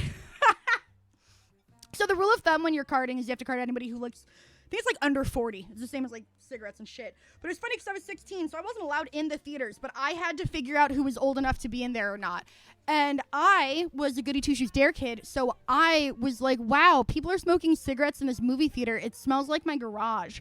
Because I didn't know at the time that my stepdad, because this is before my parents got divorced, my mom got remarried to a lady. I didn't know that my stepdad was hotboxing the garage every night because my mom and my stepdad told me that he was smoking cigarettes, and so I shouldn't go in there because secondhand smoke is bad for children. So I wasn't allowed in the garage because of the secondhand smoke. It was actually so I wouldn't get fucking high from all of the hotboxing. So this came out Halloween 2008. If you're like, that's weird that Zach and Miri make porno, I don't know why the fuck it dropped on Halloween of all times, but this dropped the same weekend as Saw. I got my job like literally the last week of October 2008. So if it came out between Halloween 2008 and June 2010, I worked at the movie theater. She probably would have actually slept a couple hours a night, Squid Girl. Might have been big. Marky Mark's Max Payne. Oh, no. Poor Marky Mark's Max Payne. That shit was rough. I had fun watching the trailer for Sucker Punch because I'm a big fan of that song and that band. So I was like, oh my god, it's the girl I love, and it's got like cool, fun set pieces and action. It's got a great song in the trailer. We got this shit. It was garbage. She cards you every time. That's funny. That's just a joke for her now. So if you're curious about how any film did in its release from that period, October 2008 to June 2010, ask me. The only film in that entire period that I had people walk out of, like occasionally you had people walk out for different reasons, somebody smells, whatever, my baby's crying, whatever. But the only movie I experienced in that period working at the theater where people actively came out of the movie mid-movie and went, I want a refund, this movie is bad. Because that did not happen nearly as often as you might think. It was very, very rare. And if they watch more than half the movie, they didn't get a refund. So that was the other thing. Once you're in there for half of it, by the time you realize it's that bad, it's usually too late. But this movie, people would watch for like 30 minutes and then just flood out. Literally the only movie that we consistently gave refunds. Not just had them requested, but it was early enough. They're like, I guess, yeah, shit, you qualify. Was Men Who Stare at Goats. Zach already knows the story. I tell it all the time. But Men Who Stare at Goats had the single largest wave. I think about this movie poster all the time. People were expecting a funny movie. And honestly, I was surprised funny people didn't do this as well, because funny people tricked the shit out of people.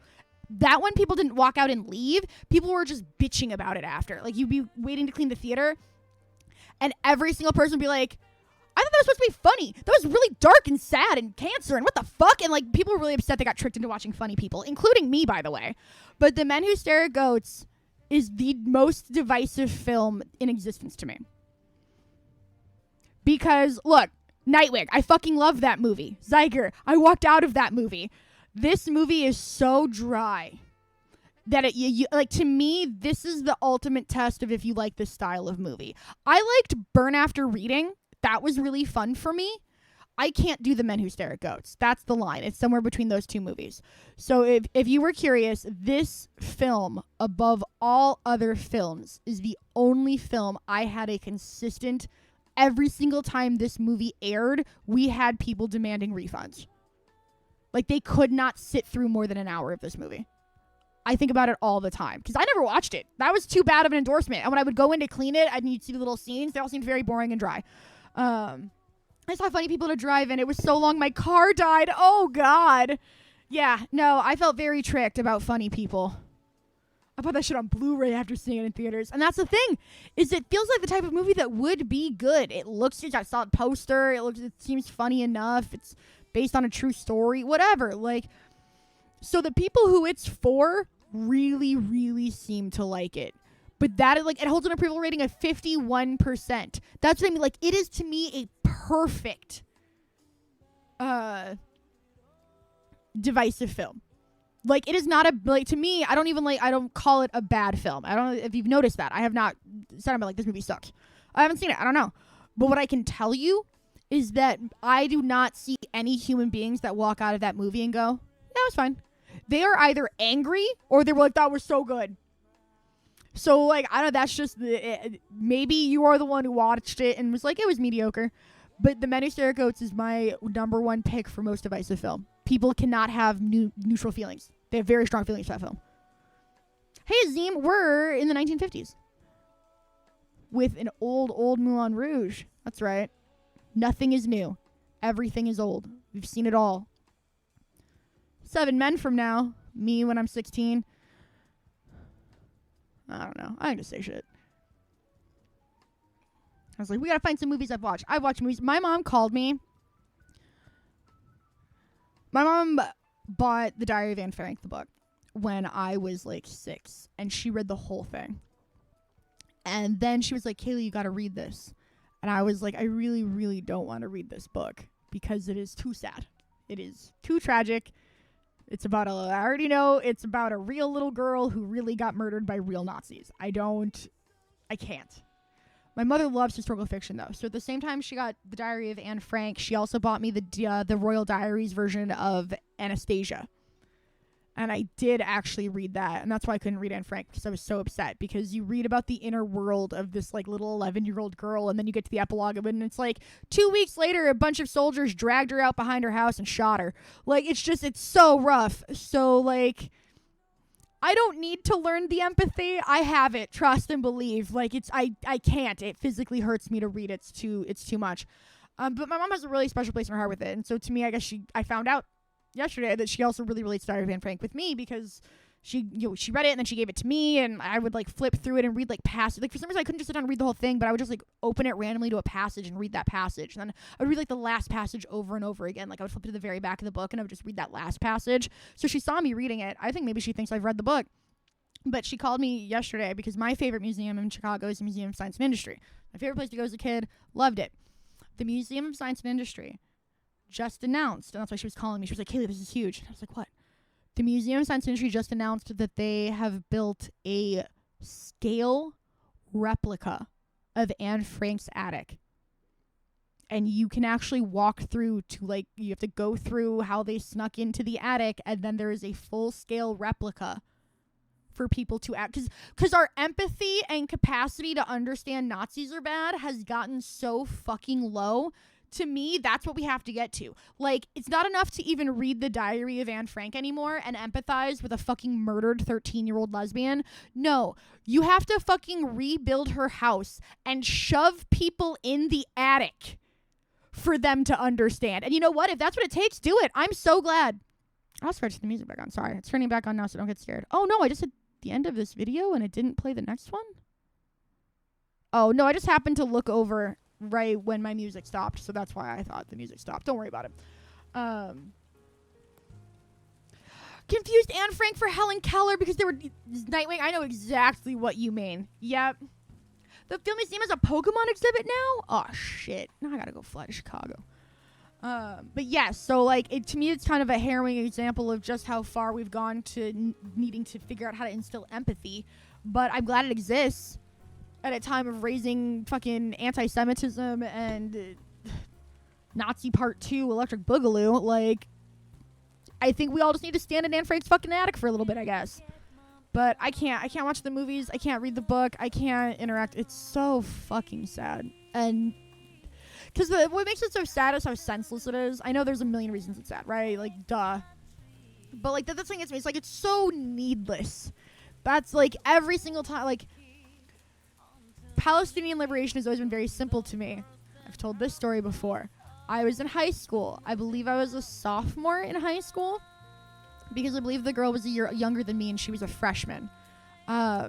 And I rode on the bus and I was a really awkward autistic kid, and there was this like shy, quiet hijabi girl who was a freshman and was new to school, and so I guess I seemed the least scary to sit next to on the bus, so she sat next to me on the bus like the first day of school. We just ended up like, we didn't talk much. I think that's the other reason why we both like each other is like, I was always reading or panically doing my homework anyways, and she was always doing something too, so we didn't really communicate very often, but it was like, oh, hi, and like we learned each other's names and stuff. And at some point, I remember being on the bus driving to school, and she very rarely like brought up like, do you know about Israel-Palestine?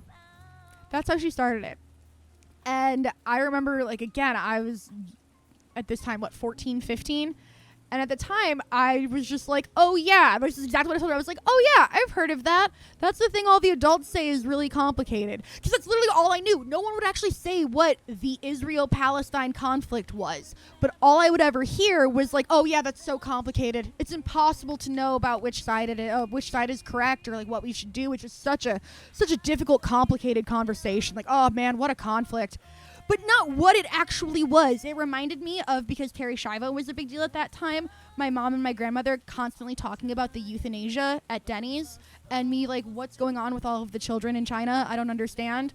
Because like they would talk about it, but not in a way that I could glean context. I just knew that euthanasia was a huge concern. But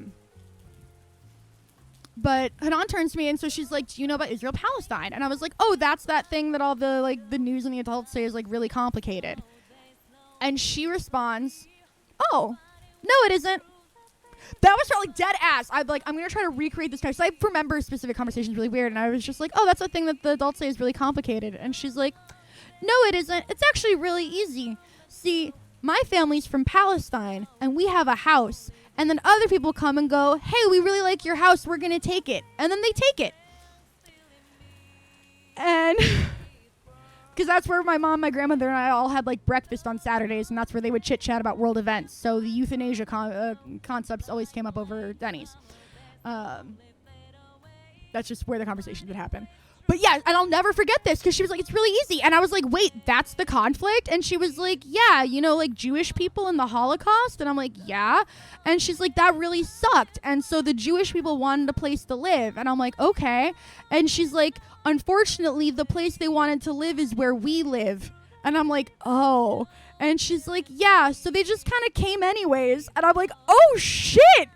Yeah, that does. And I remember so distinctly, like, she said that. And then I was like, oh, shit. Yeah, that doesn't sound complicated at all. Like, that is what I remember responding. Like, she said that, and I was like, yeah, no, that seems pretty straightforward. Like, that seems pretty straightforward. And I think about that all the time. Whenever some jackass tries to tell me, oh, it's just so complicated. Oh, I truly believe in life that there are far less hard questions than people realize. There are just a lot of uncomfortable answers. Period. Like, that's how I feel. Is God real? No. What happens after death? Nothing. Those are not hard questions to me. They're just uncomfortable answers. But all religions, we don't buy that when it's like scary brown people using their religion. Like, it's very interesting what religions get to be used for what. You know what I mean? Like, that doesn't complicate anything to me because I'm not religious. Their fucking make-believe friend is not a justification for shit to me. So, like, obviously it's not you saying it's complicated, but, like, yeah, like, anybody can spin anything to look complicated. But at the end of the day, there's not that many things that are that deeply complicated. It ain't fucking quantum physics. We're not trying to make bigger, faster maglev trains. Like, these are things that are actually pretty straightforward. So, yeah, I'll never forget being like, oh, it's not that really complicated thing. And she was just like, oh, no, it isn't. Like, it's just... Yeah, we did actually go to Denny's, and it's not... made me scared. Apparently, Denny's is permanently getting rid of all soup. The diner is getting rid of soup. That feels like a crazy sign. Nothing good can come of a diner not being able to afford serving soup. Also, is this the... Oh, yeah, this is the barbershop one. This one, the chair, and he cranks it really, really, really, really high, and then he goes down. I always wanted to do that. I know that would be crazy dangerous, but I always wish I could get on a barber chair that went like 6 feet in the air, and then you got to all the way down. Yeah, sorry, guys. The waiter was like, yeah, our Denny's hasn't had soup in like 3 months because we ran out, and we're not getting any more because Denny's is phasing soup out. The only soups left on the menu are chicken noodle and a loaded baked potato, and whatever stock the Denny's have, that's what they're getting because they're not refilling them. This is the most badass. Is this a... Okay, I thought this was... Is that a gun? I thought it was a tree, but now I'm looking at it and go more... Or I thought it was a gun, but now I'm looking at it, I think it's actually just a tree. I thought it was just like this badass woman in a sari holding like a bazooka. But I don't think bazookas were invented in... Well,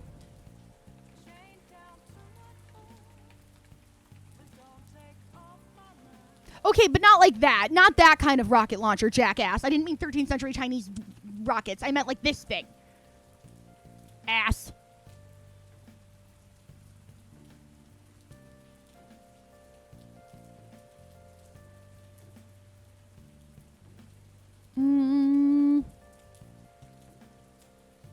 Looks like a 40s thing. 1942 is the earliest I'm seeing. It feels like it should be easier to Google. 1943, yeah, it looks like 1942-ish. It was 1957, so she could be holding a giant bazooka, yeah. We have 2 24-hour Denny's by us. Not to brag, but also to brag. Like, I'm totally bragging about my Denny's. But we went to the first one, and it was very sketch and empty, and then we went to the second one, like a day later, and it was fucking poppin'. So it's very clear that there was a favorite Denny's in town.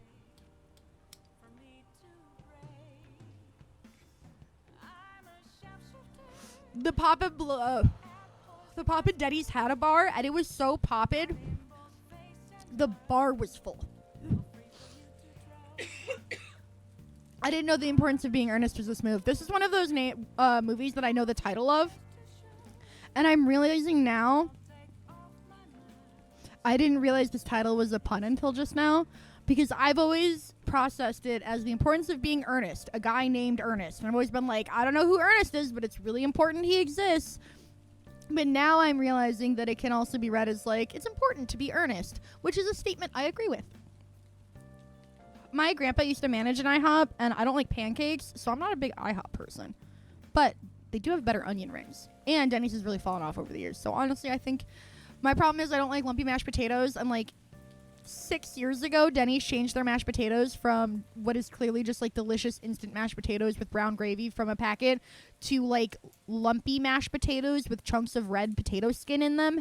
I don't like that shit. God, Nightwing. I honestly feel weird because I used to be so upset I didn't have an Alamo near me. I loved going to the Alamo. Last time I went to the Alamo was to see Dick. They had a special like brunch for it. It was so fun. But I've never lived in cities by an Alamo, and I've always been really pissed off about that, because to me, Seattle or like something should have had an Alamo, and I didn't. So that was a huge bummer. But the Alamo got bought by Sony, and they changed all their policies to where you have to order on your phone, despite Alamo being famous for being the place where you're not allowed to be on your phone, and a bunch of other stupid shit. And so everyone is, they got bought by, it's not even Sony, they're also partially owned by venture capital. And so Alamo is getting the Sears treatment, where they are destroying it from the inside and then selling it for parts, like all venture capitalist people do, in my opinion. Private equity. Every time I said venture capital, control replaced with private equity. Muslims go to IHOP during Ramadan is a thing I did not know, but that is so fucking cute. And yes, one of the rule of thumbs is like Jewish people go to eat Chinese food on Christmas, and the other, when I worked at the movie theater, if you didn't know, Christmas Day is the busiest day for the movie theater. Even if you're a 16-year-old employee, you are not allowed to request Christmas off. Like, because every non-Christian has nothing else to do. Hell, after presents are open, half the Christians have nothing to do. So, like, every single Christmas, it was a big deal. I used to pick up a double shift on Thanksgiving because I'm not really into Thanksgiving food, and I was like, I've had enough of my family. So I would do double shifts on Thanksgiving, and then whoever's shifts I picked up on Thanksgiving, they would take my Christmas shifts. So I never had to work at Christmas. But I did come in one time during a Christmas. I was very curious and tempted, and I think it just so happened that day, pardon me, it was the day schedules were out, because you had to go in person to get your schedule, because this is old enough for that. I have never seen a building so tight with people as the movie theater on Christmas Day. That shit is scary. That shit is very scary. And just so you know, every single one of you is making it so that 16-year-olds have to come to work on Christmas Day, so kind of fuck you. But how busy could it be? That's the other thing. Because Christmas Day is such a big day, for years and years and years and years, probably before I was born, I don't know, movie theaters have known this, and production companies have known this, and so movies release on Christmas Day every year. Every day new movies release on Christmas Day. When I was working at the movie theater, I remember very distinctly taking my best friend 2 days after Christmas to see The Spirit. I am such a The Spirit apologist. I don't give a fuck. I will not hear it. I don't care. I loved this movie. I loved watching this movie. I've never met another human being who has anything nice to say about this movie. I think it looked sick. I just liked looking at it. I just liked watching it. I wanted a sequel so bad. I thought Samuel L. Jackson was really fun in it. I thought Eva Mendes was really great in it. I never realized Sarah Paulson was in it until right now because I didn't know Sarah Paulson at the time, so I didn't appreciate her while she was in it. But I loved The Spirit. I'm the only human being who liked this movie. Sorry about it. Sorry I have a really bad taste. I love it. It does something to me that only Sin City does for me, and we only have 2 Sin Cities, and Brittany Murphy's dead, so like I gotta take what I can get. So it's literally Sin City 1 and 2 and The Spirit for me. Those are the only 3 movies I can watch that have the same vibes. But everyone hated it. Yeah. Anyways, it came out Christmas Day 2008. Holy fuck Hollywood. I don't want to watch it on opening day if it releases on Christmas. My shift at GameStop was 3 a.m. to 3 p.m. I wanted to die. Jesus Christ. Yeah, that's the other thing. It was a box office bomb. Most people didn't watch it, but that's because most of the reviews were pretty bad of the people who did. But I liked it. I don't give a fuck. Except I clearly give quite a fuck. Kiss me, Kay. Oh, but look, here's our boy. One Froggy Evening. Michigan J. Frog. Everyone loves Michigan J. Fraud. LMAO, this owns. I've never heard of Branson Reese before yesterday, but he's already my favorite person who's already lived. Fuck, we're like, Roper's been doing it solo for too long. We need to get Branson Reese in here. The only reviews I want to read anymore. Designing Women, is the TV show based on a movie? I'm so sorry. How...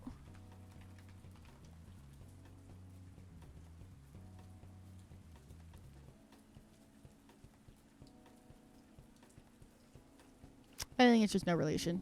Which makes me wonder where the fuck the name comes from, by the way. I don't know why it's called Designing Women. Because they're all designers? I don't know. Is that a phrase I don't know. I'll watch anything with Alexis Bledel. Oh, man. I watched Tuck Everlasting after we read the book in 5th grade. So even though normally people think of Gilmore Girls, I didn't really like Gilmore Girls that much, so I didn't watch a lot of it. But I really, really... for some reason was wrapped up in Tuck Everlasting as like it's almost like a weird like it was kind of the only horror book we read. Like it had this very like actually immortality is a fucking curse. You are so lucky you are not immortal. Spin that I thought was really interesting. It was almost like vampires without the vampire. Like you can just do a whole vampire story without anybody sucking blood. I thought that was really interesting. Like how would people treat vampires if you couldn't use them? But they kill people. Like nope, they just live forever. Yeah, she's got those like cornflower blue eyes. Very pretty. To kill a child, I just want to kill a mockingbird. Jesus.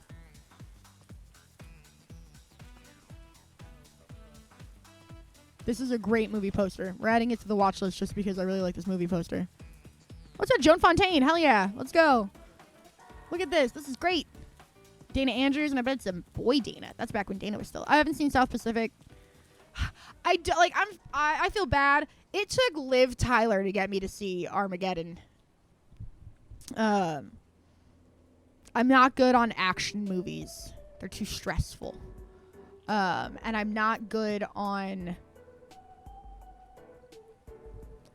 I just want to say war movies, but like military anything. Like I've seen Full Metal Jacket, but I only watched it because it was so like referential, like referenced constantly. One of those things where like, you really got to watch it. I saw Jacob's Ladder because it's a horror movie. And again, it just seemed really important and things like that. But those are like some of the only military movies I've watched, which is weird because one of my favorite books of all time is The Things They Carried by Tim O'Brien. Very, very powerful, very emotional. And there's a movie that's actually really hard to Google sometimes because I loved the Dear America book series. But there was a book called Dear America, Letters Home from Vietnam that got turned into a movie because it was a collection of letters.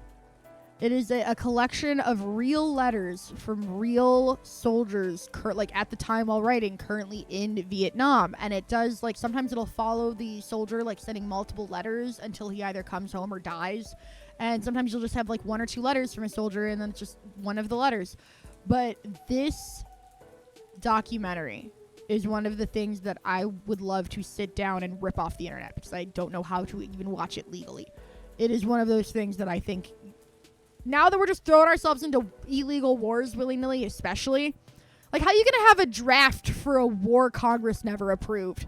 It can't be a fucking war if Congress never approves it, but you can enact a fucking draft? There's been a lot of rumors of them trying to pull draft shit. I've never even seen Good Morning Vietnam. Platoon, I don't like watching military shit. I don't know. Maybe it's the, like, to me, as a person who's really into history, growing up, and you meet guys your age, like 12-year-old boys, 16-year-old boys, 22-year-old guys, whatever, you'd meet guys who would be like, oh my God, I also love history. And that was code for, oh my God, I also love this specific war. And that was code for, I can name every kind of gun and plane and weapon. And I really became kind of incredibly put off by the way men interacted with history. I am deeply, deeply fascinated by the Vietnam War. I used to carry this in my trunk all the time.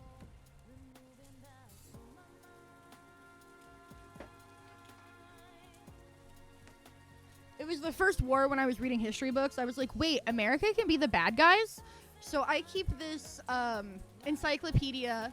It's called In Country, the Illustrated Encyclopedia of the Vietnam War. It weighs about 800 pounds, and I've never owned a bookshelf big enough to hold this book.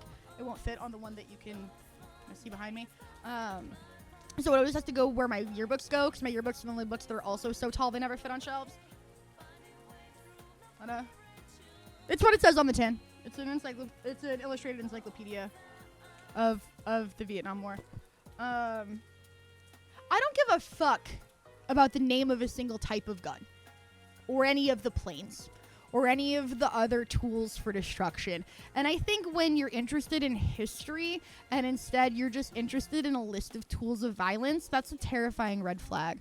Whenever I find out somebody's super, super interested in history, but specifically World War II, but specifically the Revolutionary War, that's a huge red flag, because to me, you're probably just actually interested in, like, muskets or some shit. Like, and then the worst is if you are, I really love history. I love the Civil War. Who did you vote for?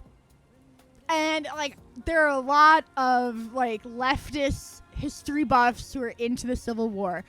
It's not an everything thing. It's a stereotype, and I hope you know what I mean when I say those it's the guys who talk about, like, nowadays the dog whistle is the Roman Empire, or anything that has to do with Norse mythology. You see a guy with a bunch of, like, Norse runes tattooed on him, you think he's a white supremacist before you think he's a big fan of God of War. You know what I mean? When I was in high school, that was guys who were really into the Civil War. The number of guys who were super into the Civil War and also libertarians, very high. If you are super into the Civil War and you're not a libertarian, I want to hear what you have to say. But if you are both of those things, I do not. I'm a libertarian. I just don't really care what you have to say in general. But it's like, that's not how I feel. Like, sorry, sweetheart, but like with Vietnam, there are so many important things. The war crimes and atrocities we committed. What were we even fucking doing there in the first place? Our obsession with communism as an evil because we're also fucking capitalism filled. Like, there are so many interesting, fascinating, important conversations to have about Vietnam. So if you go, I'm really interested in the Vietnam War. Yeah, this type of helicopter is my favorite. It's like, what are you, 12? Like, you go play with your action figures.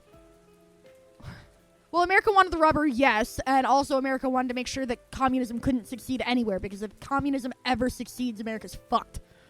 That's why they were so afraid of China next. And they just did capitalism, that they called it communism. I would be so happy if we could at least get to that. Anyway, I don't know. I'm not even a communist per se, but this book is too big. It had a cover. I'm really bad. I don't like usually buying hardcover books because I know this about myself. I don't like the sleeves. They're always so floppy and they get ripped up and destroyed, and I don't like them, which now this is getting ripped up and destroyed because it doesn't have a soft cover on it. But yeah, it had a sleeve. I'm sure if I Googled it, there's a cover to this book. I haven't seen it in years because this book is old.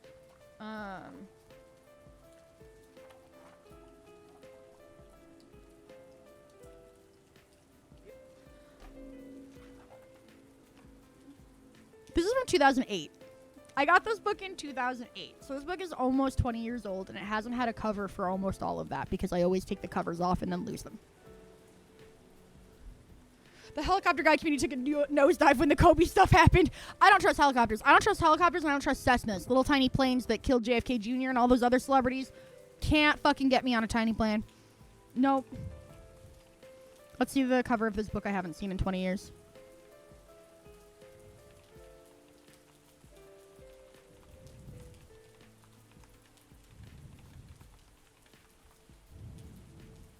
Here it is. So this is what the cover originally looked like. Forever ago. That was the slipcover that was on top of it. I haven't seen that in almost 20 years. So, sorry, that's who I am as a person. But that is a movie I would really, really love to have a copy of. We watched it in like my junior year of high school. And I think about it all the time. And like the letters are read by different celebrities. Like Ellen Burstyn is the narrator, and there's all these other celebrity voices. So like you'll realize that the letter is written by the same person because all of a sudden George Clooney is talking again, and you're like, wait, George Clooney. Helicopter guys are just a different type of train guy. It's true. Okay, this looks amazing. This is another one where they're selling it solely based off the cover. Because what do you mean 20 million miles to Earth? I thought that was a fucking chicken-headed Godzilla. This is incredible. This is absolutely incredible work. I don't know what the fuck this has to do with The Corpse Bride. King Kong meets 1950s sci-fi. We're slamming this on the watch list. I can't believe this is in the public domain. Oh, that shit looks fresh. All right, let's get out of here. We're gonna drown in here. Let's keep going. Bride of the Monster? No, haven't watched it yet. Fred Astaire, love him. He's a little dancey guy, a little tap tap tap. Ginger Rogers still had to do it all backwards and in heels. Like, yep, yeah, Nightwing. It's completely celebrity narrated, so it added a certain kind of gravitas.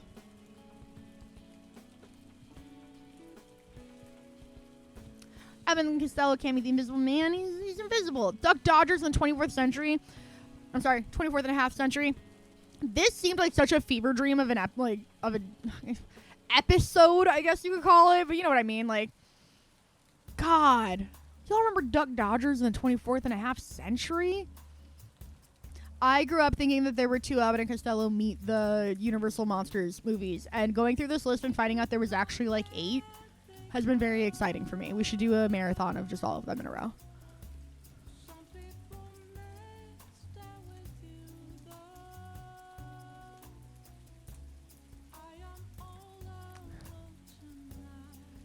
The Big Knife. The movie poster? A big knife. That is amazing. That's incredible. All right, Big Knife, you got me. You got me on that one. We got to add Duck Dodgers. Can't believe I almost missed him. A geisha. That's 2. Don't lie to me. No, only one of them's a geisha. Giants and toys. This sounds incredible. Nishi is an advertising executive for a caramel company that is planning to launch a new product. I wasn't expecting candy to come up because it's called Giants and Toys. All right, we're going to add that to the watch list. This is why you should judge more things by their cover, personally. Peyton Place. I forgot this was a movie before it was a 40-year-long TV show. Oh, man. This IP supported so many actors' careers. Love to see it. Love to see it. No, I haven't watched Peyton Place. I have taste. No, I'm kidding. I don't know. Rabbit season. Not the famous rabbit season. Duck season. Oh, no, it's rabbit seasoning. This is the sequel. Hello, it's rabbit season. Uwu. I'm going to kill myself. Main character better have a big knife. Annie, get your gun. That's fun. This dress is great. I just want to, we gotta look at that for a second. Look at that with the gloves. 10/10 no notes. Every year I'm like, maybe this is the year neo-noir comes back. This is the year. But Spirit bombed, so now we can't have nice things. I thought that after Knives Out did so well, and then Glass Onion came out and did so well, that maybe we would get some more whodunits. And then my mortal fucking enemy to the grave, Kenneth Branagh, decided to open his big, fat, stupid pocketbooks and his stupid fucking cock-sucking mustache and desecrate and piss and shit all over my most beloved author and her most beloved creation of all time. Oh, if I was ever alone with that man. 1, you cheated on Emma Thompson with Helena Bonham Carter. Fuck you. 2, how dare you? How dare you do the things you did to... How dare you think... You know what Agatha Christie stories mean? My rewriting. My changing of important plot points and characters. Kenneth Branagh, the piece of shit, fucking stupid named... Gilderoy Lockhart. This stupid piece of shit. He doesn't even know his greatest enemy to ever live is right here. If Kenneth Branagh has no haters, I am dead. Because I watched Death on the Nile. Oh, I watched Murder on the Orient Express, and I was like, okay. Oh, okay. And then I watched Death on the Nile, and I have bad enough, like, I have bad enough taste that I didn't even notice Gal Gadot couldn't act watching Wonder Woman and Batman vs. Superman, because I was like, I guess that's just her accent. I haven't heard a lot of people with that accent talk, so who am I to say that that's not what people with that accent sound like? To me, I just went with it. Sure, that's what she sounds like. I didn't even register. I watched Death on the Nile, and that was the moment I was like, oh, Gal Gadot cannot... Gal Gadot. Her name's... She's not fucking Bridget Bardot. We gotta stop being nice to her and unclunking her name. She's a fucking child-killing genocider. Her name is goddamn Gal Gadot. Gal Gadot cannot act, and somehow everyone else was able to let her get away with it, except Death on the Nile. Death on the Nile was so bad. And I say this as a person who enjoyed The Lone Ranger, so I can't even blame Armie Hammer. I liked The Lone Ranger. I have low fucking standards. But I couldn't do it. I couldn't do Death on the Nile. I wouldn't even watch A Haunting in Venice, because unfortunately for you guys, A Haunting in Venice is not a Agatha Christie movie. A Haunting in Venice is based off of a story that has so little in common, including the title, with the movie A Haunting in Venice, that it's no longer even a fucking... Like, Halloween Party is the very first Agatha Christie novel I ever read. Halloween Party starts with a literal child being murdered. That's not a twist or a shock. A little girl brags about how she witnessed a murder, and then she's found dead in an apple bobbing bucket. The book starts with a little brat kid getting murdered. Like, Agatha Christie is not afraid to fucking go there. Instead, and it doesn't take place in Venice. It's a British, manor house mystery style thing. A Haunting in Venice was him just writing his own horrible thing and then going, but it's Agatha Christie, so sign the check. Oh, man, it pisses me off. Oh, I have read every book Agatha Christie wrote, every short story Agatha Christie ever wrote, every novel Agatha Christie ever wrote, and half of the plays Agatha Christie wrote. That man. Nothing bad has ever happened in Venice. So I got honey-dicked and saw A Haunting in Venice, and I went from the trailers and thought it was a horror movie. That's the other thing. Why did the trailers feel the need to make it some weird ghost story horror movie? I wanted to be like, whatever Michelle Yeoh does after Everything Everywhere All at Once, I'm going to support her. I love her. I'm so glad they're casting, women over 30 in good parts. And then she did Wicked, and the entire cast was just, hey, Ariana Grande did it again. This time she wrecked the home of a 4-month-old baby that will now grow up sharing custody on weekends because Ariana weirdly likes guys who look like her brother. And then the eating disorder scandals. And then Cynthia Erivo is just a really unpleasant person who, by the way, also is a home wrecker. Lena Waithe turns out ain't shit either because she was also in a long-term relationship when she started cheating on her partner with Cynthia Erivo. It's one of the reasons I think her and Ariana Grande became friends. They both have no fucking morals. And they changed a bunch of stuff with Wicked, and I love Wicked, so couldn't watch it. Didn't watch either one. I was so glad they didn't get the Oscars for the second one. Can't even tell you. And then I was like, all right, don't worry, Michelle Yeoh. I got you on your next one. I can't do the Wicked, and Michelle Yeoh was cast in the singing role, and she can't sing, and it felt really bad. It felt like a setup.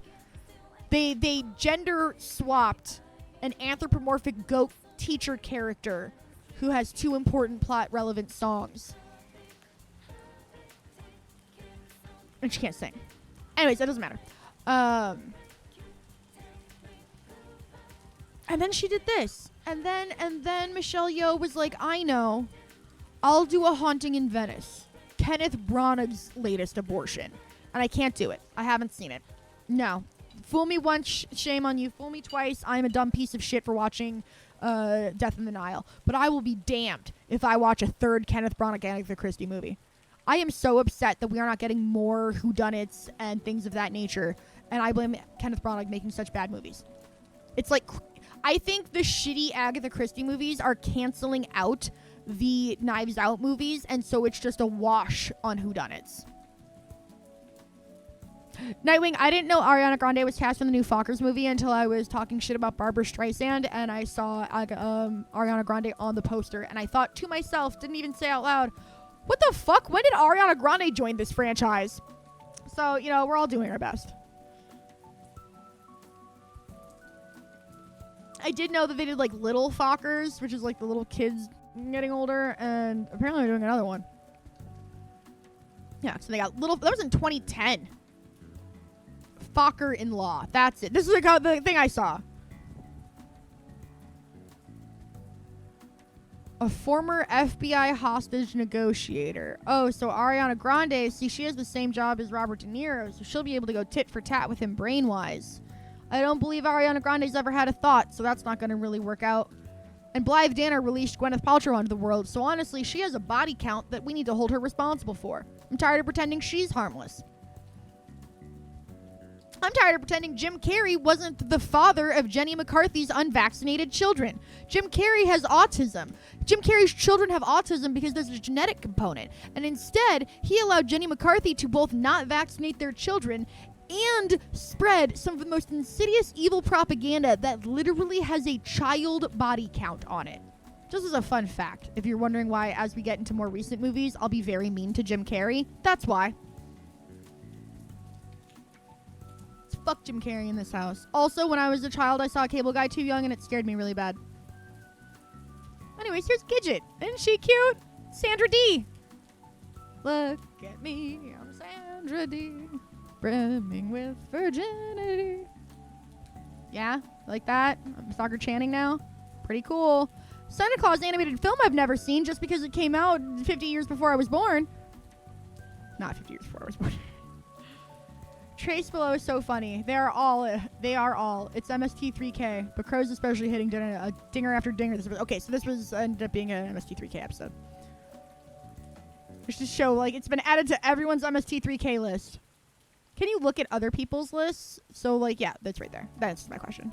It's like, so you could look up just, like, MST3K, most fans on Letterboxd. Top 500 narrative feature films. Again, I have not experienced Letterboxd at all. We were taking this week to go through actual films I'm seeing and then, like, decide what to do from there. So we're skipping along a little bit. Like, 7 minutes of avant-garde films and it starts with Duck Amuck. That's funny. Best Pictures, recently liked. Free on YouTube is a good list, especially because it's got a bunch of Elvira. Horror movies everyone should watch at least once. And it's just the Pearl trilogy. That's okay. Alright. So, we'll have to dabble with stuff like that too. So much.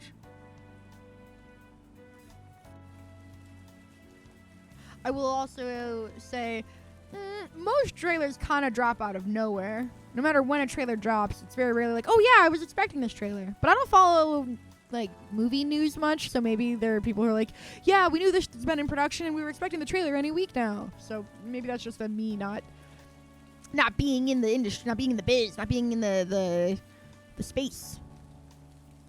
All that was left after The Killer Shrews, because this is just The Killer Shrews. Yeah, this is just, I was like, we watched The Killer Shrews. Again, we have our old Netflix and chills list from when I used to stream. And the other thing is, I used to stream. There it is. We watched it October 5th, 2019. I used to stream Prime Video. That's what this was. Twitch had a feature where if you, as a viewer, had Amazon Prime, because I also have Amazon Prime, I could stream anything playing on Amazon Prime And if you had Prime, you could watch it. You'd have to log into Prime. Like, you have to connect your Prime account to Twitch for it to work. But most people's already are, because you get Twitch Prime for free with your sub, which obviously you should give me right now because I'm poor. They got rid of that feature. Just as like an aside, like all of these, like we watched The Lighthouse together because The Lighthouse was on Prime. We watched the 1975 Stepford Wives because it was on Prime. So all of these movies that we watched together, they were because they were on Prime, and so you could do it without having to worry about copyright strikes and things like that. That way. Otherwise, like, you know, we stick to our public domain movies. So that's why Netflix and Chill's coming back this October. I really like watching more than, like, you know, I've watched basically every good public domain horror movie at least twice at this point. So I really do think I'm going to have to bite the bullet and just do, like, stick to the, like, look, we got a patron-only Discord, and that's where the non-public domain movies are going to be. Because, like, they used to have this really cool feature where, like, you could, you know, most people already have Amazon, because whatever, we live in late-stage cyberpunk dystopia. So might as well have a small benefit. And then they took that small benefit away for no reason. They were like, fuck you, actually. We were going to give you a little bit, and then we were like, but fuck you. So, yeah, it's like they got rid of that feature a while ago. If you guys are curious why it's been, like, a while since we've done any of those, like, I can show you, like, right in my stream settings, there used to be an option for going live. I can't remember what it was called at the point. They had, like, a cute name for it. Like, it was, like, watch together or, like, co-watch, or they have, like, some name for, like, watching things on Amazon together. That tab doesn't exist anymore because they removed that feature a little bit ago. I forgot when. But I remember being like, oh, okay, fuck us. That's cool. Like, just fuck us. Watch party. That's what it said. Thank you, Nightwing. Used to be able to, like, launch a start watch party, and I'd click start watch party, and it would bring up a search, like, integrated, that's what I'm thinking of, an integrated Amazon Prime search thing, and you would type in whatever you wanted, show, movie, whatever, and if it was on Prime, it would pop up, and you'd click on it, and if it was a movie, you just start watching it, and if it was a TV show, it'd show you, like, the seasons and what episodes you wanted to pick, and then you could just fucking watch it. It was just on, like, it would be right here in my screen. It was just, you just watch it. It was so nice. They got rid of it. I'm sure it was just, you know, hemorrhaging the money. But that was one of the few nice things we got from Amazon on Twitch. And so, as you might expect, it doesn't exist anymore. I was a teenage werewolf, but what city were you in? What city? We have to know. House on Telegraph Hill looks like it would be really scary. Unfortunately for it, I read it as Telegraph on House Hill, and I thought somebody was getting a note. So, that's tragic. Yeah, what I remember is they were like, nobody's really using this feature, so we're going to get rid of it. And I'm like, really? Does it cost that much to maintain that because only a small section of people, for this feature that you never really advertised, by the way. And every time I would do it, people were like, wow, what's Watch Party? What's this? How does it work? And nope. Not good enough. Gone. We do have Lucy and Ricky, though. Love Lucy and Ricky. For those who don't know, my great-grandmother is 100 years old. My great-grandfather died a couple years ago. My great-grandmother is a redheaded, blue-eyed Irish woman. My great-grandfather is half Hungarian, half Cuban, and looked like Ricky Ricardo. So I grew up with Lucy and Ricky as grandparents. Great-grandparents. Everyone called them Grandma and Grandpa, so I also called them Grandma and Grandpa, like as if that was their first names. So, like, to me, those are my, like, kind of like, that's Grandma and Grandpa, but they're my great-grandparents, my mom's grandparents.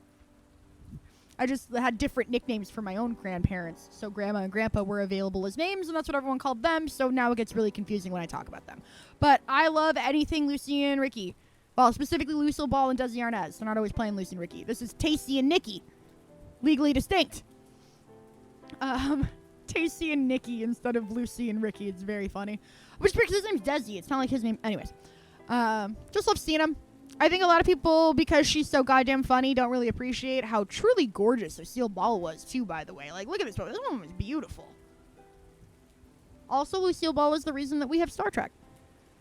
It's a pet project of hers that she allowed to film multiple pilots and do a lot of bullshit to get to where they could actually air something. And then she greenlit all of their crazy scripts.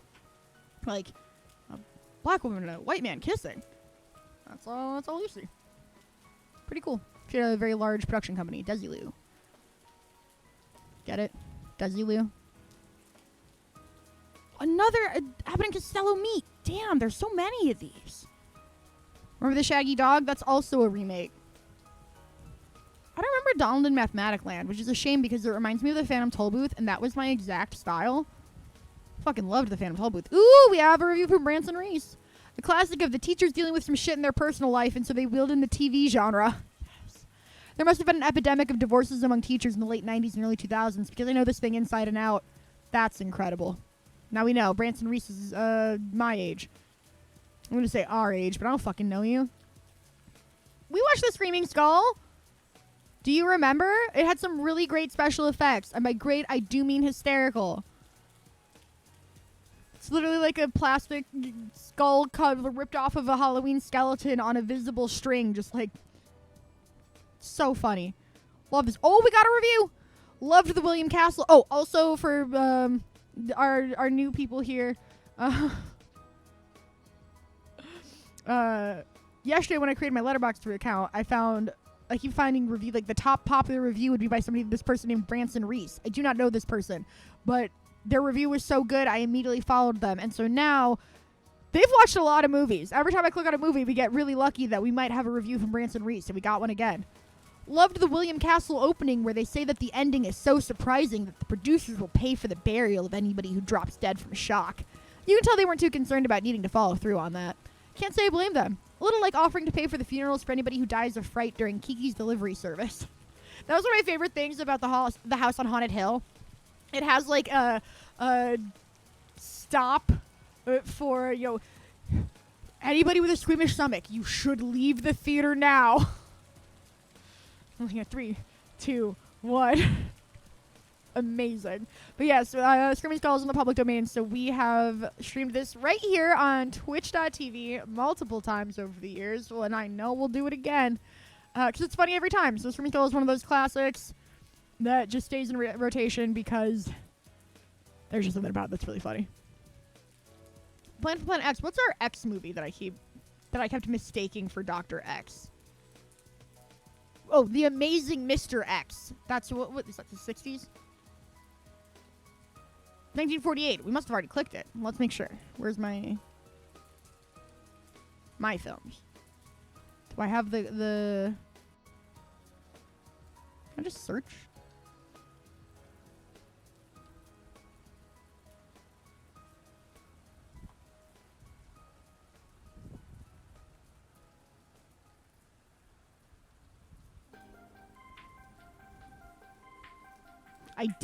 I didn't get him. I passed right by him. The Amazing Mr. X.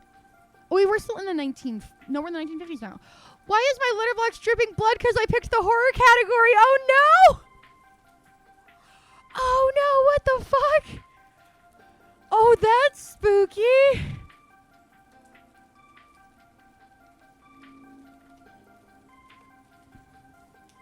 Here we go. I do not believe that is the original movie poster for The Amazing Mr. X. But we did watch this. Maybe they just didn't have a movie poster, so somebody made one, because I promise you. I remember having to find the movie poster for this. Here it is. Here's The Amazing Mr. X. Don't play games with me, sir. Now that's a 1940s movie poster. Look at that baby. I was going to say baby, and then I was going to say beauty, so, whatever. It's also called The Spiritualist sometimes. I love how often they changed movie names. Like, Die, Live, Die. That stupid fucking Tom Cruise movie that they were like, we have an okay name. What if we rename it something aggressively stupid? They, renamed it the tagline. Live, Die, Repeat. That was it. Fucking stupid-ass name for a movie. It used to be called Edge of Tomorrow, or did they switch it? Where it was called Live, Die, Repeat. Okay, it was called All You Need Is Kill. And then it's called Edge of Tomorrow. All You Need Is Kill is also kind of a stupid name.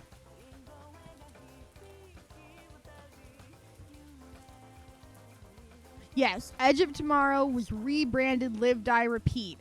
And I guess they changed their mind because it is not Live, Die, Repeat on the wiki.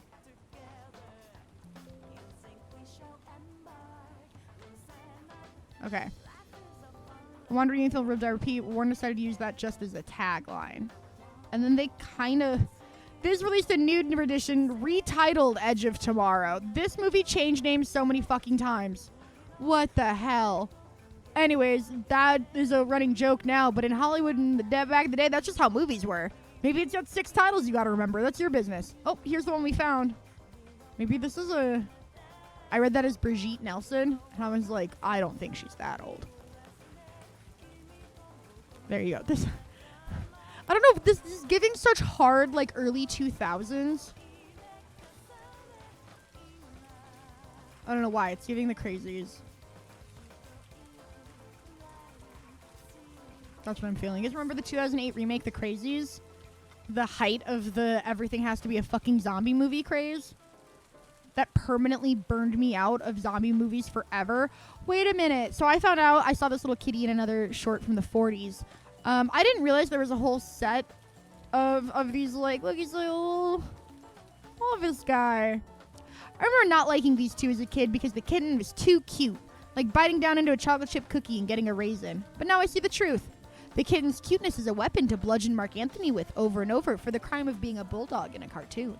Yeah, this dog's name is Mark Anthony, which is so wildly specific to me, considering a human named Mark Anthony would become famous way later. He was born in 1968, so Mark Anthony was born over a decade after the dog Mark Anthony. But his name is Marco Munoz, so maybe Antonio's name. So Mark Anthony is just his white people version of his first and middle name. I don't think I knew that. Interesting. So he chooses to be Mark Anthony. Maybe he also really likes this dog, and he was like, "Oh my God, I have such a good opportunity here," and he took it. Can't be mad at him for that. Huh. You can be mad at him for anything if you want. I think it's really cool that so far we've had all American, American and British films with a couple French films. And then the 1950s really started getting a shit ton of Japanese films. And I've noticed a lot of Indian films are starting to pop up on here. So it's like, oh, this is so cool. We're starting to get like other cultures are starting to create their own film like infrastructure. That's what I'm trying to think of. Are developing their own internal infrastructure where it's like, yeah, we don't really want to see, like, Japan saw what Hollywood was doing to Asian people, and we're like, we're gonna make our own movies. Thank you. We don't want any of this. All You Need Is Kill was a stupid name. Live, Die, Repeat was a stupid name. And Edge of Tomorrow, Zyger, I want to be very clear. The movie was called Edge of Tomorrow and then renamed Live, Die, Repeat. And then renamed again back to Edge of Tomorrow. I want to be very clear on that. They made the choice to take Edge of Tomorrow, a perfectly fine name for a movie that you just assume has Tom Cruise in it based on that name, and they renamed it Live, Die, Repeat because that was the tagline that apparently everyone really liked the tagline of. So they were like, fuck it, just make the movie the tagline. That's why Jaws should have really been called It's Never Safe to Go Back in the Water or whatever. Right? Like, don't piss me off.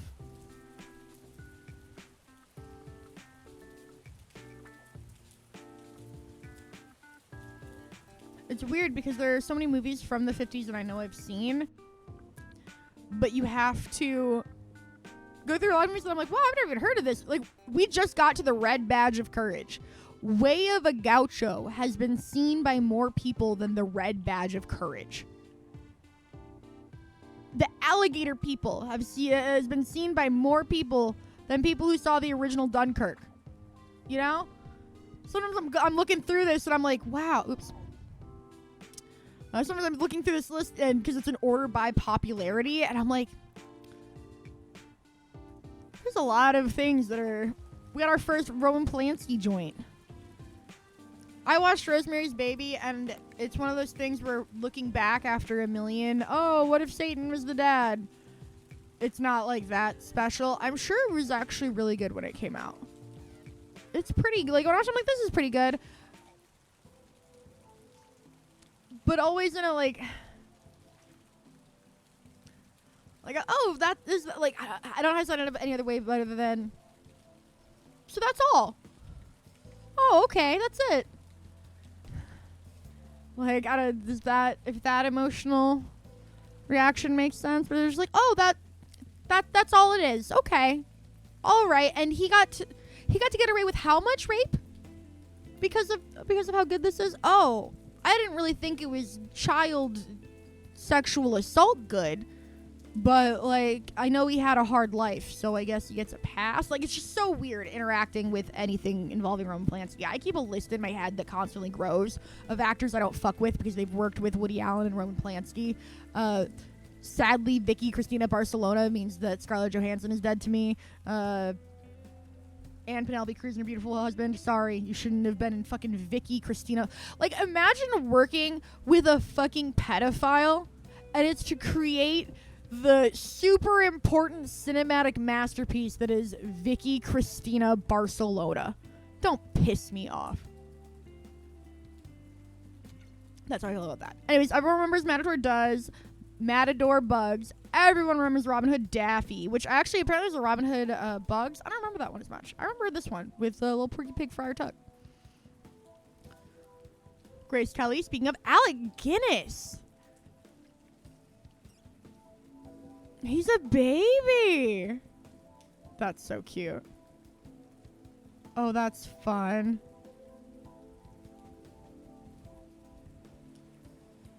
.420 probably didn't mean what it means now, is my guess. Keep looking at modern online movie buffs like, oh, you uncultured swine. All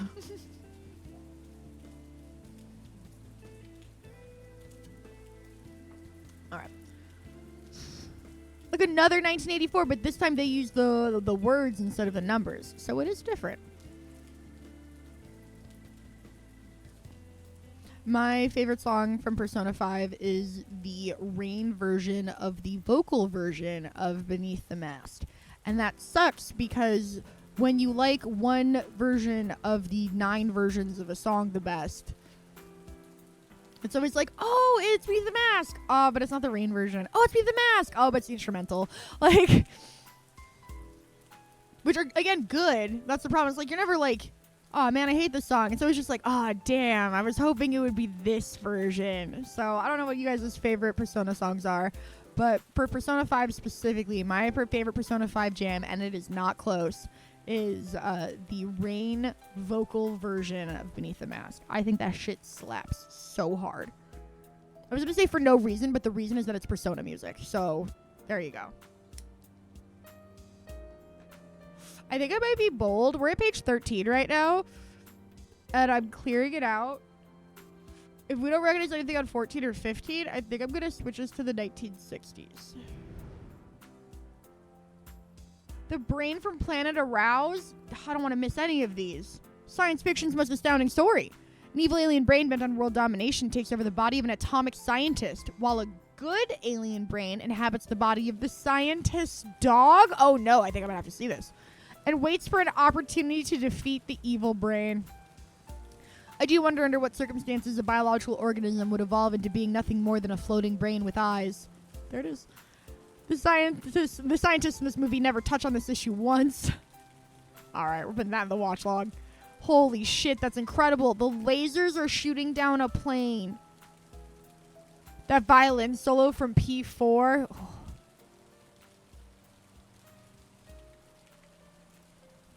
It happens way too often. You guys saw hiring such mentally weak atomic scientists. Wow, I sound so Russian. High School Confidential. Oh, Death of a Salesman. Hot damn.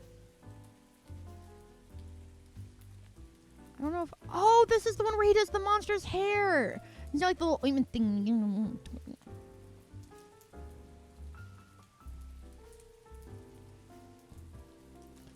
We are like the dreamers who dream and then live inside the dream. But who is the dreamer? Too deep. I'm gonna be really sad when we stop seeing like Looney Tunes and Tom and Jerry's and stuff because they just, you know, stopped being made. It's a little annoying when they're like, oh, my whole list is just different Looney Tunes I've seen. But at the same time, it's like, we haven't seen a Disney short on here in a minute. And I'm like, remember when Disney made cute little shorts? That was so fun.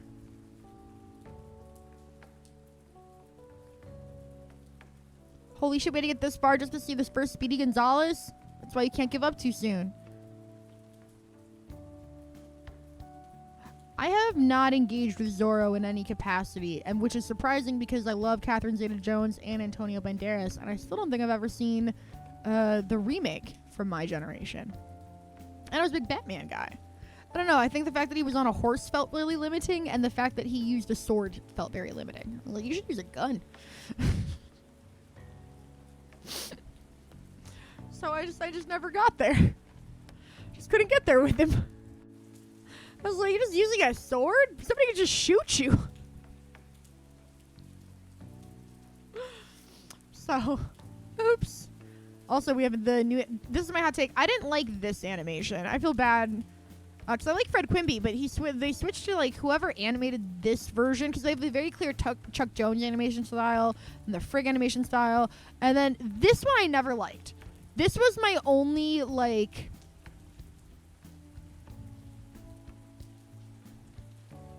I don't know how to describe it, but, like, this was fake Tom and Jerry to me. Like, this was my No True Scotsman. Like, I did not like the yellow-eyed Tom and this weird Jerry.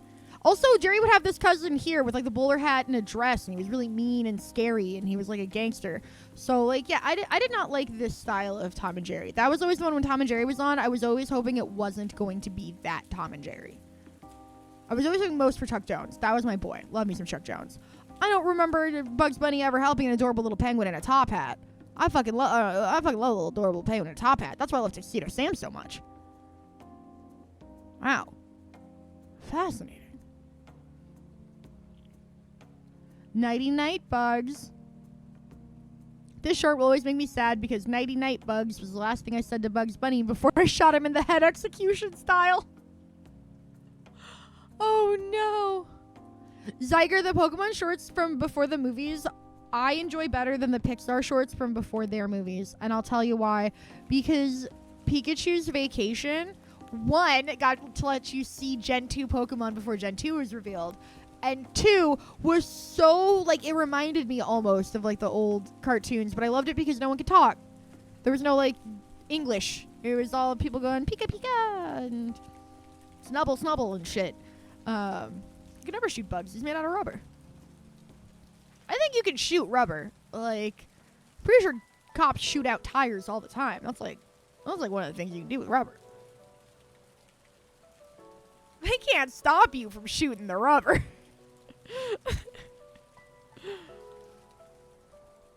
I don't remember Bugs Bunny and Wile E. Coyote teaming up either.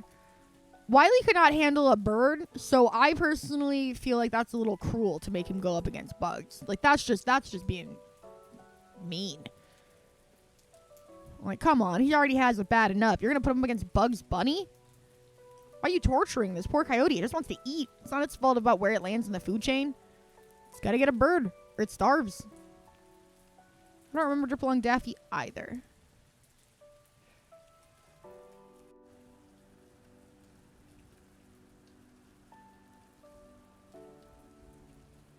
No, I was pretty... I stay a pretty... I don't want to say anti-Chippendale, but I've just never really fucked with Chippendale. Like, it's not an anti, but it is, like, more of an aggressive neutral. Not the ducking cover. Have you guys watched this? I went to a Riff Tracks event once. And one of the things they did a riff to a 1960s flight attendant training video live, which was one of the wildest things I've ever seen. But before they did that, they played just the duck and cover video in its entirety. Like, I hate A-Push! Batgirl had to watch this for AP US history. But, oh my lord, I haven't watched duck and cover in a minute. Don't worry, if a bomb comes, just duck and cover. The Fast and the Furious is a remake? Am I a joke to you? Why did I think that was Tom Hanks? And why did I think that was Meg Ryan? Why did I think this was a 1990s rom-com with Tom Hanks and Meg Ryan? What is happening right now? But Chip and Dale give us Ugly Sonic working with the FBI. No, the correct answer was, but Chip and Dale gave us that weirdly hot female chipmunk on Tailspin. Can't shoot rubber in a way that matters is so... I'm so jealous you got to say that. I love that you can't kill me in a way that matters, Tumblr post.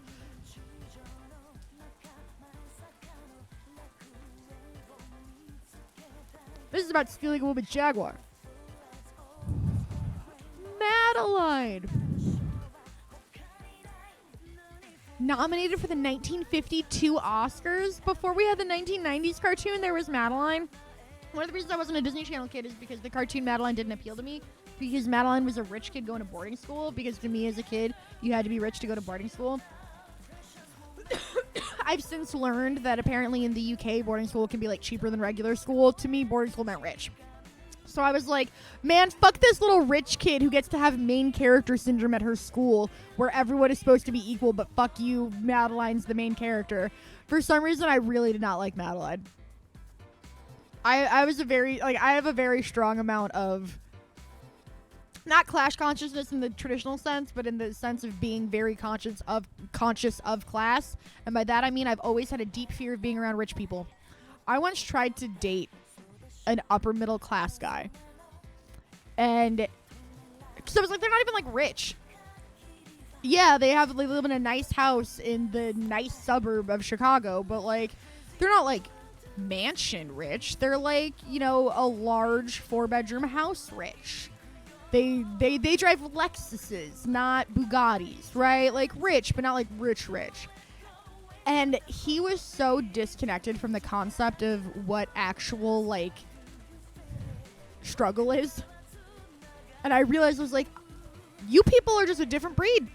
People who have never experienced poverty whatsoever, just literally, what's that tweet with like, I bet being a billionaire mental, it does the same mental damage as just getting hit with a bag of hammers every day. That, I think that with people who are regular rich, it's like one hammer. And I think people who are like upper middle class, it's like a bag of small hammers. You know, like they're still taking some fucking damage up here that breaks a very specific part of their brain. Where even if they're not like the richest fucking rich, anything above like lower middle class, if they've never had a parent lose a job, or they've never had to move, or never had to do literally anything, a lot of times they just cannot relate, like in a true way, like not even in like they're broken as people or whatever, but like they can't empathize because they genuinely cannot understand the, like, in a very, what could a banana cost, $10 kind of way, right? I just feel like there can be a strong disconnect that explains basically everything about late stage capitalism and what's happening in this country, where like I truly believe Nancy Pelosi is much more ignorant than she is evil. And I say that with not very many strong opinions of that woman you'd want to repeat where the Secret Service can hear you. And I believe that because she's been rich and powerful since the 1950s when she first joined fucking Senate. And when you've spent that many decades not having to worry about money, it fucks with you. This is it. I haven't had, now let's see, I don't hear the rain. Let's see if we got any vocals.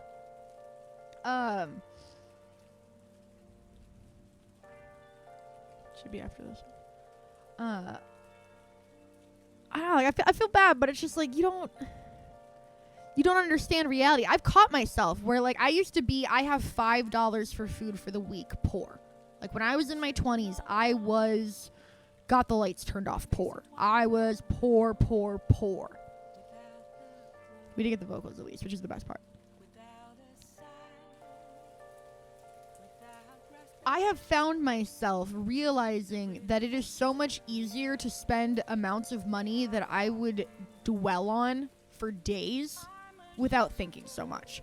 I used to be so careful with every $20 I had, like spending anything more than $20. I used to be like, I remember when it was like spending any money was like, no, I don't have an extra $3. Are you kidding? Of course I don't have an extra $3.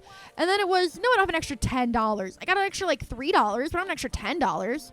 And then it was, no, I had an extra $20. I got like an extra $6 in my account right now. I do not have an extra $20. Right?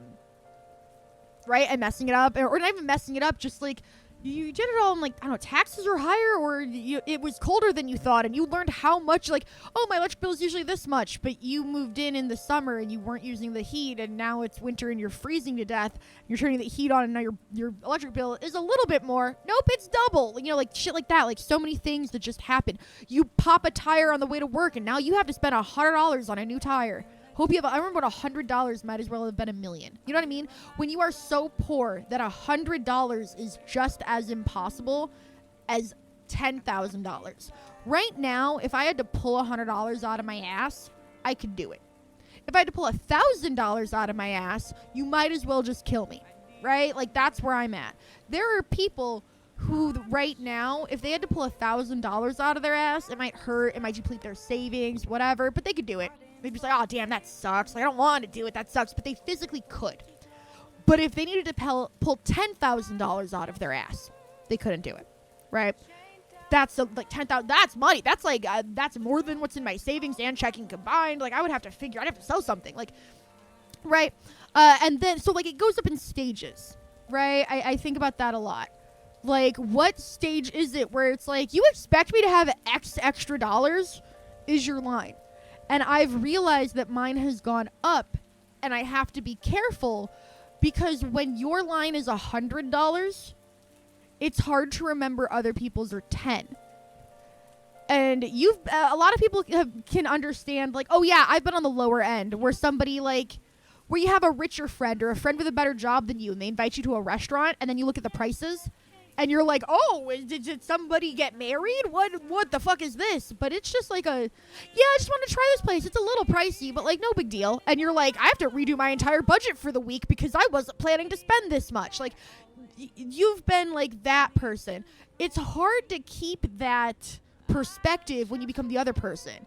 Like, where you'd be like, oh, I want to ask this person to go out to eat tonight, but I want to make sure I pick a place that they can afford. What can they afford? Like, the higher your threshold for what the fuck you expect me to have money, I think the easier it is to forget what it's like living in that what the fuck you expect me to have $3. I have lived what the fuck you expect me to have $3, and sometimes I literally have to catch myself being like, you can't do like sometimes I will go to the grocery store. One, we go to the grocery store and don't look at prices. We buy what we need and then bitch about how expensive it is when we check out. That is huge. I grew up poor. So I grew up with mom going, okay, Kaylee, we need bread. Go down the bread aisle and look to see the smallest number. That's what I'm at a shop. All bread's the same. Just buy the one that's cheapest. So, like, as she taught me, don't just look at the big number. You have to, like, she taught me, like, look on sales, like, on grocery store price little tags. It'll say like the price per weight. You'll want to look at that to compare because sometimes different weights can obfuscate that one is actually cheaper, especially when you get into bulk. Like sometimes bulk is cheaper, sometimes it's not. It depends. And you don't need a lot of something, and the bulk version is not that much cheaper. It could actually save you money by buying the smaller one because you know that, like, you know, by the time I need another bottle of this, it will be so long I'll have another $6, so I better not spend the 20. Olive oil was like that for me. When I was really poor, it was like, okay, I can't afford a $35 bottle of vegetable oil, like the big, huge one. I'll get this little $5 one, and I just, like, this is how much oil I have until I have another $5, you know? Things like that. Yeah, the color of the bread tags being the day of the week, my mom told me that too, but I never remembered which colors were which. But, like, I remember growing up and it was like, you have to get the absolute cheapest. And then I remember being adult myself and being like, okay, Kaylee, you have $100. What can you get with $100? You have and that was like for a month. Food prices were different 10 years ago. Food prices were different a year ago. But it was like, you have $100 for the month. You have 2 people, because this was like, you know, I was living with my boyfriend. So it's like, you have $100 to feed 2 people. What can you get? And I'd have to build it this way, that way. Now we're in our 30s. We're in a position where you can be like, okay, what do we want to make for dinner? Let's meal plan based on like what's healthy. You know, we have health issues we have to fucking address. So like based on stuff like that. And then we go to the store. Sometimes I'll leave some slots open and see like what's on sale that time and be like, oh, this is on sale. Let's do this. But mostly it's like, what do we want to eat? Okay, now let's go buy those foods versus what can we afford for X amount of money? It's like an opposite way of thinking. And I try to really hard to remember. Like at any moment, you're gonna have to go back to like you have $50 for a month, figure it out. Style of eating, and lots of grilled cheese sandwiches with like the cheapest bread and a pack of the cheapest cheese, and that's it. Maybe not even butter. Like, so I don't know. I think about that stuff a lot, and so because I spend so much time being like, I don't know, money conscious and things of that nature, I can't get behind these like Madeline. Oh, you're a little rich boarding school kid. You're French. I'm supposed to relate to a French girl. Couldn't do it. But those are like my house always has just a shit ton of food in it, like an obnoxiously large amount. The right now we have 2 chest freezers full of food. The freezer that's attached to our fridge is full of food. Our fridge is full of food, and our pantry is full of food. It can be kind of annoying when we go grocery shopping because there's nowhere to put anything. And I've learned it's because when you grow up food insecure, you tend to hoard food. And so I've realized and learned, like, I hoard food a lot. I'll be like, I'll see something selling, I'll buy like 8 of it. Just in case, like, here's some, like, and it's stuff like canned food and pastas and boxes of mac and cheese and stuff. And I feel so much better having it. Sometimes, and Zyger will catch me like, oh, are you hungry? I will just, like, open the fridge and look at all of the food. And it, like, brings me a sense of calm. Like, literally, like, I'll open the pantry and I'll just see all the food and know that it's there and think about, like, meals I could make if we can't buy, if we get so poor we can't buy any more food tomorrow. I'll just think of, like, how to go through everything. And I've had to stop and, like, I did 2 weeks, like, a month ago where I only used stuff out of the pantries and the freezer because they were so full. I was like, Kaylee, you need to stop. And I'd, like, give myself an intervention. But it's getting bad again, so I gotta stop again because, like, I just feel, I hate using it and then it starts going away and I'm like, ah! But it is definitely a thing that I've learned. They're like, "Yay! Did you know that people who are food insecure tend to have like really huge pantries and full fridges and stuff?" And I was like, "Wait a minute, that's my house." So yes, I will say if anybody ever comes to visit, there is like always a shit ton to eat. That's the one nice part too. Is if I fuck around and don't plan anything to eat, I'm like, okay, what's frozen that I can make really quick? I have frozen portions of mashed potatoes. I have frozen portions of pot roast, and I have freezer bags of vegetable mixes. Boom. Throw the mashed potatoes and pot roast in the oven, throw the vegetable mix in the microwave. There's a meal. Like, so I get that benefit of it, which is the reason I started doing it in the first place. It just wasn't supposed to, like, be quite so full all the time. It would be supposed to be, like, fill it, deplete it, fill it again, and it was supposed to be like that, and I just find it so hard to deplete my house with food because I get so anxious. I have seen this old-timey Paul Bunyan, though. We watched the Walt Disney Paul Bunyan when I was in, like, 4th grade, when they taught us about fables and tall tales and things of that nature, and we learned about Johnny Appleseed and Paul Bunyan and all of those guys. Right? You remember that Paul and that Blue Ox? So yeah, a little fun fact there. I've seen that movie. I'm cool and hip. They're getting into, like, Looney Tunes is becoming incredibly self-referential, and they keep doing all these things based on, like, real people and parodies and stuff like this. Like, here's the Ducksters. Quiz show contestants. I don't remember this one either. So, like, these ones I've kind of fallen off of. It happened to Jane. Well, at least it didn't happen to baby Jane. I wonder whatever happened to her. Wait. That was the first airing of the Tasmanian Devil. I recognize him. Doom. Devil May Hair instead of Devil May Care. Look at him. Everyone remembers the Tasmanian Devil. I forgot how to read, but other than that, I remember being Johnny Appleseed in my class because my name was Jonathan. And then when I say, but I like oranges, I'm out of character. That's so funny. But the thing is, you love apples. Were you just embarrassed to admit it because they were calling you Johnny Appleseed? This motherfucker's apple crazy. I didn't even realize how aggressively apple pilled a man named Johnny being. Like how funny that is.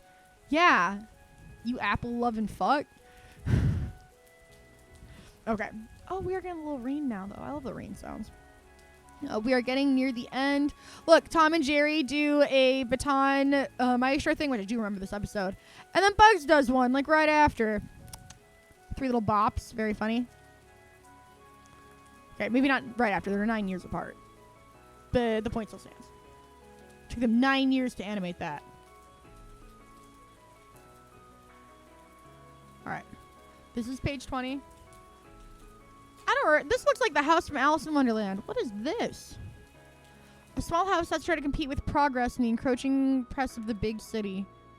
That seems sad. Alright, we're going to keep that here for now. I'm gonna do this page 20, and then I think we'll wrap it up here because it's getting, 9:30. Touche, pussycats. Oh, I love this one with the little gray mouse. Touche, touche. En garde, and like speaks French the whole time. It's so cute. This has been so interesting, and I'm gonna have a lot of intriguing possibilities going in through here.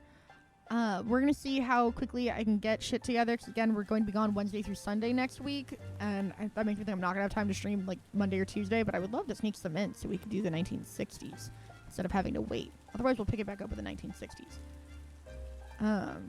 Kelly, you said you were gonna stop at page 20. Yeah, I didn't think about it and I clicked next. Okay, that's how this keeps happening. I'm like, oh, just one more. Oh, this is the one with the things. I remember that. And then it's like, okay, that was one more page, and now I'm still here, and so it's a mess. But Zyger and I have Marvel Rivals Zombies to play. And by that I mean Marvel Rivals Vampires to play. And we also have to finish. We have like one more comp placement match to do. I remember when we read American Tall Tales in my class, and we all got to pick one to pretend to be, and being told I couldn't be the guy with the hammers on the railroad, and the teacher not having a great explanation. Oh no! John Henry. Faster than a robot, but like it killed him. So that's where he always confused me. It's like, well, he dropped dead because he didn't want technology to do a job better than him, that it was just designed in all ways to be better than. So like, at least he tried. It's a very weird moral to me. At least Johnny Appleseed seems straightforward. Plant trees, it's good. That's easy. Paul Bunyan was like, I chop down trees and have a blue ox. Don't worry about it too hard. That was weird. And then John Henry was very much like, you should work yourself to death to prove that you're better at labor than machines. That felt weird. That one felt a little odd. That one felt strange to me. All right. But it's already 9:30. I've been going on for so long. I don't know. I had no idea what to expect from this. I hope you've been having fun the last couple of days. I know it's literally just been a shit ton of chit chat. I have 3 games to decide between what we're playing next. I named them yesterday, but I don't have the note in front of me now, so you can't prove anything.